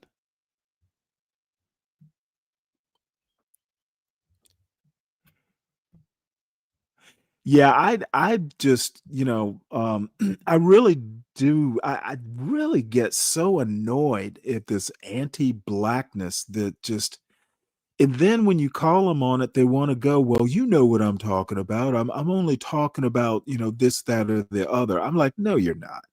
No, you're not. You're basically, when you say black people have a problem, that's a very broad statement, and you're basing it on something that happened in Minneapolis. There are not even a lot of black people in Minnesota. So how can, such a small percentage of a population represent the broader population? I don't get that. What's up, Don't Speak? kill the argument to his curiosity. I would love to see what he has to say. Because you do like to preface a lot of things before they get out their point. Just like our marriage argument where you paint the small window. It has to be after 1950. I'm joking, Stanley, but I'm Well, serious. the thing is that people, I don't know, the devil's in the details, and people like just want to make these broad statements, but never get into the details. I mean, I Right. don't even want to, if you talk to me about marriage numbers before 1950,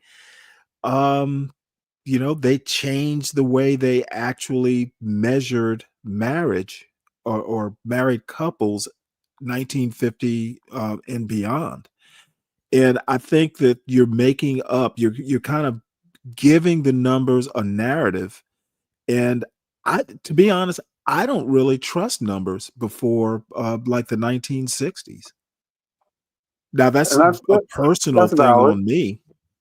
Well, That's he kind of a probably has a person. reason I that don't makes think it we valid. got, like, in the black community, I don't think the black community was taken seriously enough to really care about accurate numbers.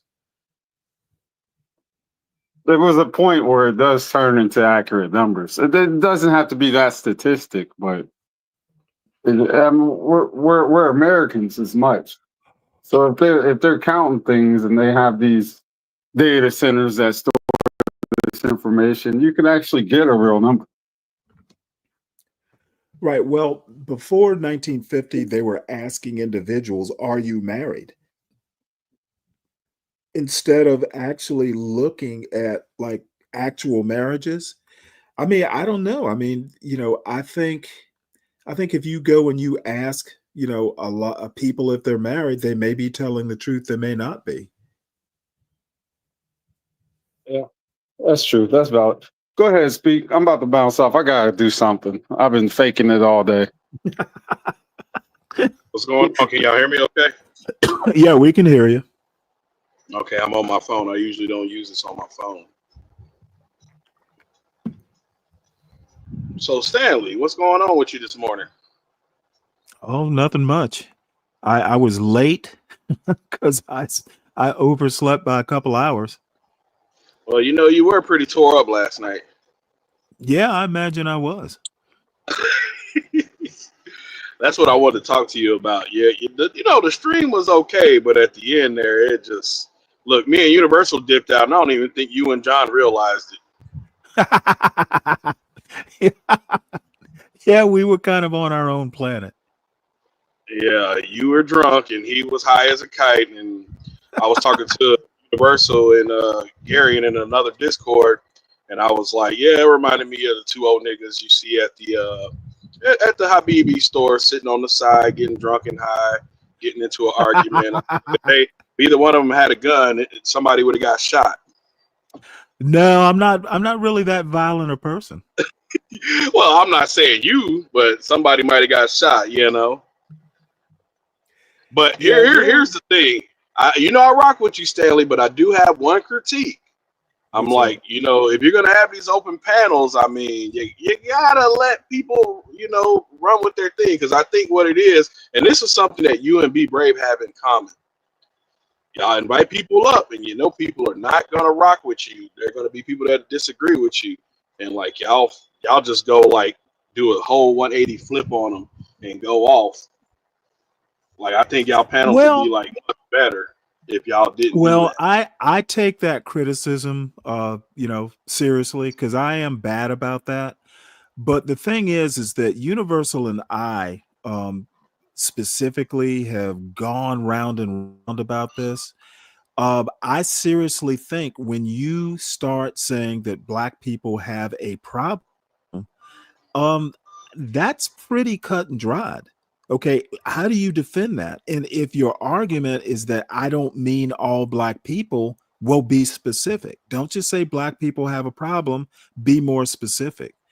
And and I will call them anti-black blacks. They aren't used to opposition. Okay, Universal is used to getting up on a panel in this particular sector, whatever this sector is called, and he's used to people agreeing with him.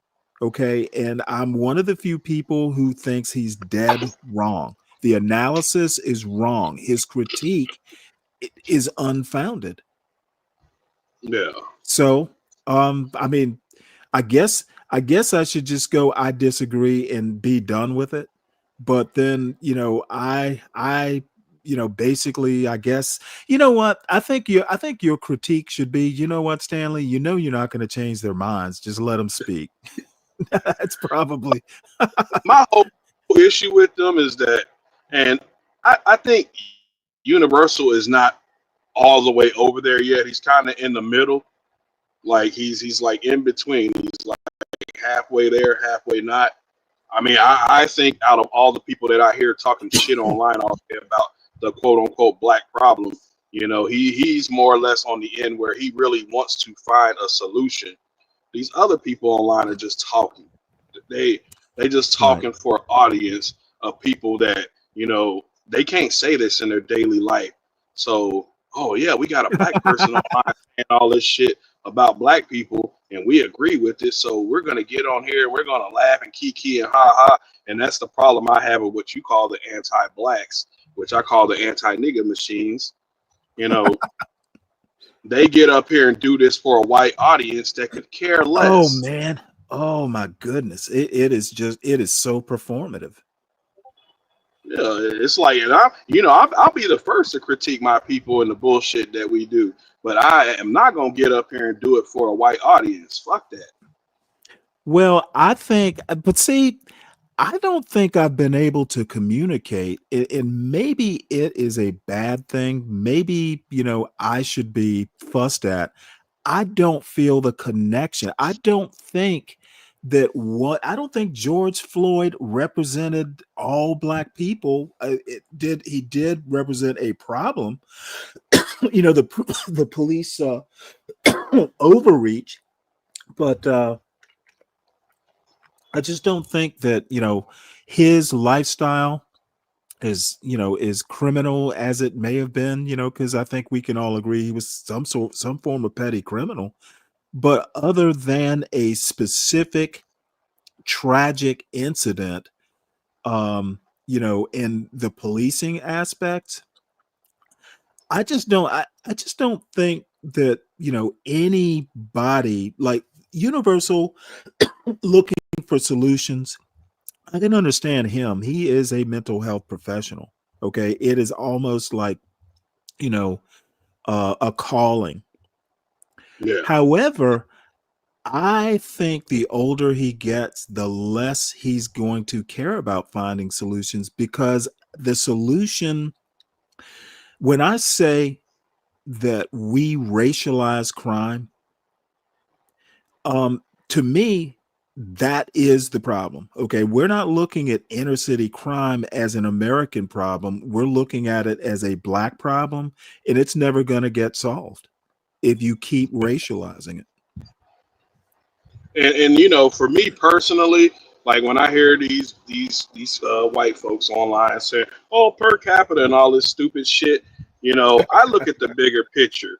I'm like, this is, yeah, there might be a lot of crime in like low income black communities, but they're not looking at the bigger picture. All they see is, okay, black people are shooting each other. They're doing this, that, in their neighborhood. They're not looking at the bigger picture. Why is this stuff not being addressed? Why is it not being stopped? Let's be honest. let's be honest. If the powers that be really wanted to stop it, at any time they could do it. But they need that, that what do they call it, the school to prison pipeline, because as we know, most of these prisons are privatized, so they need people constantly in and out. And like I always bring up this one case that it was a guy, it was in Detroit. Okay, so this son of a bitch had already supposedly killed somebody, got out, was with his girlfriend, like he'd been out of jail for a week. Got out, went with his girlfriend to some, hole in the wall, black spot that sold chicken or whatever. And, he was in there ordering, and there was like 4 other guys in there, and they start, ragging on him about his clothes and stuff. I mean, the dude just got out of jail. He can't help it. But anyway, this son of a bitch proceeds to pull out a gun and kills 5 guys. He killed 4 of the 5 guys, like shot him down brutally. And I'm like, if you've been charged with a murder, why the hell are you getting the chance to get out of jail? Like, I'm sorry, if you get charged with a murder, you shouldn't be able to be let back out on the street until you've been proven innocent of that. And this is what's happening. We got these deviants running around wild. They're basically getting slaps on the wrist, and getting right back out here and doing this shit over and over again. There's another one. There was a guy in New York at a damn smoke shop, got into an argument with a guy. And as the guy was leaving, he turned around and shot the man in the back of the head inside the smoke shop with a bunch of people in there. This guy ain't even been out of jail for a week after shooting at the police. Now, come on, Stanley. We gotta look at real shit here. Like, how does this happen? We already know this guy is a threat to society, but these people are getting put right back out on the street. And now you have the aspect of these illegals who are really deviants. You think these black folks are bad, which, it's localized in certain areas. It's not as bad as people like Be Brave make it out to be. That's why I say, oh, they so scared of the black boogeyman. Black people ain't tearing up this country, bro. It's a bunch of bullshit. I can't figure out where. I mean, I guess it sounds racist, so people are going to buy into it. But if you look at New York City, these big metropolises, most black people don't live in the inner city. It is an acute problem for sure, given the numbers of people involved. However, if it was tearing down America, why haven't we fixed it? And I'm with you. If you really wanted to get serious about it, and I swear it's a black problem. When you hear Be Brave talk, he doesn't want to blame law enforcement or anything like that. He wants to blame 70% of the black people, the 70%ers he calls them. Which is bullshit, because he used to say 30%. He flip flops back and forth between this 30 and 70%. He can't get the numbers right. Well, he's saying he's basically saying that last 30% are sane. I forget what his narrative is, but I think blaming 70% of black people for crime in the inner city, I think that's ridiculous. But the problem, like I said, the problem isn't Be Brave necessarily. It's his audience who buys into it. Oh, yeah. They definitely, he definitely has an audience of people who think like he thinks. And they come to your channel, and I read the comments. They say the same, these people, the Sun people and all this stupid shit. Like, I could, if I had the time, which I don't because I have a job, I could sit at home and find plenty of videos of white people doing degenerate ass shit and get on YouTube and be like, look at these white people. Like, there was literally a video on Twitter the other day that I seen. This white guy picked up a 2-year-old in the mall and just body slammed him. The kid was in a coma. John, I don't know where the fuck you get the idea that I'm defending black people. I'm not defending anybody. I'm basically saying the logic is flawed. Okay, when I say you're anti-black, I'm not defending anybody. I'm talking about you specifically. So no, I don't think there is a black community. When I was growing up, like back in the 70s, for instance, this you need to be a credit to your race bullshit. That's so 1950s. We are not a contiguous people, and I'm basically saying that the farther away we get from the end of Jim Crow, the more individualistic people in the black community are becoming. And I think it's a relic to be thinking that, this credit to your race bullshit, that's been gone. Okay. And why you are defending the notion that there is, that somebody needs to be a credit to their race, or, if somebody commits a crime, it's a reflection on all the young black men. Dude, that's such old-fashioned thinking. That's your grandma's. That's your grandmother's, black community. We are not that way anymore. And I'm not defending the black community because I don't think the black community needs to be defended. Hey, did you notice last night that he tried to ask me about that whole what is it that Austin, what the one kid that stabbed a kid in Frisco? Yeah. He was trying to probe me to find out what I thought about that whole situation. I'm like, well, hey, if he did it, he's fucked. I mean, what am I going to do? I'm Exactly. going to sit here and say, oh, he, defending him because he's black. If he committed a crime, then shit, he's going to do the time. I mean, what are y'all trying to get out of that? Like I said, he does have the right to, have a defense without the people trying to judge for him. Right. It needs to go through the process, and what they were trying to do is they were trying to change, popular opinion. They're just like, oh, fuck this guy. John says you live in Texas. That's why he was asking. Yeah, and I like how they always bring up that case, but they don't bring up the case with the white kid that stabbed the Mexican guy. They don't talk about that one, but they sure want to talk about Austin and what is his name, Carmelo. They want to talk about that one. It's like the hypocrisy, and that's why I'm like, these white people are just a bunch of crybabies, man. Like it saddens me that these white people are in the state that they are right now. They're pathetic crybabies. And like they're literally gonna, instead of them out here making babies and doing what they need to do because they let their bitch take over, and now the world is fucked up. They let John says their women take over. John says that did you also notice how Stanley wouldn't allow the conversation? Well, I can tell you why. It wasn't the topic of the show, for starters.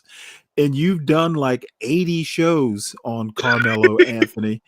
And I have not done one show on Carmelo Anthony because, hey, while it is a tragedy, I'm going to wait for the trial, before, we'll see what the results of the trial are. It's not looking good for him.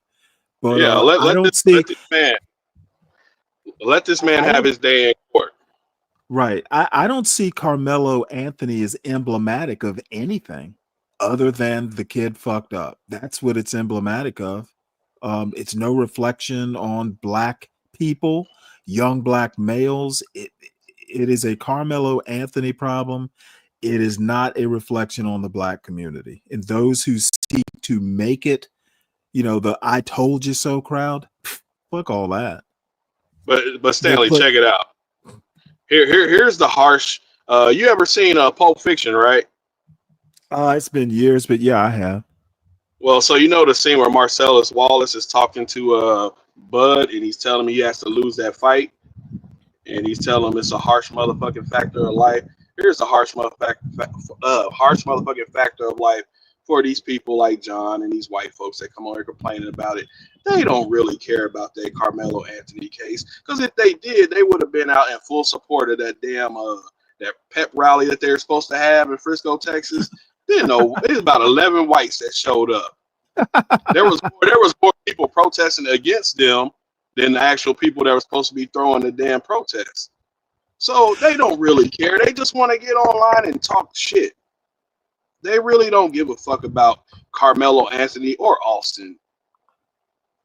Let me John's writing in the chat here. Do blacks care about the case? Why should they care? Why should blacks as a quote community care about the case? Other than it's a tragedy. You don't like to see young black men, get in trouble like that. But beyond that, why should black people care about the case? It's an honest question. Obviously, we don't, because you know why this case even got the media attention it did, because all them white supremacists on X and Twitter threw a fit when they found out about that shit, and then it ended up jumping nationwide. That's why this case got all that attention. I see. What's up, John? Hey, since y'all talking about Carmelo Anthony, you got to speak up here. I figured I'd jump up here and ask him a couple questions that I tried to ask him last night. So, yeah, speak. Yeah, I was going to ask you to speak. Do you live near that Frisco area? I'm about an hour away from Frisco. Are you to the south? I guess. Are you to the south or the north? I'm closer to Fort Worth. Yeah, I'm not very familiar with like all these cities there. But would you say you're south or north? I would say I'm more south of Frisco. Gotcha. Because it seems like the money goes north. Is that right? Yeah, Frisco. Yeah, well, like in Dallas. So basically, in Dallas, what you have is like the people with money are moving further out north of Dallas. And I'm asking. I'm not casting any aspersions, but it seemed to me that's what the Carmelo Anthony family did. Is that they moved pretty far outside of the Dallas, say, inner city core. Is that fair? From where they lived in Frisco? Oh, well, yeah. If they lived in Frisco, they had money. Because Frisco ain't cheap. Well, they may not have had money, but they moved to where probably the most expensive place they could afford, relatively. Is that fair? Well, because I don't think they were rich. Like, they're not rich. I'm not saying that they were rich, but they weren't broke either, if that's what you're trying to imply. No, I'm not saying that they're broke. I'm saying the dad may have had a good job and he moved out there. I'm not casting any opinions on them. I'm just trying to. He's saying they lived in a Section 8 mansion. No, that's not what I said. Right? See, Stanley wants to derail the conversation. It's just a joke. Right, I know. I don't do a lot of jokes, but so it seems saying, John, is if they lived in Frisco, they had to be making upwards of 100,000 plus. Frisco is not a place where they ain't accepting no Section 8 in Frisco. I'm sorry. But in the neighborhood where they lived, I think they were paying about $4,900 in rent, if I'm not mistaken. Which means that's high as hell. Right. But it looks like from my understanding of real estate, looks like they were renting a house that maybe someone bought and decided to rent in a neighborhood where most of the people would be homeowners. It was a gated community. Yeah, well, I mean, I get that, but look, those people probably had a hard time selling the house. So what they did is they just put it out for rent, right, until they could find a buyer. Right, and so I guess my point is, and this is what I've been focusing on all along. It's my thoughts, and again, I'm not from there. His family wasn't as rich as his neighbors. Well, I said not his immediate neighbors, but that general area, they weren't that rich. You understand? Like, and I see a lot of black people. They go and they try to move into the nicest neighborhood they can, that they can afford, and that seems to be the Carmelo Anthony people, because they're not rich, but they're paying $5,000 in rent. That's a lot of money, right? That's $60,000. Well, I mean, doesn't everybody move to the best place they can afford? Well, I can rephrase it, but I'm not. So what I'm going to, because typically a lot of people go above their means, and it seems to me that you're paying $5,000 in rent to live in a gated community. You're not as rich as your neighbors. It's a very affluent neighborhood, right? Like, you got to be bringing in some bread to pay that kind of money. They don't have that kind of money. And you add in the whole social dynamic of him not being as affluent as the other kids around him. I think that causes problems. And that's what I was asking you about, why I wanted to ask you about the Carmelo Anthony case. So what you think is because that they weren't as affluent as the families that own homes over there.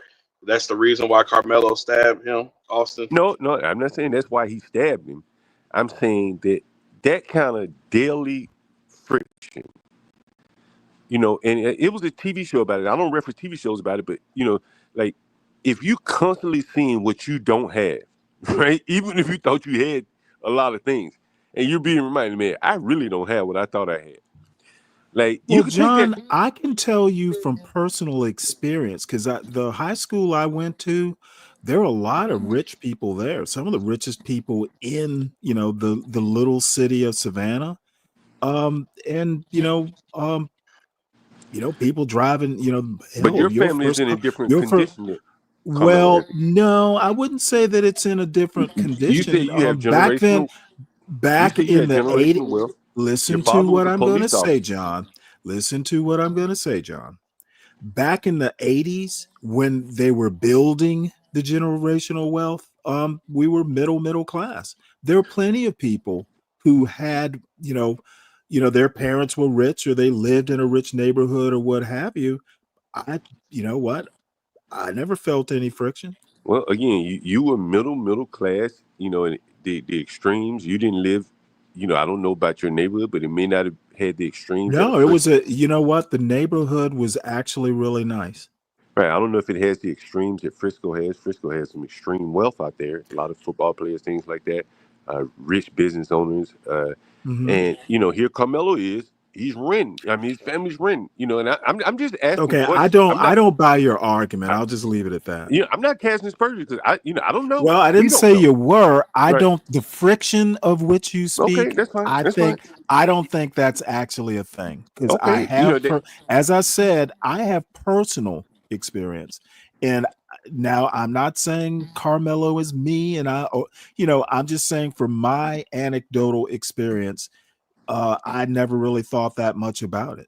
Yeah, and it's fair. And I've told you the story about I had a tenant who was educationally affluent. In terms of he was moving up the educational ladder, and as every rung he moved up, he realized how poor his family was. He never knew how poor he was until he got to around affluent kids in their settings. Said, "Damn, I don't have a nice car. I don't have a good house relative to them," and that kind of thing has an effect on young children. I believe to see the inequalities there. Well, have you I ever just read wondered, Hillbilly Elegy? No, I never read it. Okay, But I because just wonder if there's something there. that's kind of a rags to riches story. You know what? There are plenty. It's not just a black thing, for starters. And you know what? You hear all the time about, hey, when I grew up, I didn't even realize we were poor. We had the essentials and we were rich in love and all that stuff. It's not uncommon for Well, people to grow up not really realizing how poor they are. and that's what I'm saying. But once you do realize it, you can go one of two different ways. And the young man who wasn't black, that was one of my tenants. He was Native American of some sort. When he realized how what he considered privileged the whites were, it made him angry. Really? And yeah, hell yeah, right?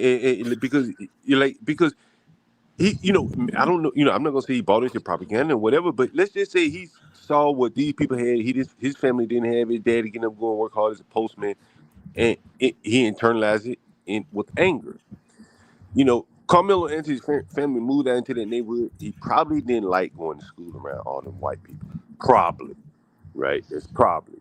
He's severely outnumbered. There aren't that many blacks at the school. I can see him feeling alienated.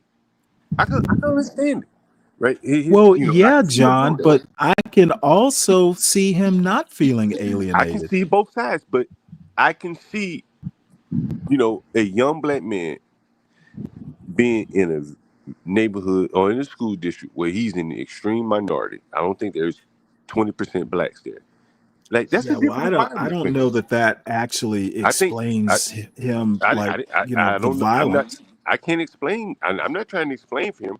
But what I am saying though is that's a lot for a 17-year-old young boy to have Well, to reconcile the all I have different to levels of say, wealth. Carmelo, welcome to America.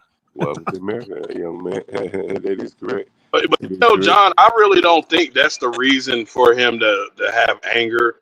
I mean, I don't think we're really going to ever truly find out until the trial Well, why I he don't think did. we're gonna find out. Go ahead. I'm sorry.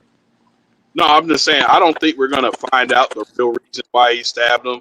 I mean, and I don't even see that coming out. It's like, wow, my family was working hard in this rich, affluent white neighborhood, and I just felt some type of way about living around all these crackers, and so I just had to stab me a cracker. I don't see that. Well, I don't think it's that simple. You know, I think it's like, you know, like ask yourself this, like, and again, we just talking, man. You know, I'm not judging the boy or anything.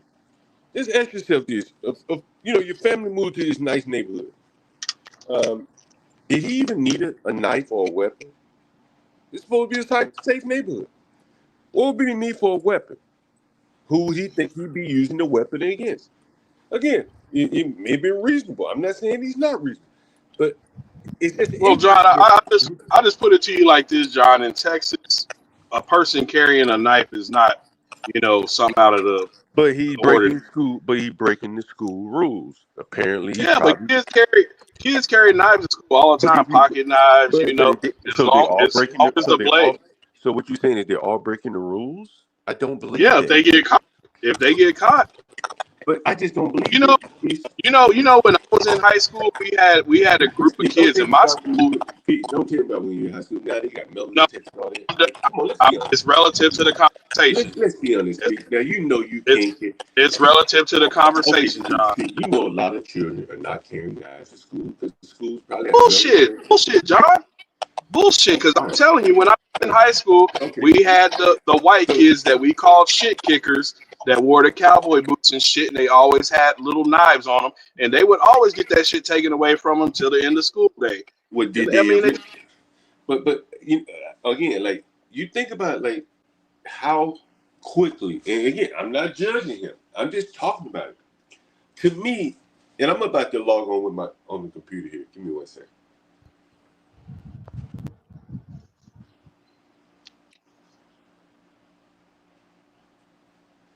Stanley. Yeah. I think he's trying to make a justification for why Carmelo stabbed his kid. He's trying to say the family wasn't as rich as these white people. Yeah, can you hear me? Speak. Yeah. Yeah, that's bad. Well, he's been saying that for quite some time. What? Oh, I just not joining. I didn't hear you. What'd you say? No, the part about the basically being poor or a poor relative to his very rich neighbors, basically warped his thinking and made him murderous. I don't buy that argument. But see, I didn't say it made him murderous. You don't put words. Well, no, that's the implication, though. No, that's not what I'm saying. I'm saying that like when you mix up those type of different, distinct class differences, it can create anger in people. Now, did it have anything to do with the stabbing? Maybe 5% of it is why he carried the knife, because he felt intimidated or threatened around a bunch of white people. They might kick off some shit. Maybe the blacks and whites were fighting each other. We don't know what the dynamics were within the school. Well, we're going to find out. Well, I don't think we will. Like in the Allison case, we did find out because they went to trial, and that there seemed to be a white Hispanic conflict there. This guy was white. He was fighting with the Hispanics. The Hispanics love to fight. You see a lot of those things when some of the kids aren't that serious and the other ones are. They'll just taunt the kids that are serious about school or vice versa. And, one of this Carmelo's classmates said he liked to fight. Similar to the guy in the Casey Allison case who, on the other side, got killed. He liked to fight too. So those things are kind of interesting to me, and it's not who's guilty, who's innocent, because the white boy who stabbed. Well, I mean, if he liked to fight, the wealth, just that he liked to fight is enough. You don't need to worry about the class dynamics. It sounded just on the surface, if you're carrying around that kind of blade, you know what? That's not a pocket knife. That's like, Well, we don't know what kind of blade it was. We don't know what kind of. It could have been 3 inches, right? 3 inches probably can kill you, I would imagine, right? Right? Am I wrong? Can a 3-inch knife? You know what? For some reason, I just envision a like a Bowie knife or something. It was good. I don't know. You know, we will we may find out. I think it's possible that we don't find out, but it's possible. You know, we may find out. I mean, I think everything's going to come to light. What kind of knife it was. I just personally don't believe that he stabbed him with the intentions to kill him. What do You think this 17-year-old knew that he stabbed? Oh, I'm gonna stab him right here in his heart. I think he just stabbed him to stab him. He just happened to stab him in his heart. I don't know, but I guess I can buy that. But stabbing someone, you know, you're going for blood. Oh yeah, I mean, I think I'd rather be shot than to be stabbed. I'm just be honest with you, but I'm just saying I don't think his intentions was, yeah, I'm gonna stab this guy in the heart. I don't think that was the case. Nature of it that really tells me that there's something underlying it. Because otherwise, you're just saying this is a murderous young man. I don't believe that. There's got to be something that we may never find out, but there has to be something that led him to go to that extreme. Maybe he's not guilty. Maybe those boys really provoked him, but it's got to be something, because that's just too extreme behavior, you know, of a response. Yeah, well, that's something I'm not willing to just, you know, throw out there and say, well, he did it because of this. Because, like I said, it's going to come out in the case. I think during trial, it'll all come to light what really happened that day. See, I'm thinking it don't go to trial, man. I don't know how I can go to trial, bro. Like, bro. Haven't they already scheduled it? Yeah, but you still have time to plead. I think they're going to end up moving it somewhere. I don't think they can have it there, to be honest with you. Why not? It's too much media attention. You know, it's interesting. It seems to not be a lot of. Is there a lot of media attention on it down there? Because I haven't heard much of it on up here. Well, I mean, it's kind of died down now that, you know, the whole hoopla is kind of just quieted down, but it'll pick back up once it finally does go to trial, and I think they'll end up trying to move it somewhere else. You know, and that's one of the things that I've touched on. If his family lawyer is, you know, worth his salt, he's going to want to move the case to Dallas, right? He's going to want to get into the Dallas metro area where he stands a better chance of getting black people on the jury, right? When you say that's fair? Well, I mean, I don't know about that. I mean, like if you had a black son on trial for killing a white man, and you're being charged in the county as 70%, 80% non-black, your change of venue. The reason why you want to change venue is primarily because you want to be judged by a different rate. You want some blacks on the jury. There's nothing wrong with admitting that, right? Like that's why Puffy fought so hard when they threw the black jury off his case. He's like, I want that black man back on my jury. You know, if he's smart, he's gonna have to move down. They'll definitely make an attempt to try to move the case down to Dallas County. Are you aware? Herman says that the lead attorney did a really good video that might be worth taking a look at. Assume he means Carmelo's lead attorney. No, are you aware of it, John? No, he's talking about lead attorney, the blog, the YouTuber. Oh, is lead attorney? I think I have heard of him. He's a black guy. Yeah. Hold on one sec. Not that goofy guy that Portia likes. Sure. Yeah, he's bald-headed. But yeah, no, it's gonna be. That's why, like, when I look at the case, I don't think he can make it to trial, bro. I don't know what his defense would be. What could he say? I just rack my brain trying to figure it out. Not to convict him, but just trying to figure out what is he going to say in court. Many of you were surprised.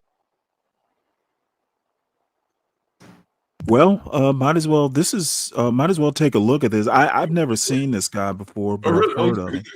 He's pretty good. He did the Trump case. Yeah.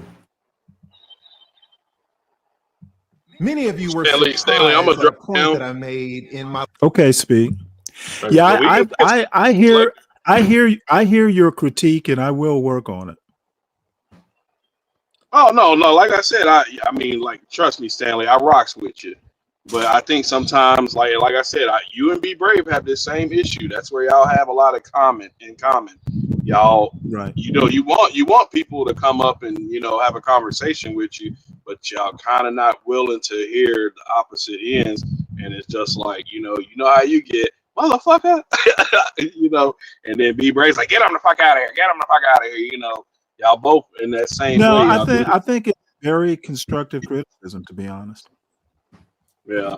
And see, I kind of feel like both you and Be Brave need to have a little bit of an ego death.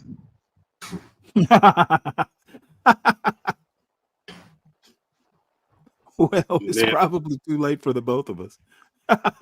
I mean, true, but I mean, it's still never too late. Like one of the best things that happened to Be Brave was getting eviscerated by Snowman. And I'm surprised John didn't stop it. I was shocked. He needed that ass tearing. He needed it. Snowman went in on his ass, and Be Brave needed that type of shit because up till that point, everybody coddled him. Everybody that he came on panels coddled him, and as soon as somebody went in on Be Brave, they're like, "Oh no, we're not gonna have that. We're not gonna do that." But John, I don't know if John was high or whatever the case may have been, but he let Snowman really dig in Be Brave's ass. I mean, we all grown men. We all grown men up here, right? It's just work.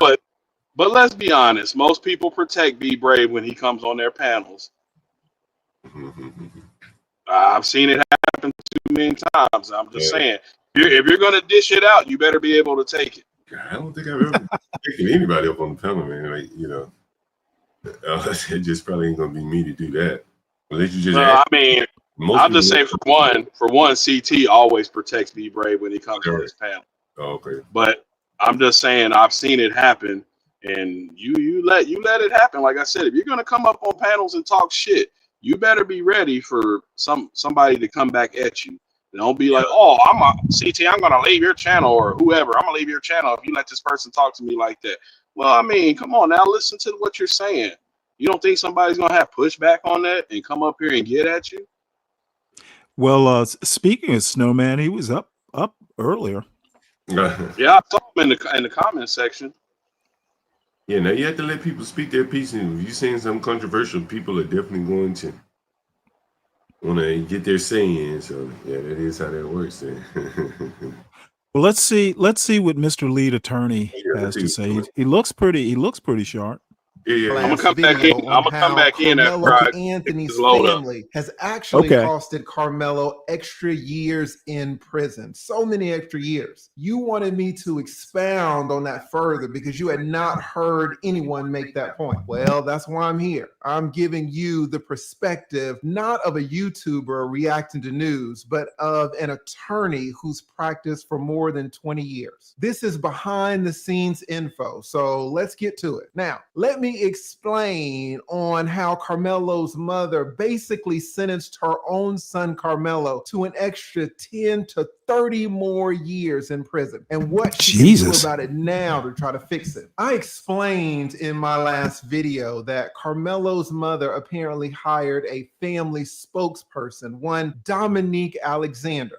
This Dominique calls himself a minister of justice, whatever that is. Dominique is a convicted felon. He's alleged to have beaten his girlfriend. Then he got a new girlfriend. And when that girlfriend left out of the apartment, the good minister grabbed that woman's 2-year-old baby and shook him until that baby got brain damage. The good minister pled guilty in that case to felony charges and was in prison. Now, this is the man that Carmelo's mom chose to speak on Carmelo and the family's behalf. The good baby shaking minister. The minister did exactly what you would expect a convicted felon to do when handling Carmelo's case. He absolutely destroyed it. How? He ostracized the most important person in Carmelo's case. Now, who is that? Is that the judge? No. Is that the prosecutor? No. The most important person alive in Carmelo's case is actually Jeff Metcalf, the father of the young man that Carmelo Anthony killed, Austin Metcalf.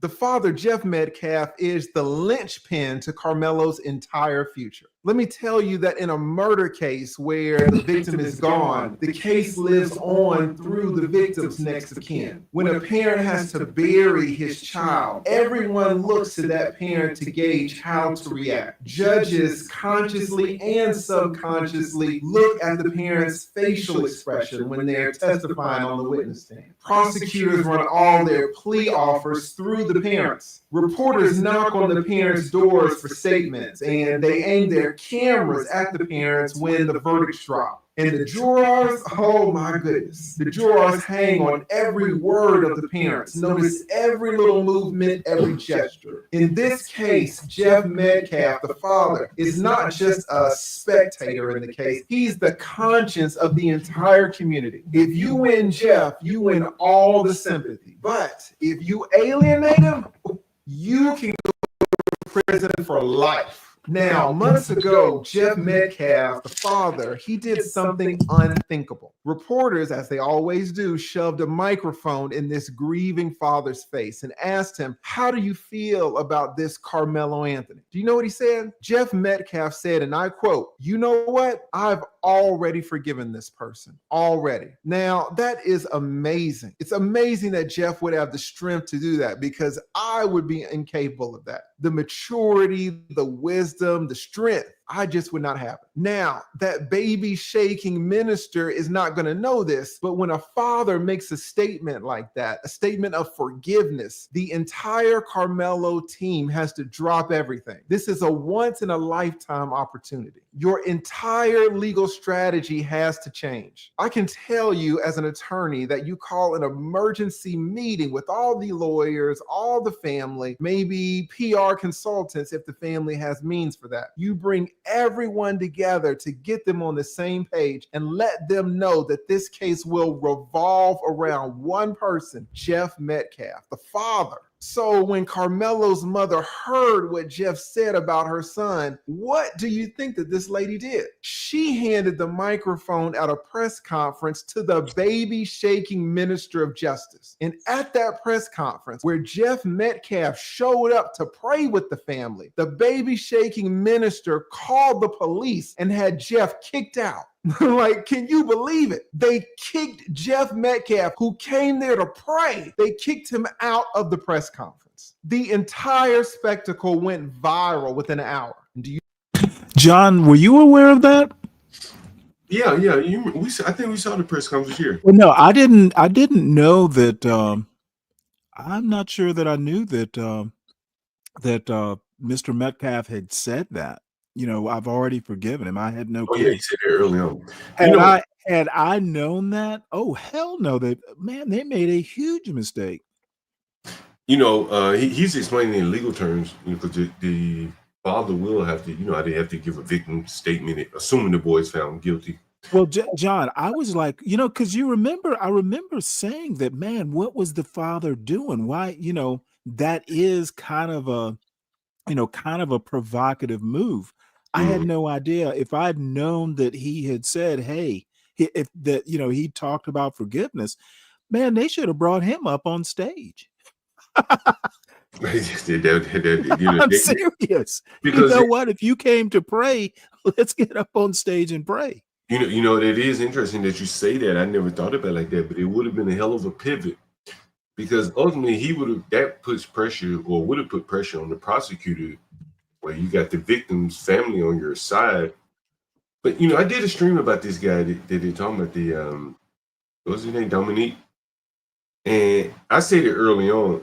I think his interests are bigger than the Carmelo's. He's using them because now he's suing the state of Texas. He's fighting a big political fight, and he's kind of using him as a springboard because he's fighting the 10 Commandments being displayed at the schools or something like that. He is? Yeah, in Texas, yeah. Oh, Lord. Dominique, yeah. So I think he used those people, you know, for press publicity in his bigger fight. Yeah. Well, You know what else? Carmelo Anthony's prison sentence was prolonged by 10 to 25 years within that same hour. Now, why do I say that? What did the family show Jeff in that instance? Jeff, the father. They showed Jeff that there was no remorse. They showed Jeff that there would be no mutual prayers. There would be no reconciliation. Showed that man nothing but hostility and aggression. The same hostility, the same aggression maybe that was at that track meet that fateful afternoon, that was under that tent. Some of you are not going to appreciate how important this father is. You just don't know how these criminal sentences work. I see your comments on YouTube and Twitter. You think, oh, this person killed that person, so put the killer in prison and throw away the key. Put him there for life. That's what you guys say. You have no idea. I will tell you that people kill people all the time, and the sentences range from insanity on the low end to insanity on the high end. Now, who controls where the sentence is going to fall? At the end of the day, it is the sentiment of the community that will decide. And in this case, Jeff Metcalf is at the center of that entire community. Now, let's do this. Let's suppose it is your first day of law school, and I am your criminal law professor. I am going to tell you some quick facts, and you tell me the sentence that you would give in this scenario if you were the jury, if you were the judge. But first, and this is important, put right now for the record what you think Carmelo should be sentenced to in the comments. Put it below. Now, here is the quiz. I want everybody to take it. Here's the first case, 4 cases. A 16-year-old in Texas, basically the same age and state of Carmelo. He gets hammered, consuming alcohol, consuming drugs. He does the whole thing. He gets behind the wheel of a vehicle. Of course, he gets into an accident. Now, here's the thing.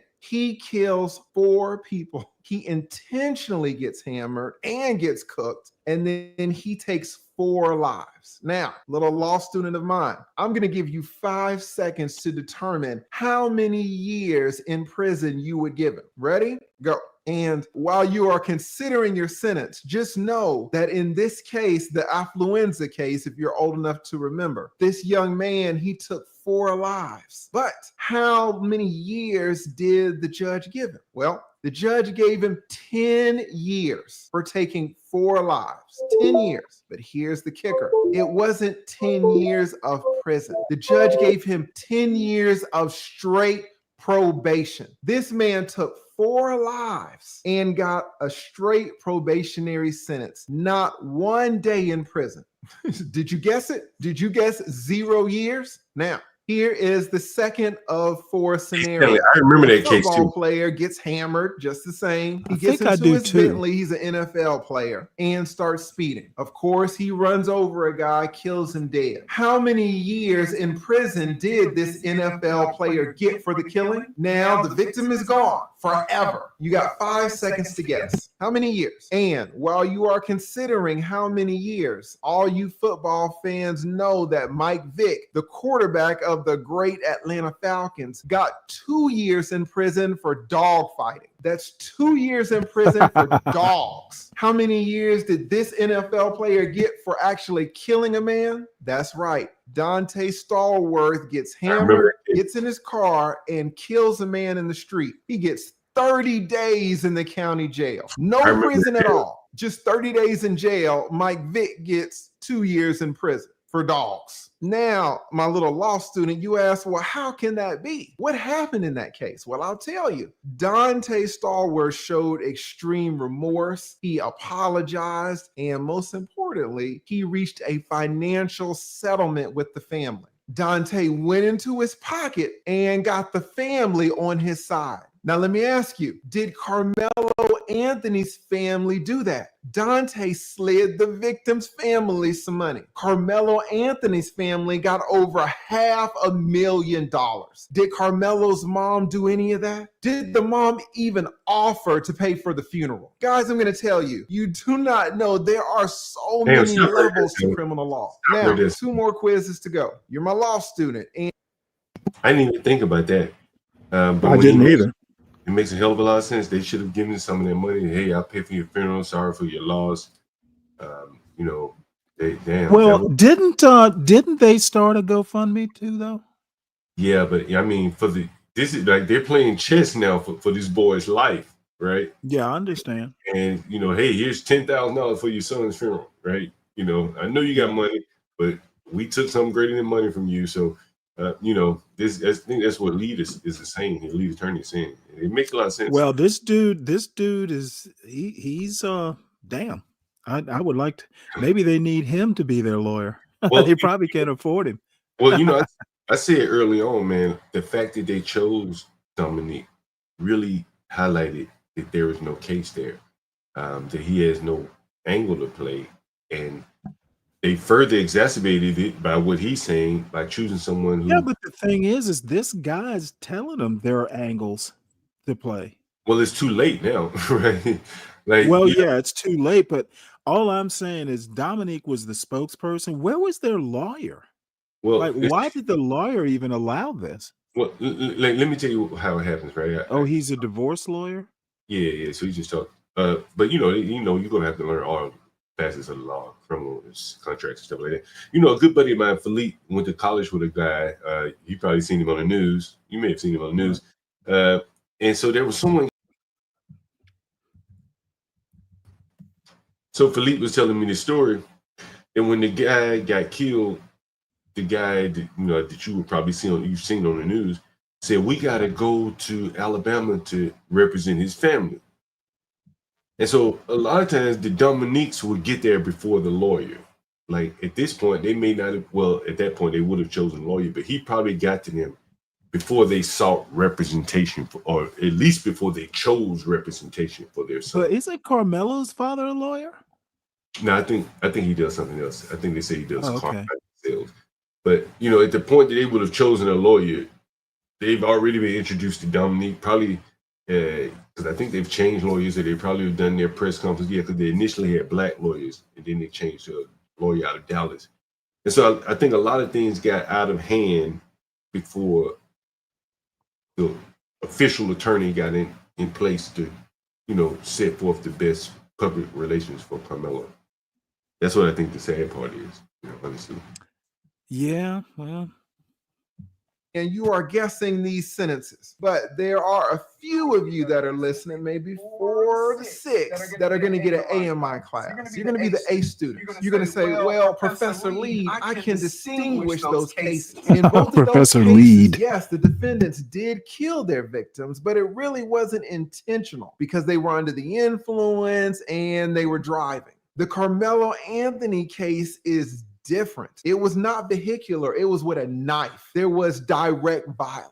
Now, if you thought of that, then you would get an A in my class. That's a great point. So let me give you a case that is a little closer to home. Now, let's take a pause from this Carmelo Anthony insanity for a second to have a quick word from our sponsor, Chapter Medicare. If someone you love is on Medicare, this matters. The Department of Justice just revealed a huge fraud case against top Medicare brokers, accusing them of steering seniors to plans paying the highest kickbacks and not the best plans for you. I've seen firsthand how confusing and frustrating Medicare can be. When I face my own cancer this is a commercial. Even with decades of legal experience, navigating you know what? It was healthcare so felt smooth. I didn't even impossible. realize That's it. why I'm here plan work chapter.org/lead. It's quick for one.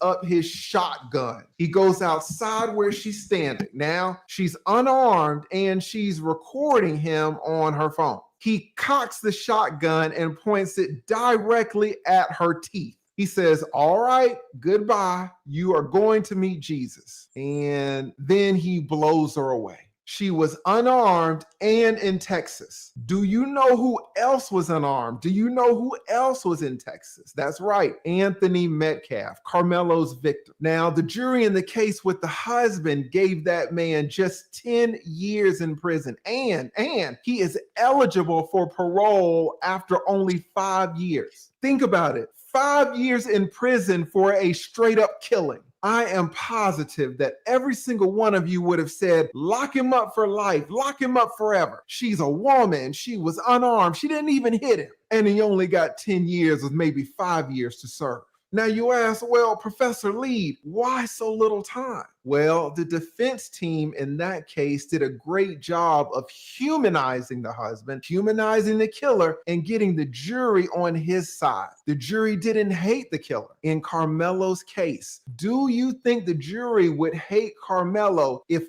Austin's father, Jeff, pleaded with the jury for mercy, pleaded with the jury for grace, is seen praying and reconciling and crying with the Carmelo family? Everyone in that courtroom would be crying, listening to Jeff's victim impact statement. The judge would be crying. The bailiffs would be crying. The attorneys would be crying. The jury.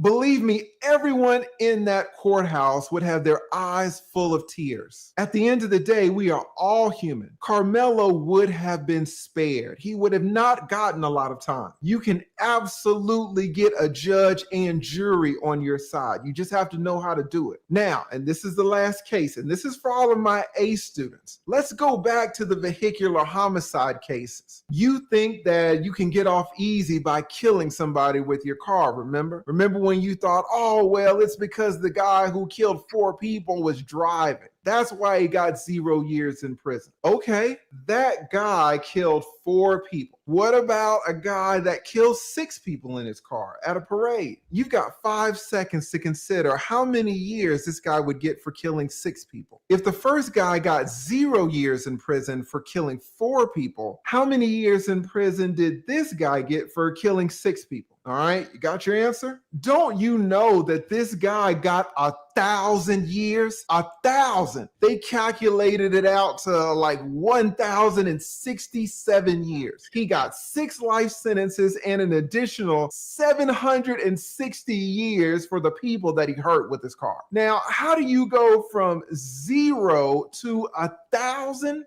Well, this guy got every single person in the community to hate him. Darrell Brooks never apologized to any of the family members and was hostile to everyone in the courthouse during his court case. The judge ended up blasting him. So now, my law student, you can see the importance of getting the families, getting the community on your side. It can be the difference between 0 years and 1,000 years. Is the Carmelo family doing that? Is the Carmelo family getting the Austin Metcalf family on their side by kicking out Austin's father at the press conference? It's insanity how they are handling the Carmelo case, and Carmelo will pay the price. Now, people have asked, they said, well, Lee, if you represented the Carmelo family, how would you have handled it if Jeff Metcalf showed up at the press conference?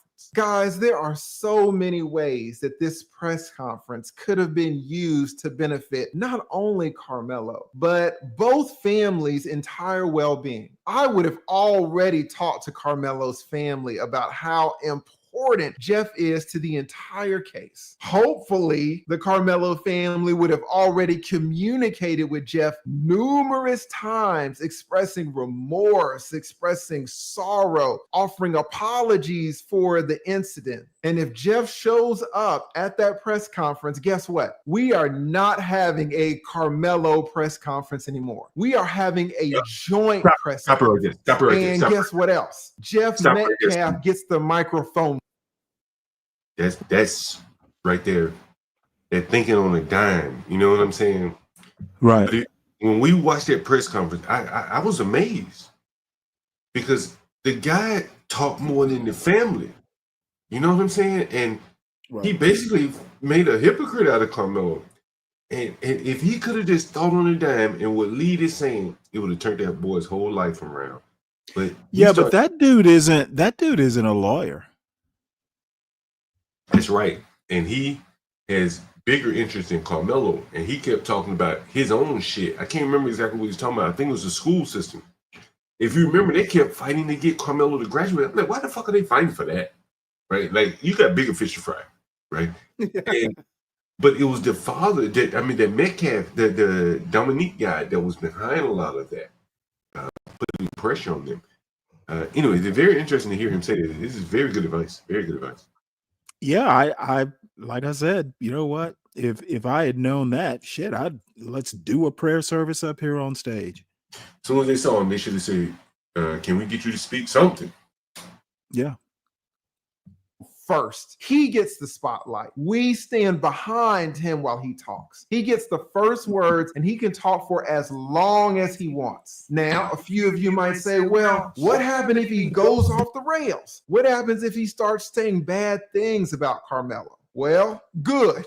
Let him say it. He's not saying anything that we all haven't felt. And you know what we do? We stand there behind him and we take it. We take our loss with grace and patience and understanding. This man just lost a son. We are taking all of his heat. We know that the jury is going to see that too. The jury is going to be watching our demeanor while this man is up there blazing us. And after he's finished, we get on the microphone. What do? We express our understanding of his words. We express how justified he is in feeling everything that he feels. All parents can understand where this man is coming from. We thank him for his strength to join us. We tell everyone that we welcome this and all future opportunities to listen to Jeff. We express remorse at the circumstances again, and we apologize for the circumstances again. And you know what we do then? We shut up. We end the press conference right there. We don't go on to put the blame on racist white people. We don't go on to keep claiming self-defense. We don't need to argue self-defense at the press conference. The attorneys, if they need to, can argue that in court. Blaming white people and screaming self-defense gets us nowhere. We have to be intelligent for once in our lives. We end the press conference on the best note possible.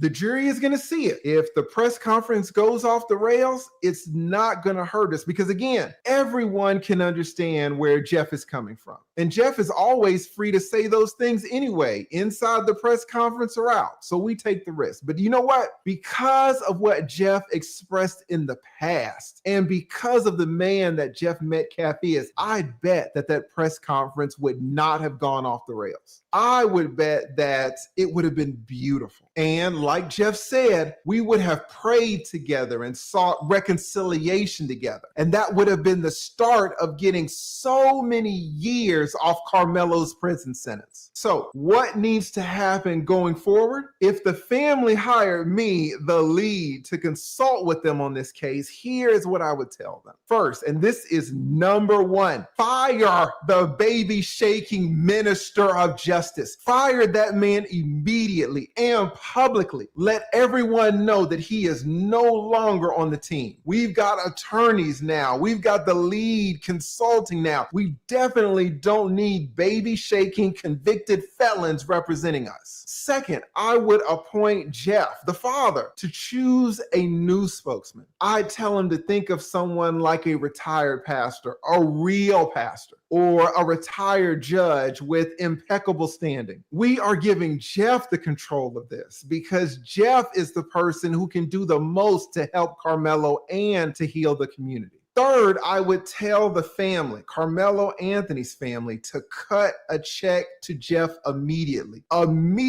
for restitution of the funeral. Then give him some more money for counseling, maybe some more money for a memorial. I'm thinking at least $50,000. And here's the thing, we do it quietly. We don't tell a soul. It'll show Jeff our commitment, and maybe Jeff will mention it to the community later on. But even if he doesn't, fine. We still give him the money privately, and we give it to him right now, 24 hours. Then I would also set up a new GoFundMe, and I would add Jeff as a co-trustee to that. The new GoFundMe would be for a scholarship fund in Austin's name. And we, the Carmelo family, make the first contribution. I'm thinking maybe another $50,000. Now, the Carmelo family has already collected $500,000, and some of that's going to be used on the lawyers, even though apparently Carmelo applied for a free lawyer, but we'll talk about that in another video. So the family can afford to give $100,000 to the man who can help their son the most. It's an investment in Carmelo and towards communal reconciliation. Guys, as you can see, there is so much that goes into a criminal case, and Carmelo's mother is so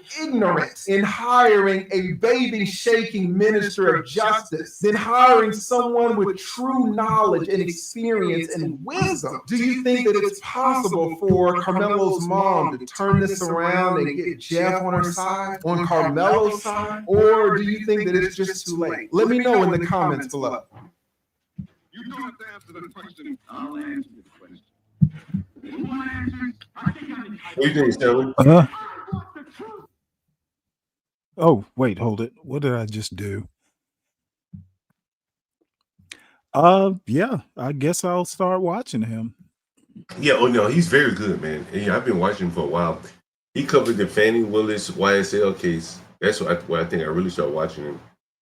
Then he kind of weaving into some of the Trump stuff down there in Georgia. But man, I think that is the importance of very good legal advice. Right. And why not? You shouldn't talk until you talk to your attorney. He would have saved the boy a lot of headaches there. Assuming it goes the wrong way here. Well, apparently, Sin 7 is not a fan. What? She don't like him? No, he's very good, man. Well, she said, I assume she's talking about him. How much air horn do you like with your adjudication? Oh, that's right. He does use the air horn. Oh, does he really? Yeah. Do you know who Bruce Rivers is? Oh yeah, CLR. Bruce Rivers has an interesting story. His son committed suicide. Like not while they were streaming, but during the period of his streaming, his son committed suicide recently. Wow. Oh my Lord. Okay. Yeah. How old was his son? He's a grown man, probably in his 30s. I think he was suffering with drug addiction. Oh, okay. Well, Sin says actually he OD'd. Is that what it was? Yeah, okay, suicide, yeah. I thought it was suicide. It was OD? Okay, fair enough. I stand corrected. Well, I mean, you can commit suicide by ODing, I guess. Right, yeah. Mm-hmm. So let's see. Bruce Rivers. CLR.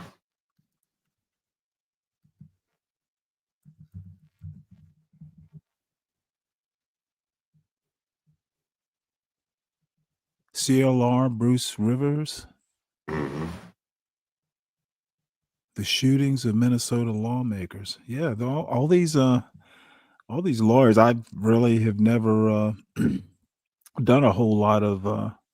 So he's a criminal lawyer. Yeah. He's pretty good too. Well, we'll subscribe. All right. Well, let's see. What else do we have here?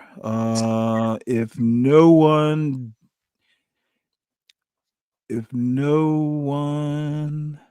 Ooh, Sin, you're cute.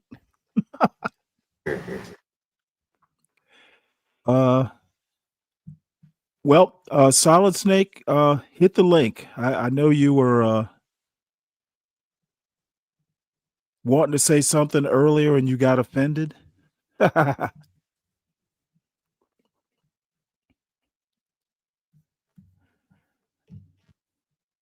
Snake got offended? Yeah, because I was talking and I just said, hey, you'll talk when I'm done talking. So he got offended. Let's see. I find that a lot of these YouTube lawyers got that wrong. Get what wrong? The Diddy verdict? Oh, yeah. I have no idea. A lot of them did get that wrong, yeah. A lot of people were proven wrong by that one. I wasn't necessarily surprised by that one, though. Well, from what I heard, I mean, it was a lot of stuff that was kind of consensual. Well, you can have a consensual sex, and you can still be against the law. In the case of what he was accused of doing, I think what I found, what I think caused the jury a lot of trouble was when Americans think of RICO as I think got a background. When Americans think of RICO, they think of something to further a criminal organization to make money. As if you think of the mob, you think of, it's really just a mob. Maybe Enron. I think Enron was RICO. Yes. But in this case, you had some co-conspirators, but more or less there was no profit motive. He wasn't strong arming people to make more money in the record industry. I don't even think it came out in the trial. He wasn't even really running the businesses. Mhm. And so there wasn't a profit motive. So when you said RICO, okay, RICO for what? For some sex? Well, yeah, that's what it was about, right? But how do you wrap your mind around that? That this is a one-man RICO for sex only. And that's what I think the prosecution had a hard time proving, because the American laws are not written for someone who is engaged in, say, RICO solely for the personal gratification. That's very different. Well, I think that RICOs seem to be really hard to prove at all. Fannie Willis bit off more than she could chew. Well, again, that was the same thing. Fannie Willis was the same thing. As it relates to YSL, like, what was the profit motive? What was it? Well, I mean, the profit motive was the election. I mean, profit doesn't necessarily have to be money. Well, I was talking about the YSL case, because that's where she got really bogged down. Right. Where was yeah. That was a RICO. Where was the RICO in what they were doing? Right? There's a lot of criminal behavior. Blacks acting black, shooting at each other over this or that. Okay. But is that RICO? If so, what was the benefit? What did they stand to gain from this? Right. I don't know. Right? She couldn't tell you. And that's a problem there, I think, that they ran into.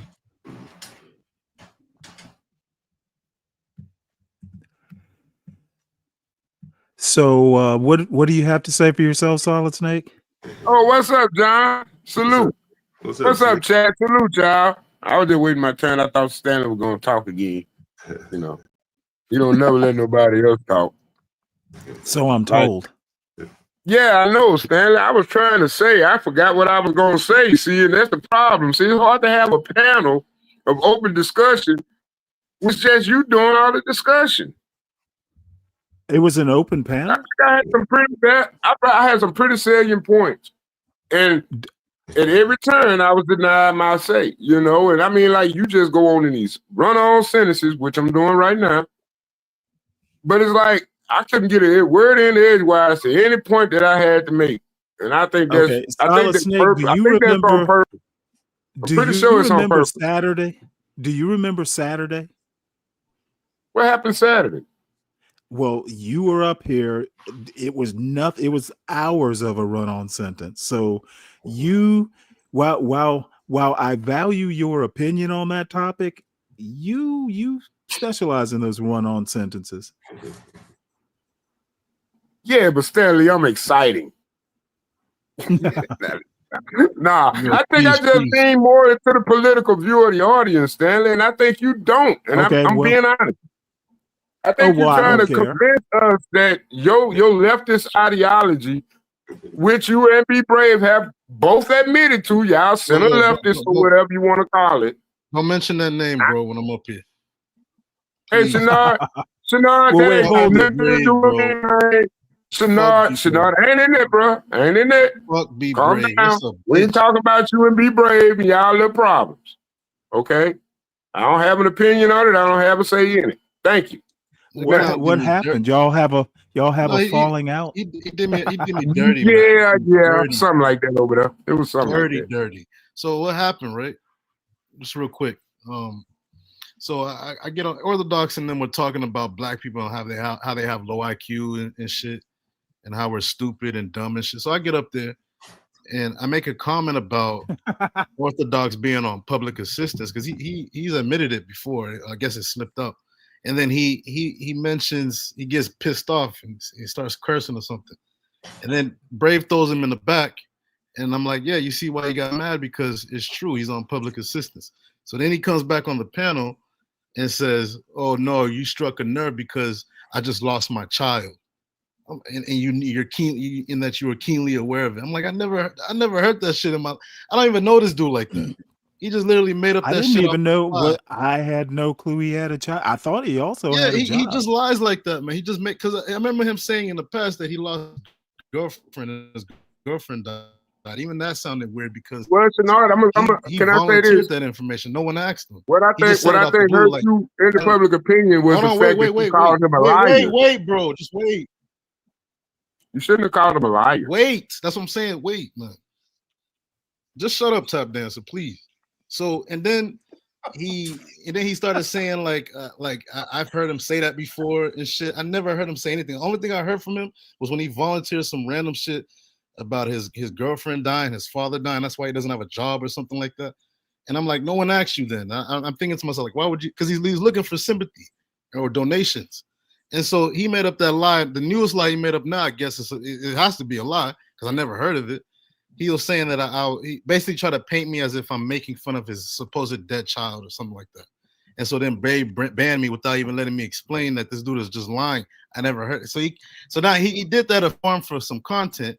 And now he's streaming right now. So if you type in Orthodox's channel. Yeah, that dude is fucked up, man. Fuck Be Brave. And then he banned me from his channel. He banned me and then he took my wrench and banned me. Because he'd rather take over. He'll take over. He'll believe another degenerate white person and as far as and let them make up lies and shit, but won't even let me even. I already expected that from Brave. I already expected. Shenard, you took the master's tools. Bro, I was call somebody a lie.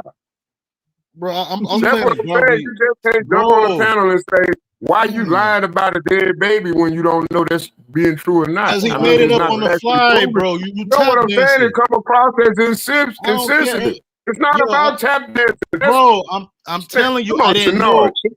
No, shut the fuck up, you tap dancer. You don't know shit about this dude. He's a liar. That's what I'll try to prove. You just defending him because he's white. All right. Well, maybe we need to change the topic. My bad. I know you older than me, bro. I don't care at this point because your phone's don't even know shit. Your phone's going. Hey, your phone's going in and out, Shenard. It's tap dance. Yeah, my bad. I said my bad for. I don't like swearing at older folks, but bro, when you old like this, tap dancing like that, I don't give a fuck, man. You don't know this dude he's doing it for content. Like he has a whole streamer that you can't even prove was true or false. I'm saying, why waste your argument? Why waste your time accusing him of being a liar if you can't even prove what he said was true or not? And it makes you seem insensitive due to the overall. He said that I knew about this child of his dying. I know how it happened. But he came out and called him a liar. It made you look bad. He made it up on the fly so that he's playing some sort of like little chess game. Jay Rillo mentioned this before. He will say anything to get sympathy from people so they can donate to him. That's why he started his channel. That's why he calls his channel the Griffno State. If you've been over there, I don't even know this dude. I was never a part of New Frontier. That's his old clique. These are white supremacists. How the fuck would I know anything about your life? He made that up on the fly so that he could get Brave. He manipulated Brave basically, and Brave is too stupid to see that. So fuck Be Brave and his stupid ass channel, man. I hope that shit. And I was only over there. I was playing chess with those clowns. You guys know I don't agree with none of the shit that Be Brave says. I was just there as a playing the Garvey role, observing and listening. And so yeah, wait, what'd you say? You were playing the Garvey role? Yeah, you know how Garvey met up with Marcus the Garvey. Yeah. Oh wow, that's some good company you keep. And yeah, the way how can someone like lie like that? Like if you're gonna lie and say that I heard. If you're gonna lie like that, before we get started, I'm cutting in and out. Go ahead, man. I hope you're listening, Be Brave. Fuck you. I doubt that he's It's listening. gonna be all right tomorrow. You know, y'all only argue about what 24 hours in the morning. You gonna call in on the show. Everything gonna be all right. No problem. You know, I'm serious. It's a nothing burger. Excuse me. So Shenard is gone. Might send the It's a coon hounds nothing after. burger. Oh, that's funny. Shenard might go over the Orthodox channel in a minute. You know, he might go because Orthodox got a live going now. So it's like he might just pop up over there. You know, I think he'll be better spent with his time over there, taking that little advice I gave him. You know, I can say, Well, I told you. I can't call you a liar, Stanley. Liar. I mean, think about it, Stanley. How can I call you a liar? If you tell me something about your life, you never believe. The thing is, I wouldn't call you a liar. I take that face value. Well, I know a lot of people get offended when they're called liars. I'm not one of them. It's just another word. Speaking of Orthodox, I was up maybe a couple weeks ago. I went up on his panel, and with the express purpose of going after Denizen and Mayo Monkey. Oh, I pissed them off. Oh man, I missed it. It was so funny. As a matter of fact, you know how Denizen is. He got in his fee wings and basically told Orthodox it was either him or me or some bullshit. So, Orthodox tossed me off his panel. I'm like, you know what? I crashed out too. I'm guilty. Oh no, I didn't crash out. I went up there specifically to roast those two. So I mean, that I got thrown off. I mean, look, you know, they're all kind of birds of the same, feather. So you know, I took my lump, but I got the satisfaction of knowing I got so under their skin that they were just asking for me to be tossed off. Someone asked me if I would replace the TV. Speak radio saying, to replace. Be careful. Be Brave might send the coon hounds after him. I hope you somebody asked you to replace a TV. Yeah, I had a guest, still a TV, man. I got to replace it. I'm looking for one now. Many people. Well, you get those TVs off of Facebook, right? Yeah, it'd be cheap as shit. I see one right here, $90. I don't even go pick it up, man. I just send an Uber for it. Put it in the backseat of the Uber.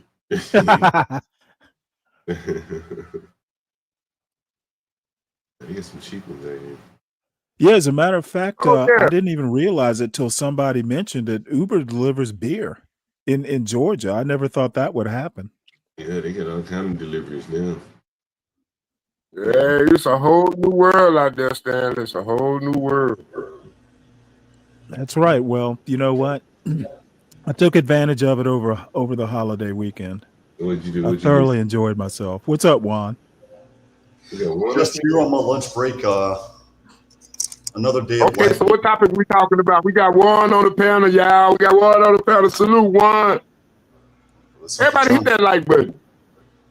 Hit the John has that look on his face like this some bullshit. Look at John. John goes like this. This some bullshit. This really no, man. You know, I'm trying to read him. But wanted me to look down Julio.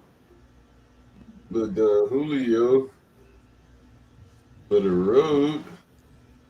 Gotta hit the road, Jack. Well, this is your buddy Augustus Corbett. Retired GOP federal judge Ludwig says Trump's a king. Oh, you play this guy a lot. Who is he? You know what? I play him a lot. I don't actually play him as much as I used to. Yeah. He did. I played him. I guess it was Saturday because Solid Snake mentioned it. Mm-hmm. He was talking about Ketanji Brown Jackson's dissent, which I happen to think is a pretty good dissent, and I think I see her point of view. I don't really see. I I think she was to the point. She asked a salient question, and I think the other justices took it badly, especially Amy Coney Barrett.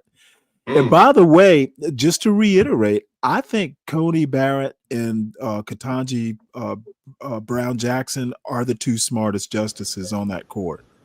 Yeah, I heard you say that. You know what? I listened to their arguments. I listened to how they question, and I'm convinced of it. I would be a little bit biased because one of Amy Coney Barrett's clerks happens to be visually impaired, so I can relate, right? And that particular clerk is the reason why I keep, even though I'm not achieving the results that I want to achieve. It's like, if this chick can do it, then I can finally reach the pinnacle as well, if that makes any sense. But the end result is I have a biased opinion in favor of Amy Coney Barrett, even though I don't like what she says regarding stare decisis. Just because the precedent was set prior doesn't necessarily mean the precedent is right? Like, if that were the case, then Gideon versus Wainwright, the decision that said that all of us have the right to an attorney as to the Constitution when our liberties are at stake, wouldn't exist. The Betts case would exist, which means, I hate to say it, but all of us would be screwed up on this panel, myself included. Mm-hmm. Well, I think that I don't know. I'm just basing it on the types of questioning that they do. I just kind of like the cut of their jib when it comes to drilling down on these lawyers.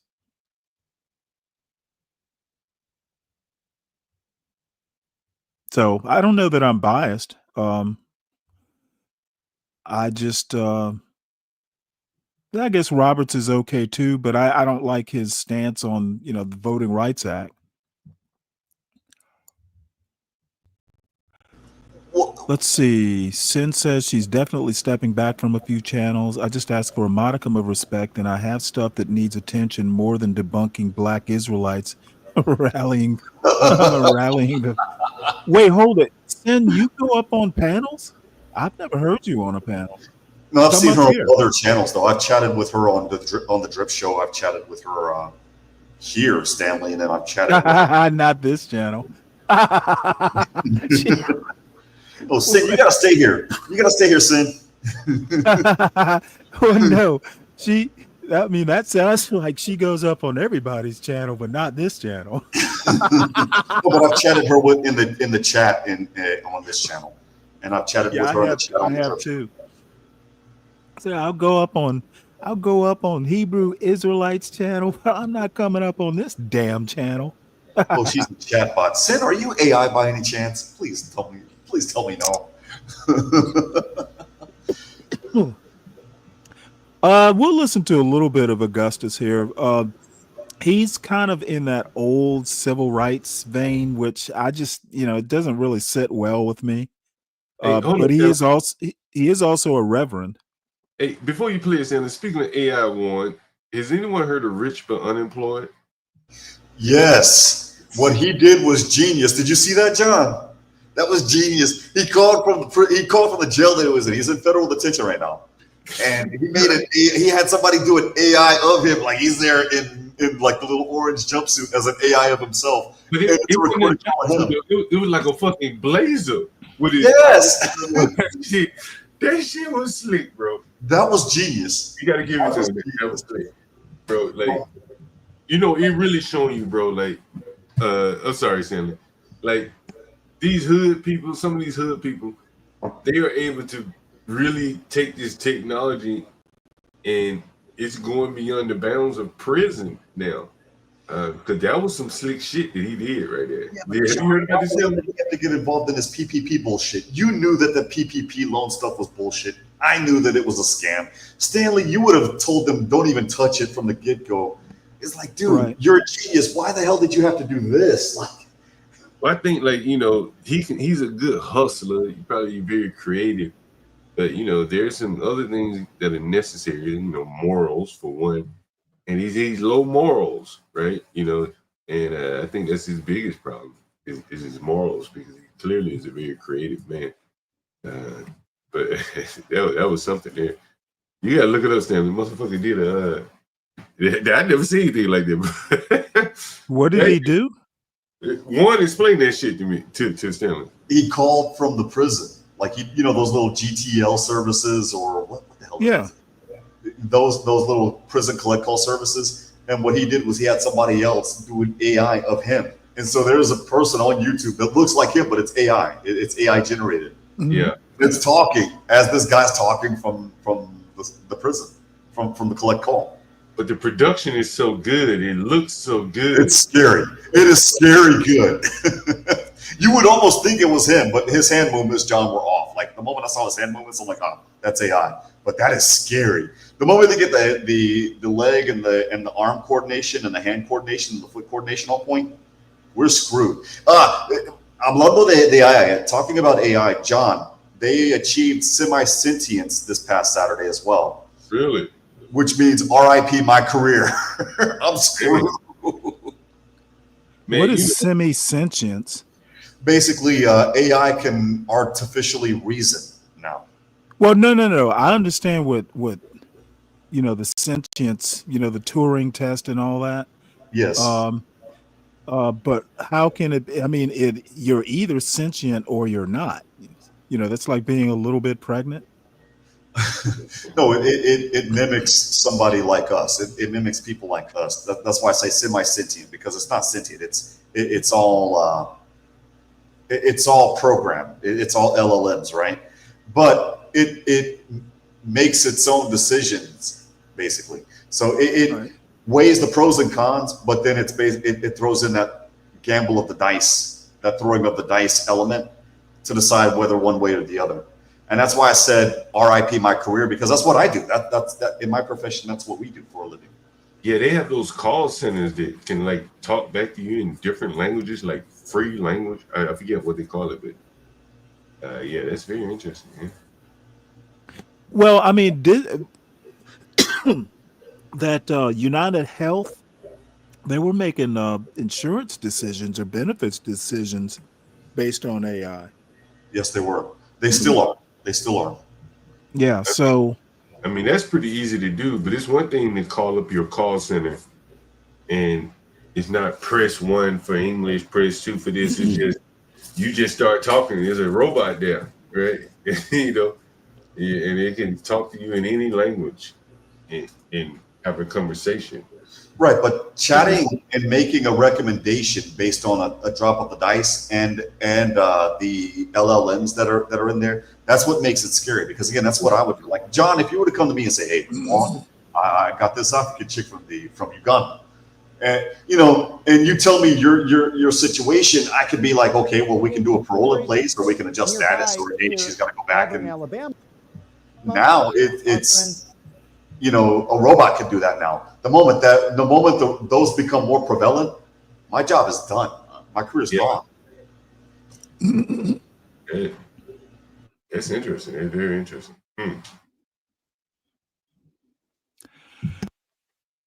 This is a press conference, I guess.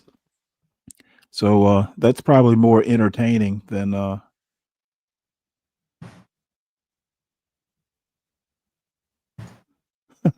Sin says a few years ago, your ex-boyfriend swore he had Jennifer Lawrence in a corn scene. I'm side-eyeing him being duped by an obvious fake, but they look 3 times more realistic now. Who's she talking about? She's talking about AI. Yeah, because they have AI prawn now. Well, I just figured, you know what? I would only be impressed if he said he was in the corn scene with Jennifer Lawrence. I'm going to hell for laughing. But Stanley, you and I are going to hell together. Pretty much. We'll have adjoining cells. Well, let's see. They're waiting Carolyn Levitt. And by the way, Netanyahu's in town. He's in DC. They're having dinner tonight. Yep. Yeah, no comment. Kekaf Walidat. How ironic that Netanyahu flies in. He touched down last night, actually. And then all of a sudden, the Epstein lists don't exist. The moment I saw that letter from the FBI, I'm like, what the hell is just Wait, say that again? That there's no proof that Epstein trafficked these little girls to anybody. So then the question is, what the hell is Ghislaine Maxwell in jail for? Yeah, Like she I was about to say. This doesn't make any sense. Wait a minute, who just said that? Pam Bondi with the FBI wrote a letter last night, John. Saying that Epstein is basically innocent? Pretty much. That Epstein deleted himself and that there were no girls being trafficked. Which again makes no sense because Ghislaine Maxwell is in jail for trafficking little girls. Well, maybe they're saying she did it and he didn't. You know what's interesting? Pam Bundy was involved in the Trayvon trial, and you can tell that she was, she was part of the political apparatus at that point. Well, yeah, she was the head. To be fair, though, John, She was Attorney General, right? No, she was. Yeah, she was. Well, no, she was Attorney General after that. She was head of the FDLE, the Florida Department of Law Enforcement. That's like our Texas Rangers here in Texas. And she's the one who appointed Angela Corey as the special prosecutor. You're absolutely right. Mm-hmm. And then there was a lot of shit like Trayvon's phone records were hidden. Someone got fired for that later. I think the guy found them, and then when he told, they hid them or something like that. Here, let's listen to this right quick because I think she's going to talk about Texas. For Care County, Texas, to ensure our heroic first responders have every resource they need in the relief and recovery efforts. Secretary of Homeland Security Kristi Noem traveled to Texas over the weekend, and the entire Trump administration is working hand in glove with state and local officials to provide every assistance available. The situation on the ground remains dangerous, and there could be additional public safety threats with potential incoming heavy rain.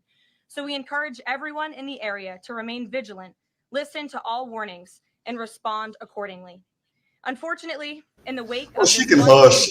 Those storms already cleared out this morning, girl. Come on, you're late. Falsehoods pushed by Democrats such as Senator Chuck Schumer and some members of the media. Blaming President Trump for these floods is a depraved lie, and it serves no purpose during this time of national mourning. Here are the facts. In the lead up to this tragic natural disaster, the National Weather Service did its job. Despite unprecedented rainfall, the National Weather Service executed timely and precise forecasts and warnings. On July 3rd, the National Weather Service office in Austin, San Antonio, Texas, conducted forecast briefings for emergency management in the morning and issued a flood watch in the early afternoon. Flash flood warnings were also issued on the night of July 4th, giving preliminary lead times of more than 3 hours before flash flooding conditions occurred. And the National Weather Service office in New Braunfels, which delivers forecasts for Austin, San Antonio, and the surrounding areas, had extra staff on duty during the storms, despite claims of the contrary. So to any person who has deliberately lied about these facts surrounding this catastrophic event, you should be deeply ashamed. At this time, the administration's focus will be giving the victims and their communities the support they deserve during these recovery efforts in this tragic time. May God bless the great people of Texas, especially the parents who have lost their children. President Trump loves you. We are praying for you, and he will be traveling to see you later this week. Moving along to some further scheduling announcements. Tonight, President Trump will host the Prime Minister of Israel, Benjamin Netanyahu, for dinner, where they will discuss the positive developments taking place in the Middle East region. Tomorrow, the president will host his 6th cabinet meeting of his second term. Many of you will be invited to cover that. And on Wednesday, the president will host leaders from 5 African nations for lunch in the state dining room. In other news, after the historic signing on the South Lawn of the White House on the 4th of July, President Trump's One Big Beautiful Bill is now the law of the land. Republicans in Congress met the once-in-a-generation moment and codified the Make America Great Again agenda into law. After this monumental achievement, no other president in modern history has worked harder and faster to fulfill their campaign promises than Donald Trump. The One Big Beautiful Bill will get the United States of America firing again on all cylinders. It's safe to say that over the past few weeks, the president has delivered on many, many wins. For the fourth month in a row, jobs numbers beat market expectations with nearly 150,000 good jobs created in the month of June.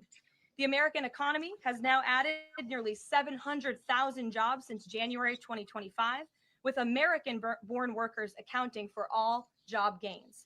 President Trump drove illegal border crossings to another historic low in the month of June, and Border Patrol once again released 0 illegal aliens into our country. The Supreme Court stopped activist judges from imposing nationwide injunctions and cleared the way for President Trump to carry out his popular and common sense agenda. The University of Pennsylvania agreed to all of the Trump administration's demands and will now keep men out of women's sports. President Trump secured his trade deal with Vietnam, giving the United States total access to their markets. Because of President Trump's unleashing American energy dominance, gas prices are at 4-year lows. And when adjusted for inflation, gas prices are near the lowest levels we've seen in the last 20 years. NATO members agreed to raise defense spending to 5% of GDP, a foreign policy feat long thought impossible until President Trump made it happen. The Operation Midnight Hammer obliterated Iran's nuclear capabilities, taking out this imminent national security threat, not just to the United States, but to the entire world. The president secured a ceasefire between Israel and Iran, ending the 12-day war. The president brokered a historic peace agreement between Rwanda and the Democratic Republic of Congo. Pakistan nominated President Trump for the Nobel Peace Prize in recognition of his decisive diplomatic intervention to prevent a nuclear war between India and Pakistan. Blue-collar wage growth has seen its largest increase in nearly 60 years, and President Trump has defeated Joe Biden's inflation crisis with core inflation at the lowest level since March of 2021. And just about all of that has happened in the last 3 weeks, and I know you all know it because you've been very busy here covering it along with us. So with that, I will take your questions today as we kick off another very busy week here at the White House. We'll lead with our new media seat, Brian Glenn, who is he's put in a lot of hours covering this president, so we're glad you finally have a seat today. Brian, go ahead. It feels great to sit down. Thank you very much. I want to go back to the hurricane. You said that President Trump is scheduled to go to Texas later this week. Can you speculate on what day and what he has plans? Sure. The White House is currently arranging those travel plans. We hope that it will be later this week, likely on Friday, but of course we want to do it at the most appropriate time on the ground for state and local officials. We don't want to interrupt the recovery efforts, but we're planning tentatively for a Friday trip, and when that becomes final, we'll let all of you know, as we always do. And you gave a little bit of reaction earlier, but the National Weather Service, the union, actually publicly stated they had an adequate staff on hand to forecast and predict the storm. You shared your thoughts earlier on how the way the left has really weaponized this to blame the deaths in Texas on Trump. Want to comment on that again? Yeah, I just do think those comments are depraved and despicable, especially when so many Americans are mourning the loss of their children. The National Weather Service, as I said, did its job. Many experts, many meteorologists have said that. Many of you in the media, in all fairness, have said that as well. Unfortunately, not all. And many Democrat elected officials are trying to turn this into a political game, and it is not. This is a national tragedy, and the administration is treating it as such. We know the National Weather Service provided early and consistent warnings. They gave out timely flash flood alerts. There were record-breaking lead times in the lead up to this catastrophe. There is ongoing flood monitoring, and these offices were well staffed. In fact, one of the offices was actually overstaffed. Yeah, it was Texas who made the initial blaming the weather service. So pinning it on Democrats is kind of a low blow. Could be targeted. Sure. Well, I won't get ahead of the Department of Homeland Security. No. She's lying.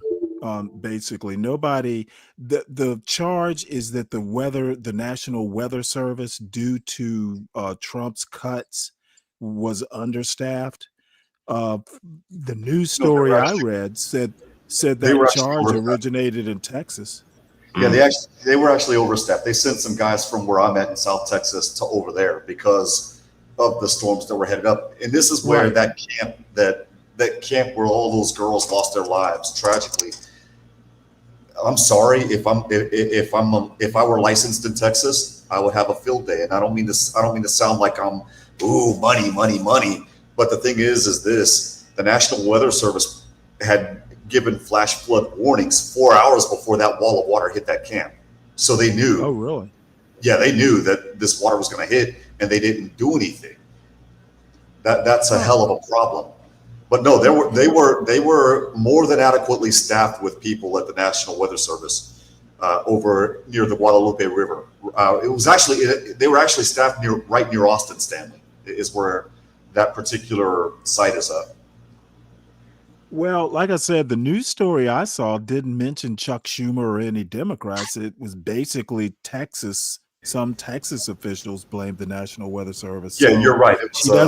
she doesn't seem to mention that. She conveniently, wants to. It was a Texas senator. It was a senator in the Texas legislature that basically said, we didn't have enough staff. No, that's not true. We actually had more than adequate staff because they saw what was heading that way, like literally 12 hours before.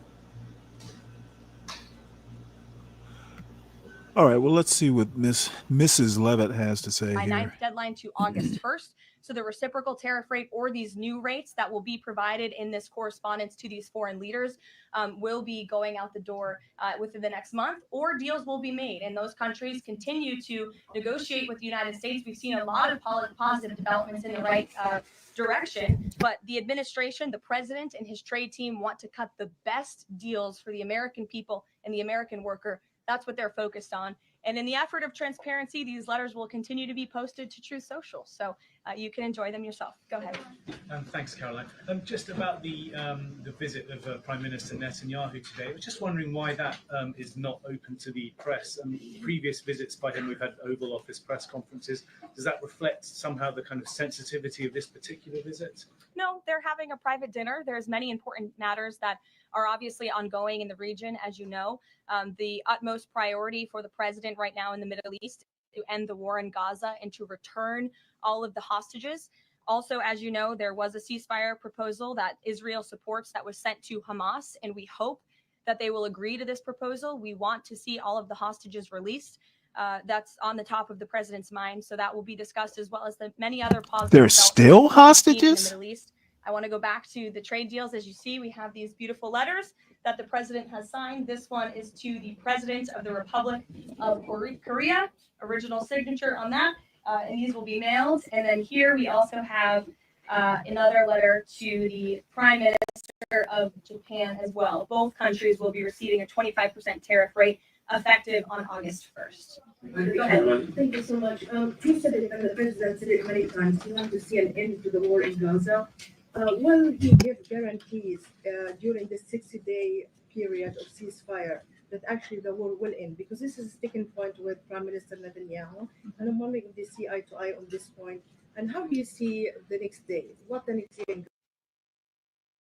The president is focused on today, and to get the Hamas to agree to this ceasefire. I don't want to comment on the details of the arrangement out of respect for these negotiations, but a agreeable and appropriate ceasefire proposal has been sent to Hamas. And I can also tell you Special Envoy Witkoff intends to travel to Doha later this week, where he will continue to engage in these discussions. And the Qataris and the Egyptians have been incredibly helpful partners in mediating these negotiations and discussions to bring peace to this region and end this conflict once and for all.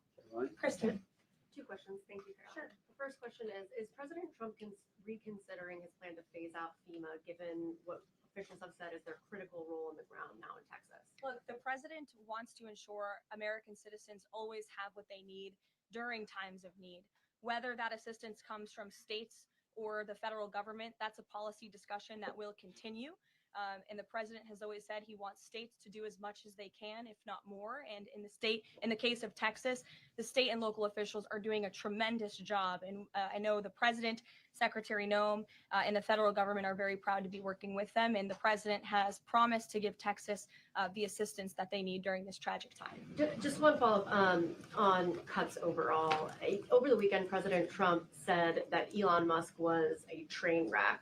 Are there, given this current viewpoint, are there concerns within the White House or from the president himself over the cuts that happened under Musk while he was advising DOGE, including the National Weather Service? I think I've already addressed that, Kristen, and what I can tell you is that these offices were fully staffed The San Angelo office was fully staffed with 12 forecast meteorologists. There were no vacancies. The San Antonio office was operating with 11 forecasters. And as Brian said, the union themselves said that there was adequate staffing. So I think those words speak for themselves and the numbers speak for themselves. This was a once in a century flash flood, a tragic natural disaster, and the administration is doing all that we can on the ground to help these families during this time of need. Jeff. Thanks very much, Caroline. Just following up on Kristen's question, is it still the president's plan to phase FEMA out by the end of this year? I just answered Kristen's question for you. One more, hold on, one more. Sure, I'll give it to you. Go ahead. The follow-up on trade as well. 12 more letters coming, you said. Can you give us a sense of which countries those are? I'll let the president reveal those in very due time. Keep your eyes on Truth Social. Michael in the back. Thank you, Caroline. An armed shooter today was shot in McAllen, Texas, after opening fire on Border Patrol agents. Comes just days Yeah, I just saw that story. Jayapal recently said she gets, quote, inspired when activists obstruct ICE. So the White House expect Democrats to tone down their rhetoric in light of what we saw today in McAllen, Texas. We certainly call on Democrats to tone down their rhetoric against ICE and Border Patrol agents who, again, are everyday men and women. I would encourage AOC and other Democrats to actually meet with the United States Border Patrol. These are honorable Americans who are just simply trying to do their job to enforce the law. They go home to their families every night, just like we all do, and they deserve respect and dignity for trying to enforce our nation's immigration laws and to remove public safety threats from our communities. The White House is aware of the shooting that took place today in Texas, and we are working with the appropriate federal agencies to get to the bottom of what happened.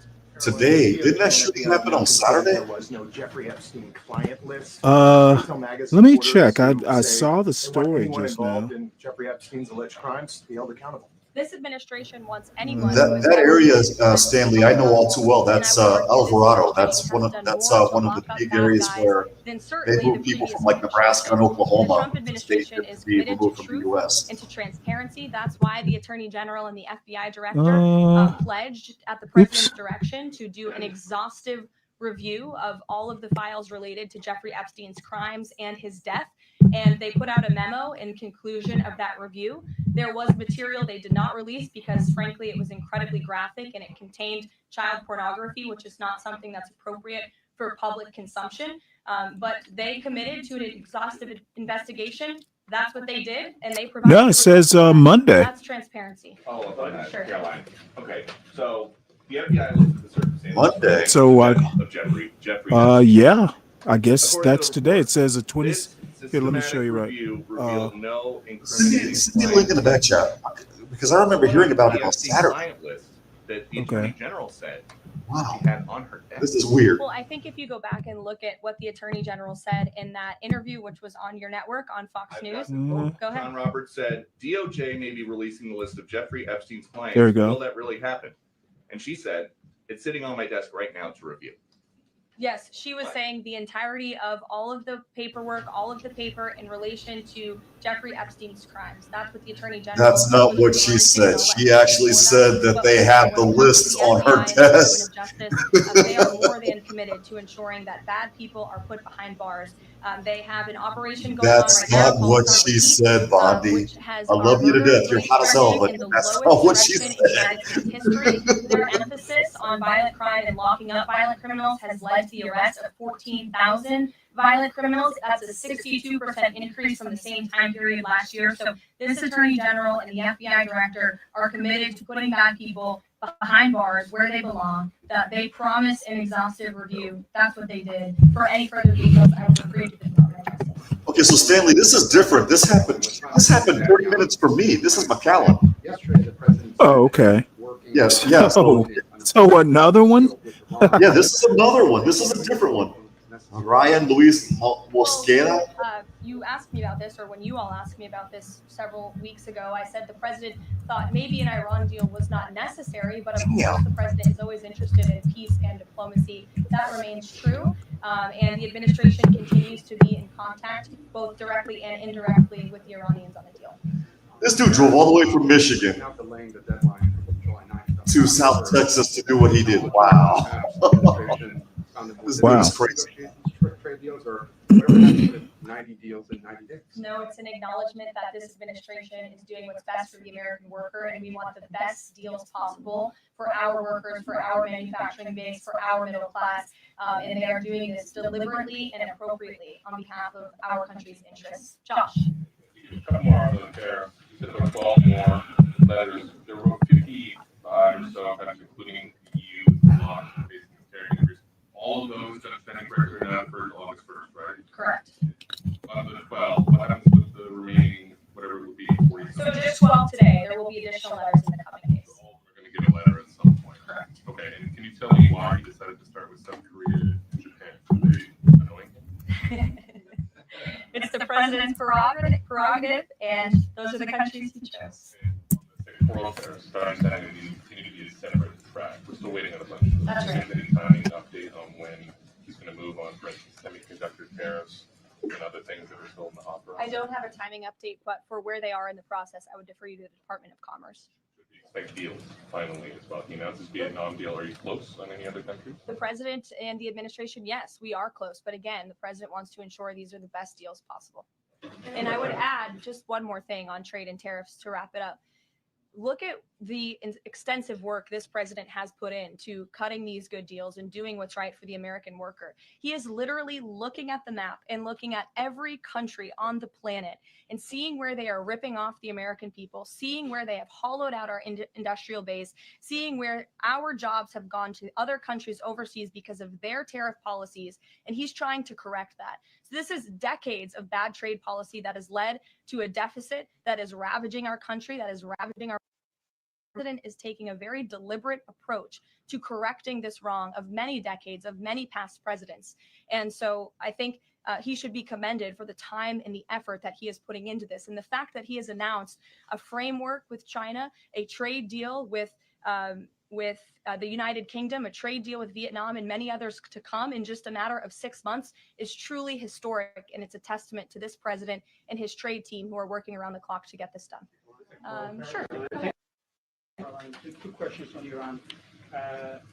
What's the permanent deal with Iran looks like for the president, and what issues related to Iran should it cover? And secondly, has the president seen the interview with Iranian president, which he says that the United States president, Mr. Trump, is capable enough to guide the regions toward the peace and brighter future, and put Israel in its place, or it gets more into conflict? Has the president seen these comments, and what's his reaction to these comments? I'm not sure if he's seen those comments, but certainly I think it's true that the president is the right man for the job to move the direction, this region into the direction of peace and stability for the future. That's what he and his national security team are working on every day, and we've already seen historic achievements in that direction. Go ahead. In the back. Kelly, go ahead. Great. Sure. And then in front of you. Couple questions for you. First, y'all need name tag signs. First question on the flooding in Texas. I know there has been some concern about the timing of the alerts, knowing that they did go out, but the warnings coming out in the wee hours. So while many people were likely sleeping, can you share just details what you know about why those warnings were sent while people were likely sleeping, and then what the administration is doing to ensure that these alerts come out sooner?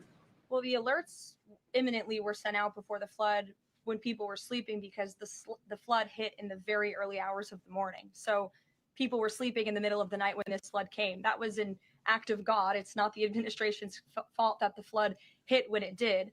But there were early and consistent warnings. And again, the National Weather Service did its job. On July 2nd, there were initial notices of potential weather and flooding risks were issued. On July 3rd, escalating warnings throughout the day with a flood watch issued at 1:18 p.m. And then later at 6:10 p.m. on July 3rd, the Weather Prediction Center warned of excessive rainfall and a high likelihood of flash flooding. 6:22 p.m. July 3rd, National Weather Center issued a hydraulic warning, highlighting considerable flooding risks, including in Caryville County. And then there were the timely flash flood alerts at 11:41 p.m., 1:14 a.m., and then another flash flood emergency warning issued at 4:03 a.m. just before the flood hit. So those were all of the warnings that went out to the affected area and region. Go ahead. One question on education funding Go ahead. for Thank you states very and much. local I appreciate it, districts. Caroline. Two questions for you related to the Prime Minister's visit today. Number one, there's a report circulating that the Gaza Humanitarian Foundation provided a proposal to the White House to build these so-called humanitarian transit areas inside and outside of Gaza. The GHF is insistent it has nothing to do with that proposal. Can you shed any light on whether the White House has received such a proposal, and if so, from whom? I'm unaware if a proposal from the Gaza Humanitarian Foundation was sent to the White House. I haven't seen it, but I can ask our National Security Council. And also a document circulating that the White House is prepared to lift the Foreign Terrorist Organization designation from HTS, the group of President al-Shara in Syria. Can you confirm that that's taking place? Again, I haven't heard that, or I'm not aware of that action taking place. As you know, we did lift particular sanctions on Syria, but we did leave them on for particular terrorist groups. If that has changed, we will, of course, let you know if there's a change in policy, but I'm unaware of one at this time. Sure, go ahead. Me? Thank you. And then you can go too, since you're so eager. Ahead of the president's meeting with Prime Minister Netanyahu today, is there a scenario where Israel has made it clear that they will not bring an end to this war until Hamas is decimated? And the president just 5 months ago suggested a potential takeover of Gaza. Is there a situation where tonight the two men will change their posture, and in the scenario that Hamas turns over the remaining hostages, that the war could come to a permanent end, and that they will seek that under that scenario that they would essentially try to bring this war to a permanent end beyond just that 60-day ceasefire? Again, you're putting a hypothetical situation in the air, so I don't want to comment on that out of respect for these ongoing negotiations and discussions that are taking place. But as for the takeover of Gaza, I don't believe the president ever said that. I think he discussed a rebuilding of Gaza once this war is over. This has become an uninhabitable place for human beings, and the president has a big heart. He wants this to be a prosperous, safe part of the region where people and families can thrive, and there will be a need for a real rebuilding effort when the time comes. But right now we need to end this war, and we need to bring all of the hostages home. The president is adamant about that. Look, again, I will let the president speak for himself later if he decides to comment on the details of the agreement, but out of respect for the discussions, I won't do that from the podium. Go ahead. So Congressman Lawler and Gottheimer have introduced a bill in Congress, the Bunker Buster Act, that would allow the United States to sell B-2 bombers and bunker buster bombs to Israel. Is that something the president would support? Well, I don't know if the president's aware of the Bunker Buster Act, but I will ask him and see what his opinion on that is. I'm not sure. Thank you. Caroline, thank you, Caroline. Building off of the question earlier about the shooter in Texas who targeted ICE, Axios reported today, I believe, that Democrat lawmakers were saying their constituents are calling on them to be more violent when they go to ICE facilities, including, I believe, they want them to shed blood, and that they said that Democrat lawmakers should be willing to get shot themselves. Can you respond to that? And do you have concerns that any of these lawmakers might act on the wishes of their constituents? It's hard to believe anyone with morals in this country or decency would say such a thing. Obviously, the White House condemns that rhetoric, and we condemn violence of any kind. This administration is simply trying to enforce our laws, and we must be a nation of law and order. You cannot simply waltz across our border and live here illegally and expect to stay. We are going to enforce our nation's laws, and the men and women who are doing that are doing so in a respectful way. They are doing so within the confines of the law, and they are just trying to do their jobs. And we condemn any violence or any calls for violence of any kind against any American. Go ahead. Thank you, Caroline. I wanted to ask you if... I was not calling on you, but you can go ahead. That's fine. There's a lot of people in here today. The letter that the Colombian President Gustavo Petro sent him apologizing for his comments a few weeks ago, suggesting that there was an involvement from the U.S. government in an alleged coup d'etat in Colombia. And Secretary Rubio recalled the U.S. Chargé d'Affaires in Colombia. Did President Trump saw that letter, and what do you think about the comments from President Petro suggesting that the U.S. has some kind of involvement in a coup? I'm not sure if the president has seen that letter, but I can check with him in the National Security Council. We will get you a response. If you follow up with my team, we will find out for you. Sure, go ahead. Iris, go ahead.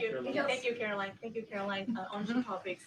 I love how excited everyone is on Monday. Yes, Raquel, you can go after. On two topics. First, tariffs. The president announced last night that any countries aligning themselves with the anti-American policies of BRICS will be charged with an additional 10% tariff. Can you tell us more details on that? What specific policies is the president talking about here? these two countries stay away from to avoid being subject to additional tariffs? Sure. Well, the president feels, generally speaking, that BRICS is seeking to undermine the interests of the United States. It's the president's utmost responsibility to put the interests of the United States first. That's how he views his job as president. So he's going to ensure that America is fairly treated on the world stage, and he'll take any action necessary to prevent countries from taking advantage of the United States and our people. Raquel, go ahead. Illegal immigrants. For the Oklahoma told us this morning that ICE will have to arrest 7,000 illegal immigrants every day for the remainder of this administration to just catch the ones that were let in during the last administration. I'm wondering what the new resources and manpower, of course, given by the Big Beautiful Bill, which of course opens the door for ICE to hire additional 10,000 agents and officers. What's the administration's expectations now for daily arrest numbers going forward in upcoming months? Sure. I'll let the Secretary of Homeland Security and her department speak on what they're looking for in terms of daily numbers. What I can tell you is I receive the daily reports each morning, and ICE is out there doing the jobs that they swore an oath to do, and they are removing public safety threats from our communities every day, and our country is becoming a safer place because of their efforts. And the One Big Beautiful Bill that is now law will give significant resources to ICE and Border Patrol to continue the tremendous work that they are already doing. And I think every American who wants to live in a safe neighborhood should be grateful for their efforts. Thank you, Caroline. Raquel, and then I can go to you. So much. And then you, Dr. Harper. Thank you, Caroline. It's a follow-up on the BRICS question.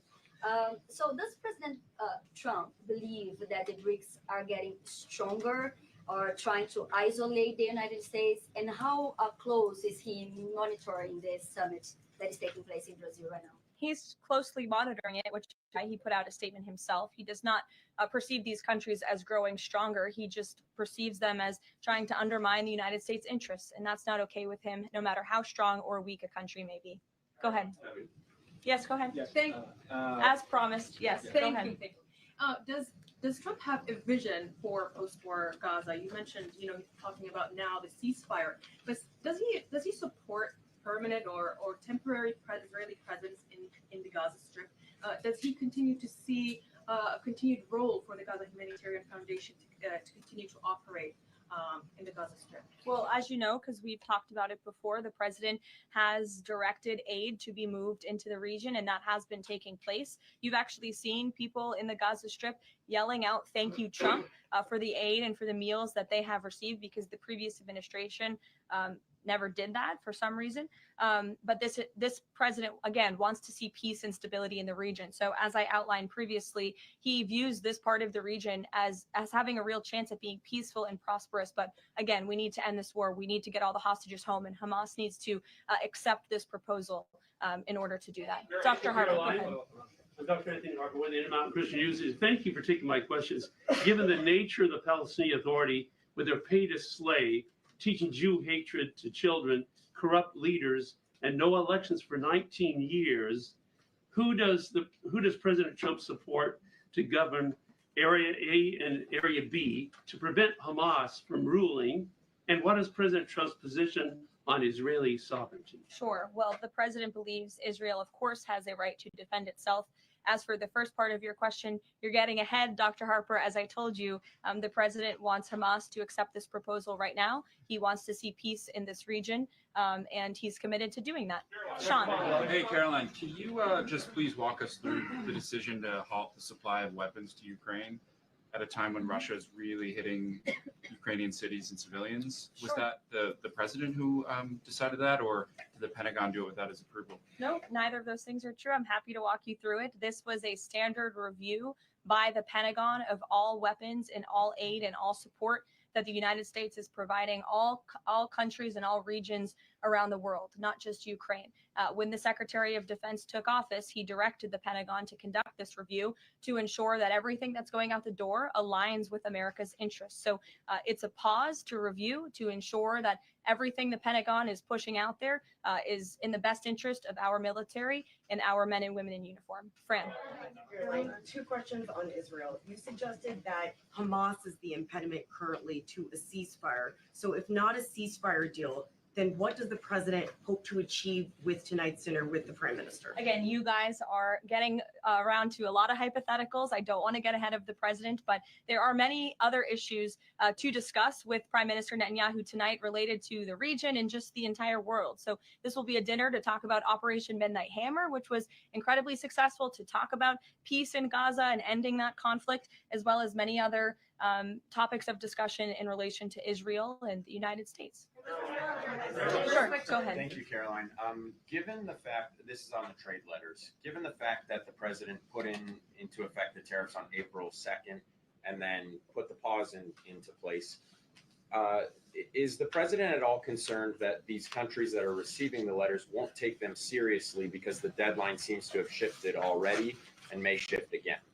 They will take the letter seriously because they have taken the president seriously. And that's why the president's phone, I can tell you, rings off the hook from world leaders all the time who are begging him to come to a deal. And this administration is working hard to ensure those deals are in the best interest of the American people. And this delay, again, is in the best interest of the American people. And you all will continue to see these letters released on the President's Truth Social. And we will see you all later. Thank you, guys.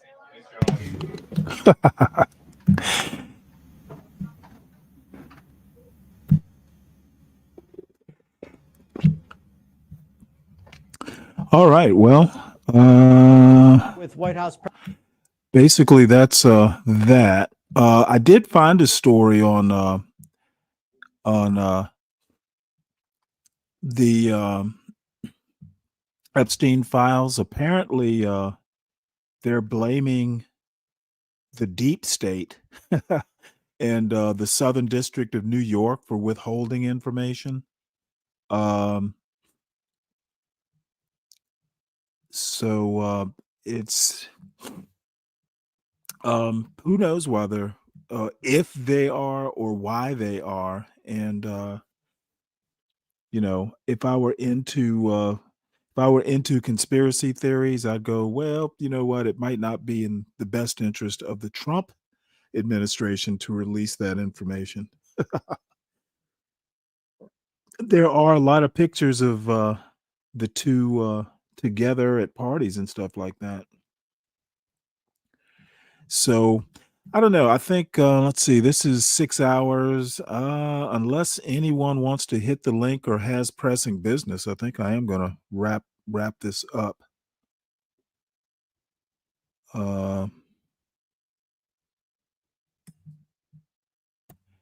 Oops.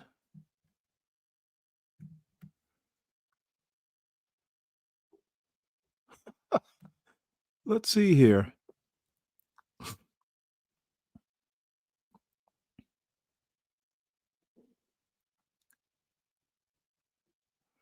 I'm looking at the exit poll over on my channel. So 71% liked, 29% did not like the show. Oh well. So everyone make sure you're hitting the like button, and also subscribe to the John Galt Urban Landlord channel. Subscribe to the Urban Landlord Clips channel for clips. Subscribe to the Stanley Cross channel for the occasional video essay. And lately I've been clipping shows. Wale was the latest star of a couple clips. So what I ought to do is go back and no, you know what? I've kind of moved on from Pop the Balloon. It did start getting repetitive, but I may pull out because I've seen the one in Indianapolis does drop weekly or something like that. So we may sneak one in one of these days. But I mean, it really hasn't been fitting in with my agenda, which is a lot of news and culture and stuff. So, it was more conducive to play it overnight. But, since I've been doing more a morning show, I don't know, it just never seems to kind of fit in.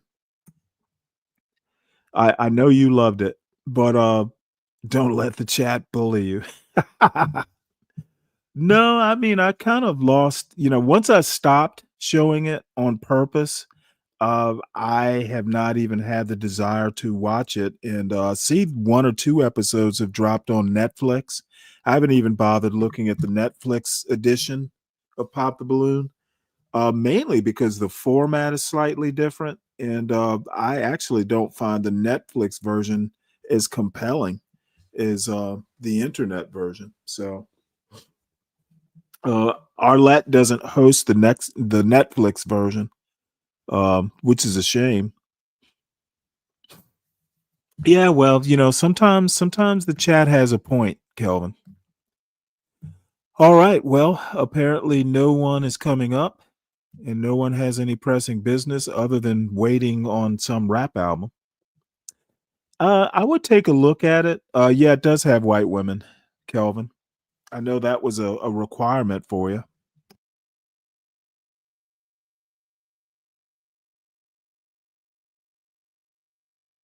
Sorry, I had to blow my nose there. All right, well, going once, going twice. I guess we will call this a wrap, folks. I should be back around 5:30, 5:45 tomorrow morning, with more news and other stuff. So everybody have a good day. I'll bet John will do a show at some point today. So I will talk to you all tomorrow. Beak, it was good seeing you. You ought to drop by more often. So Sin, don't let the bastards get you down. I'm a fan. If you don't like the Manosphere, then I'm a fan. So y'all take it easy. If you know somebody who drive a truck, I bet you he done had a relationship with a lot lizard. All these truck drivers love these lot lizards. I promise. Lot lizard, come on baby, get inside the truck. Lot lizard, put your head down and ass up. Lot lizard, call me $40 just to fuck. Lot lizard, twerk, twerk, twerk, twerk. And she at the truck stop, walking with her butt out, and she got her stomach out, and she only come out when the sun out. She's a lot lizard. She's a lot lizard. He can be your boyfriend, cousin, husband, daddy, brother. It don't even matter if he driving trucks all around the country and he making money. I bet you he fuck a lot lizard. Come on, baby, get inside the truck. Lot lizard. Put your head down and ass up. Lot lizard. Call me $40 just to fuck. Lot lizard. Twerk, twerk, twerk, twerk, twerk. Twerk, twerk, twerk, twerk, twerk. Twerk, twerk, twerk, twerk, twerk. Lot lizard. Twerk, twerk.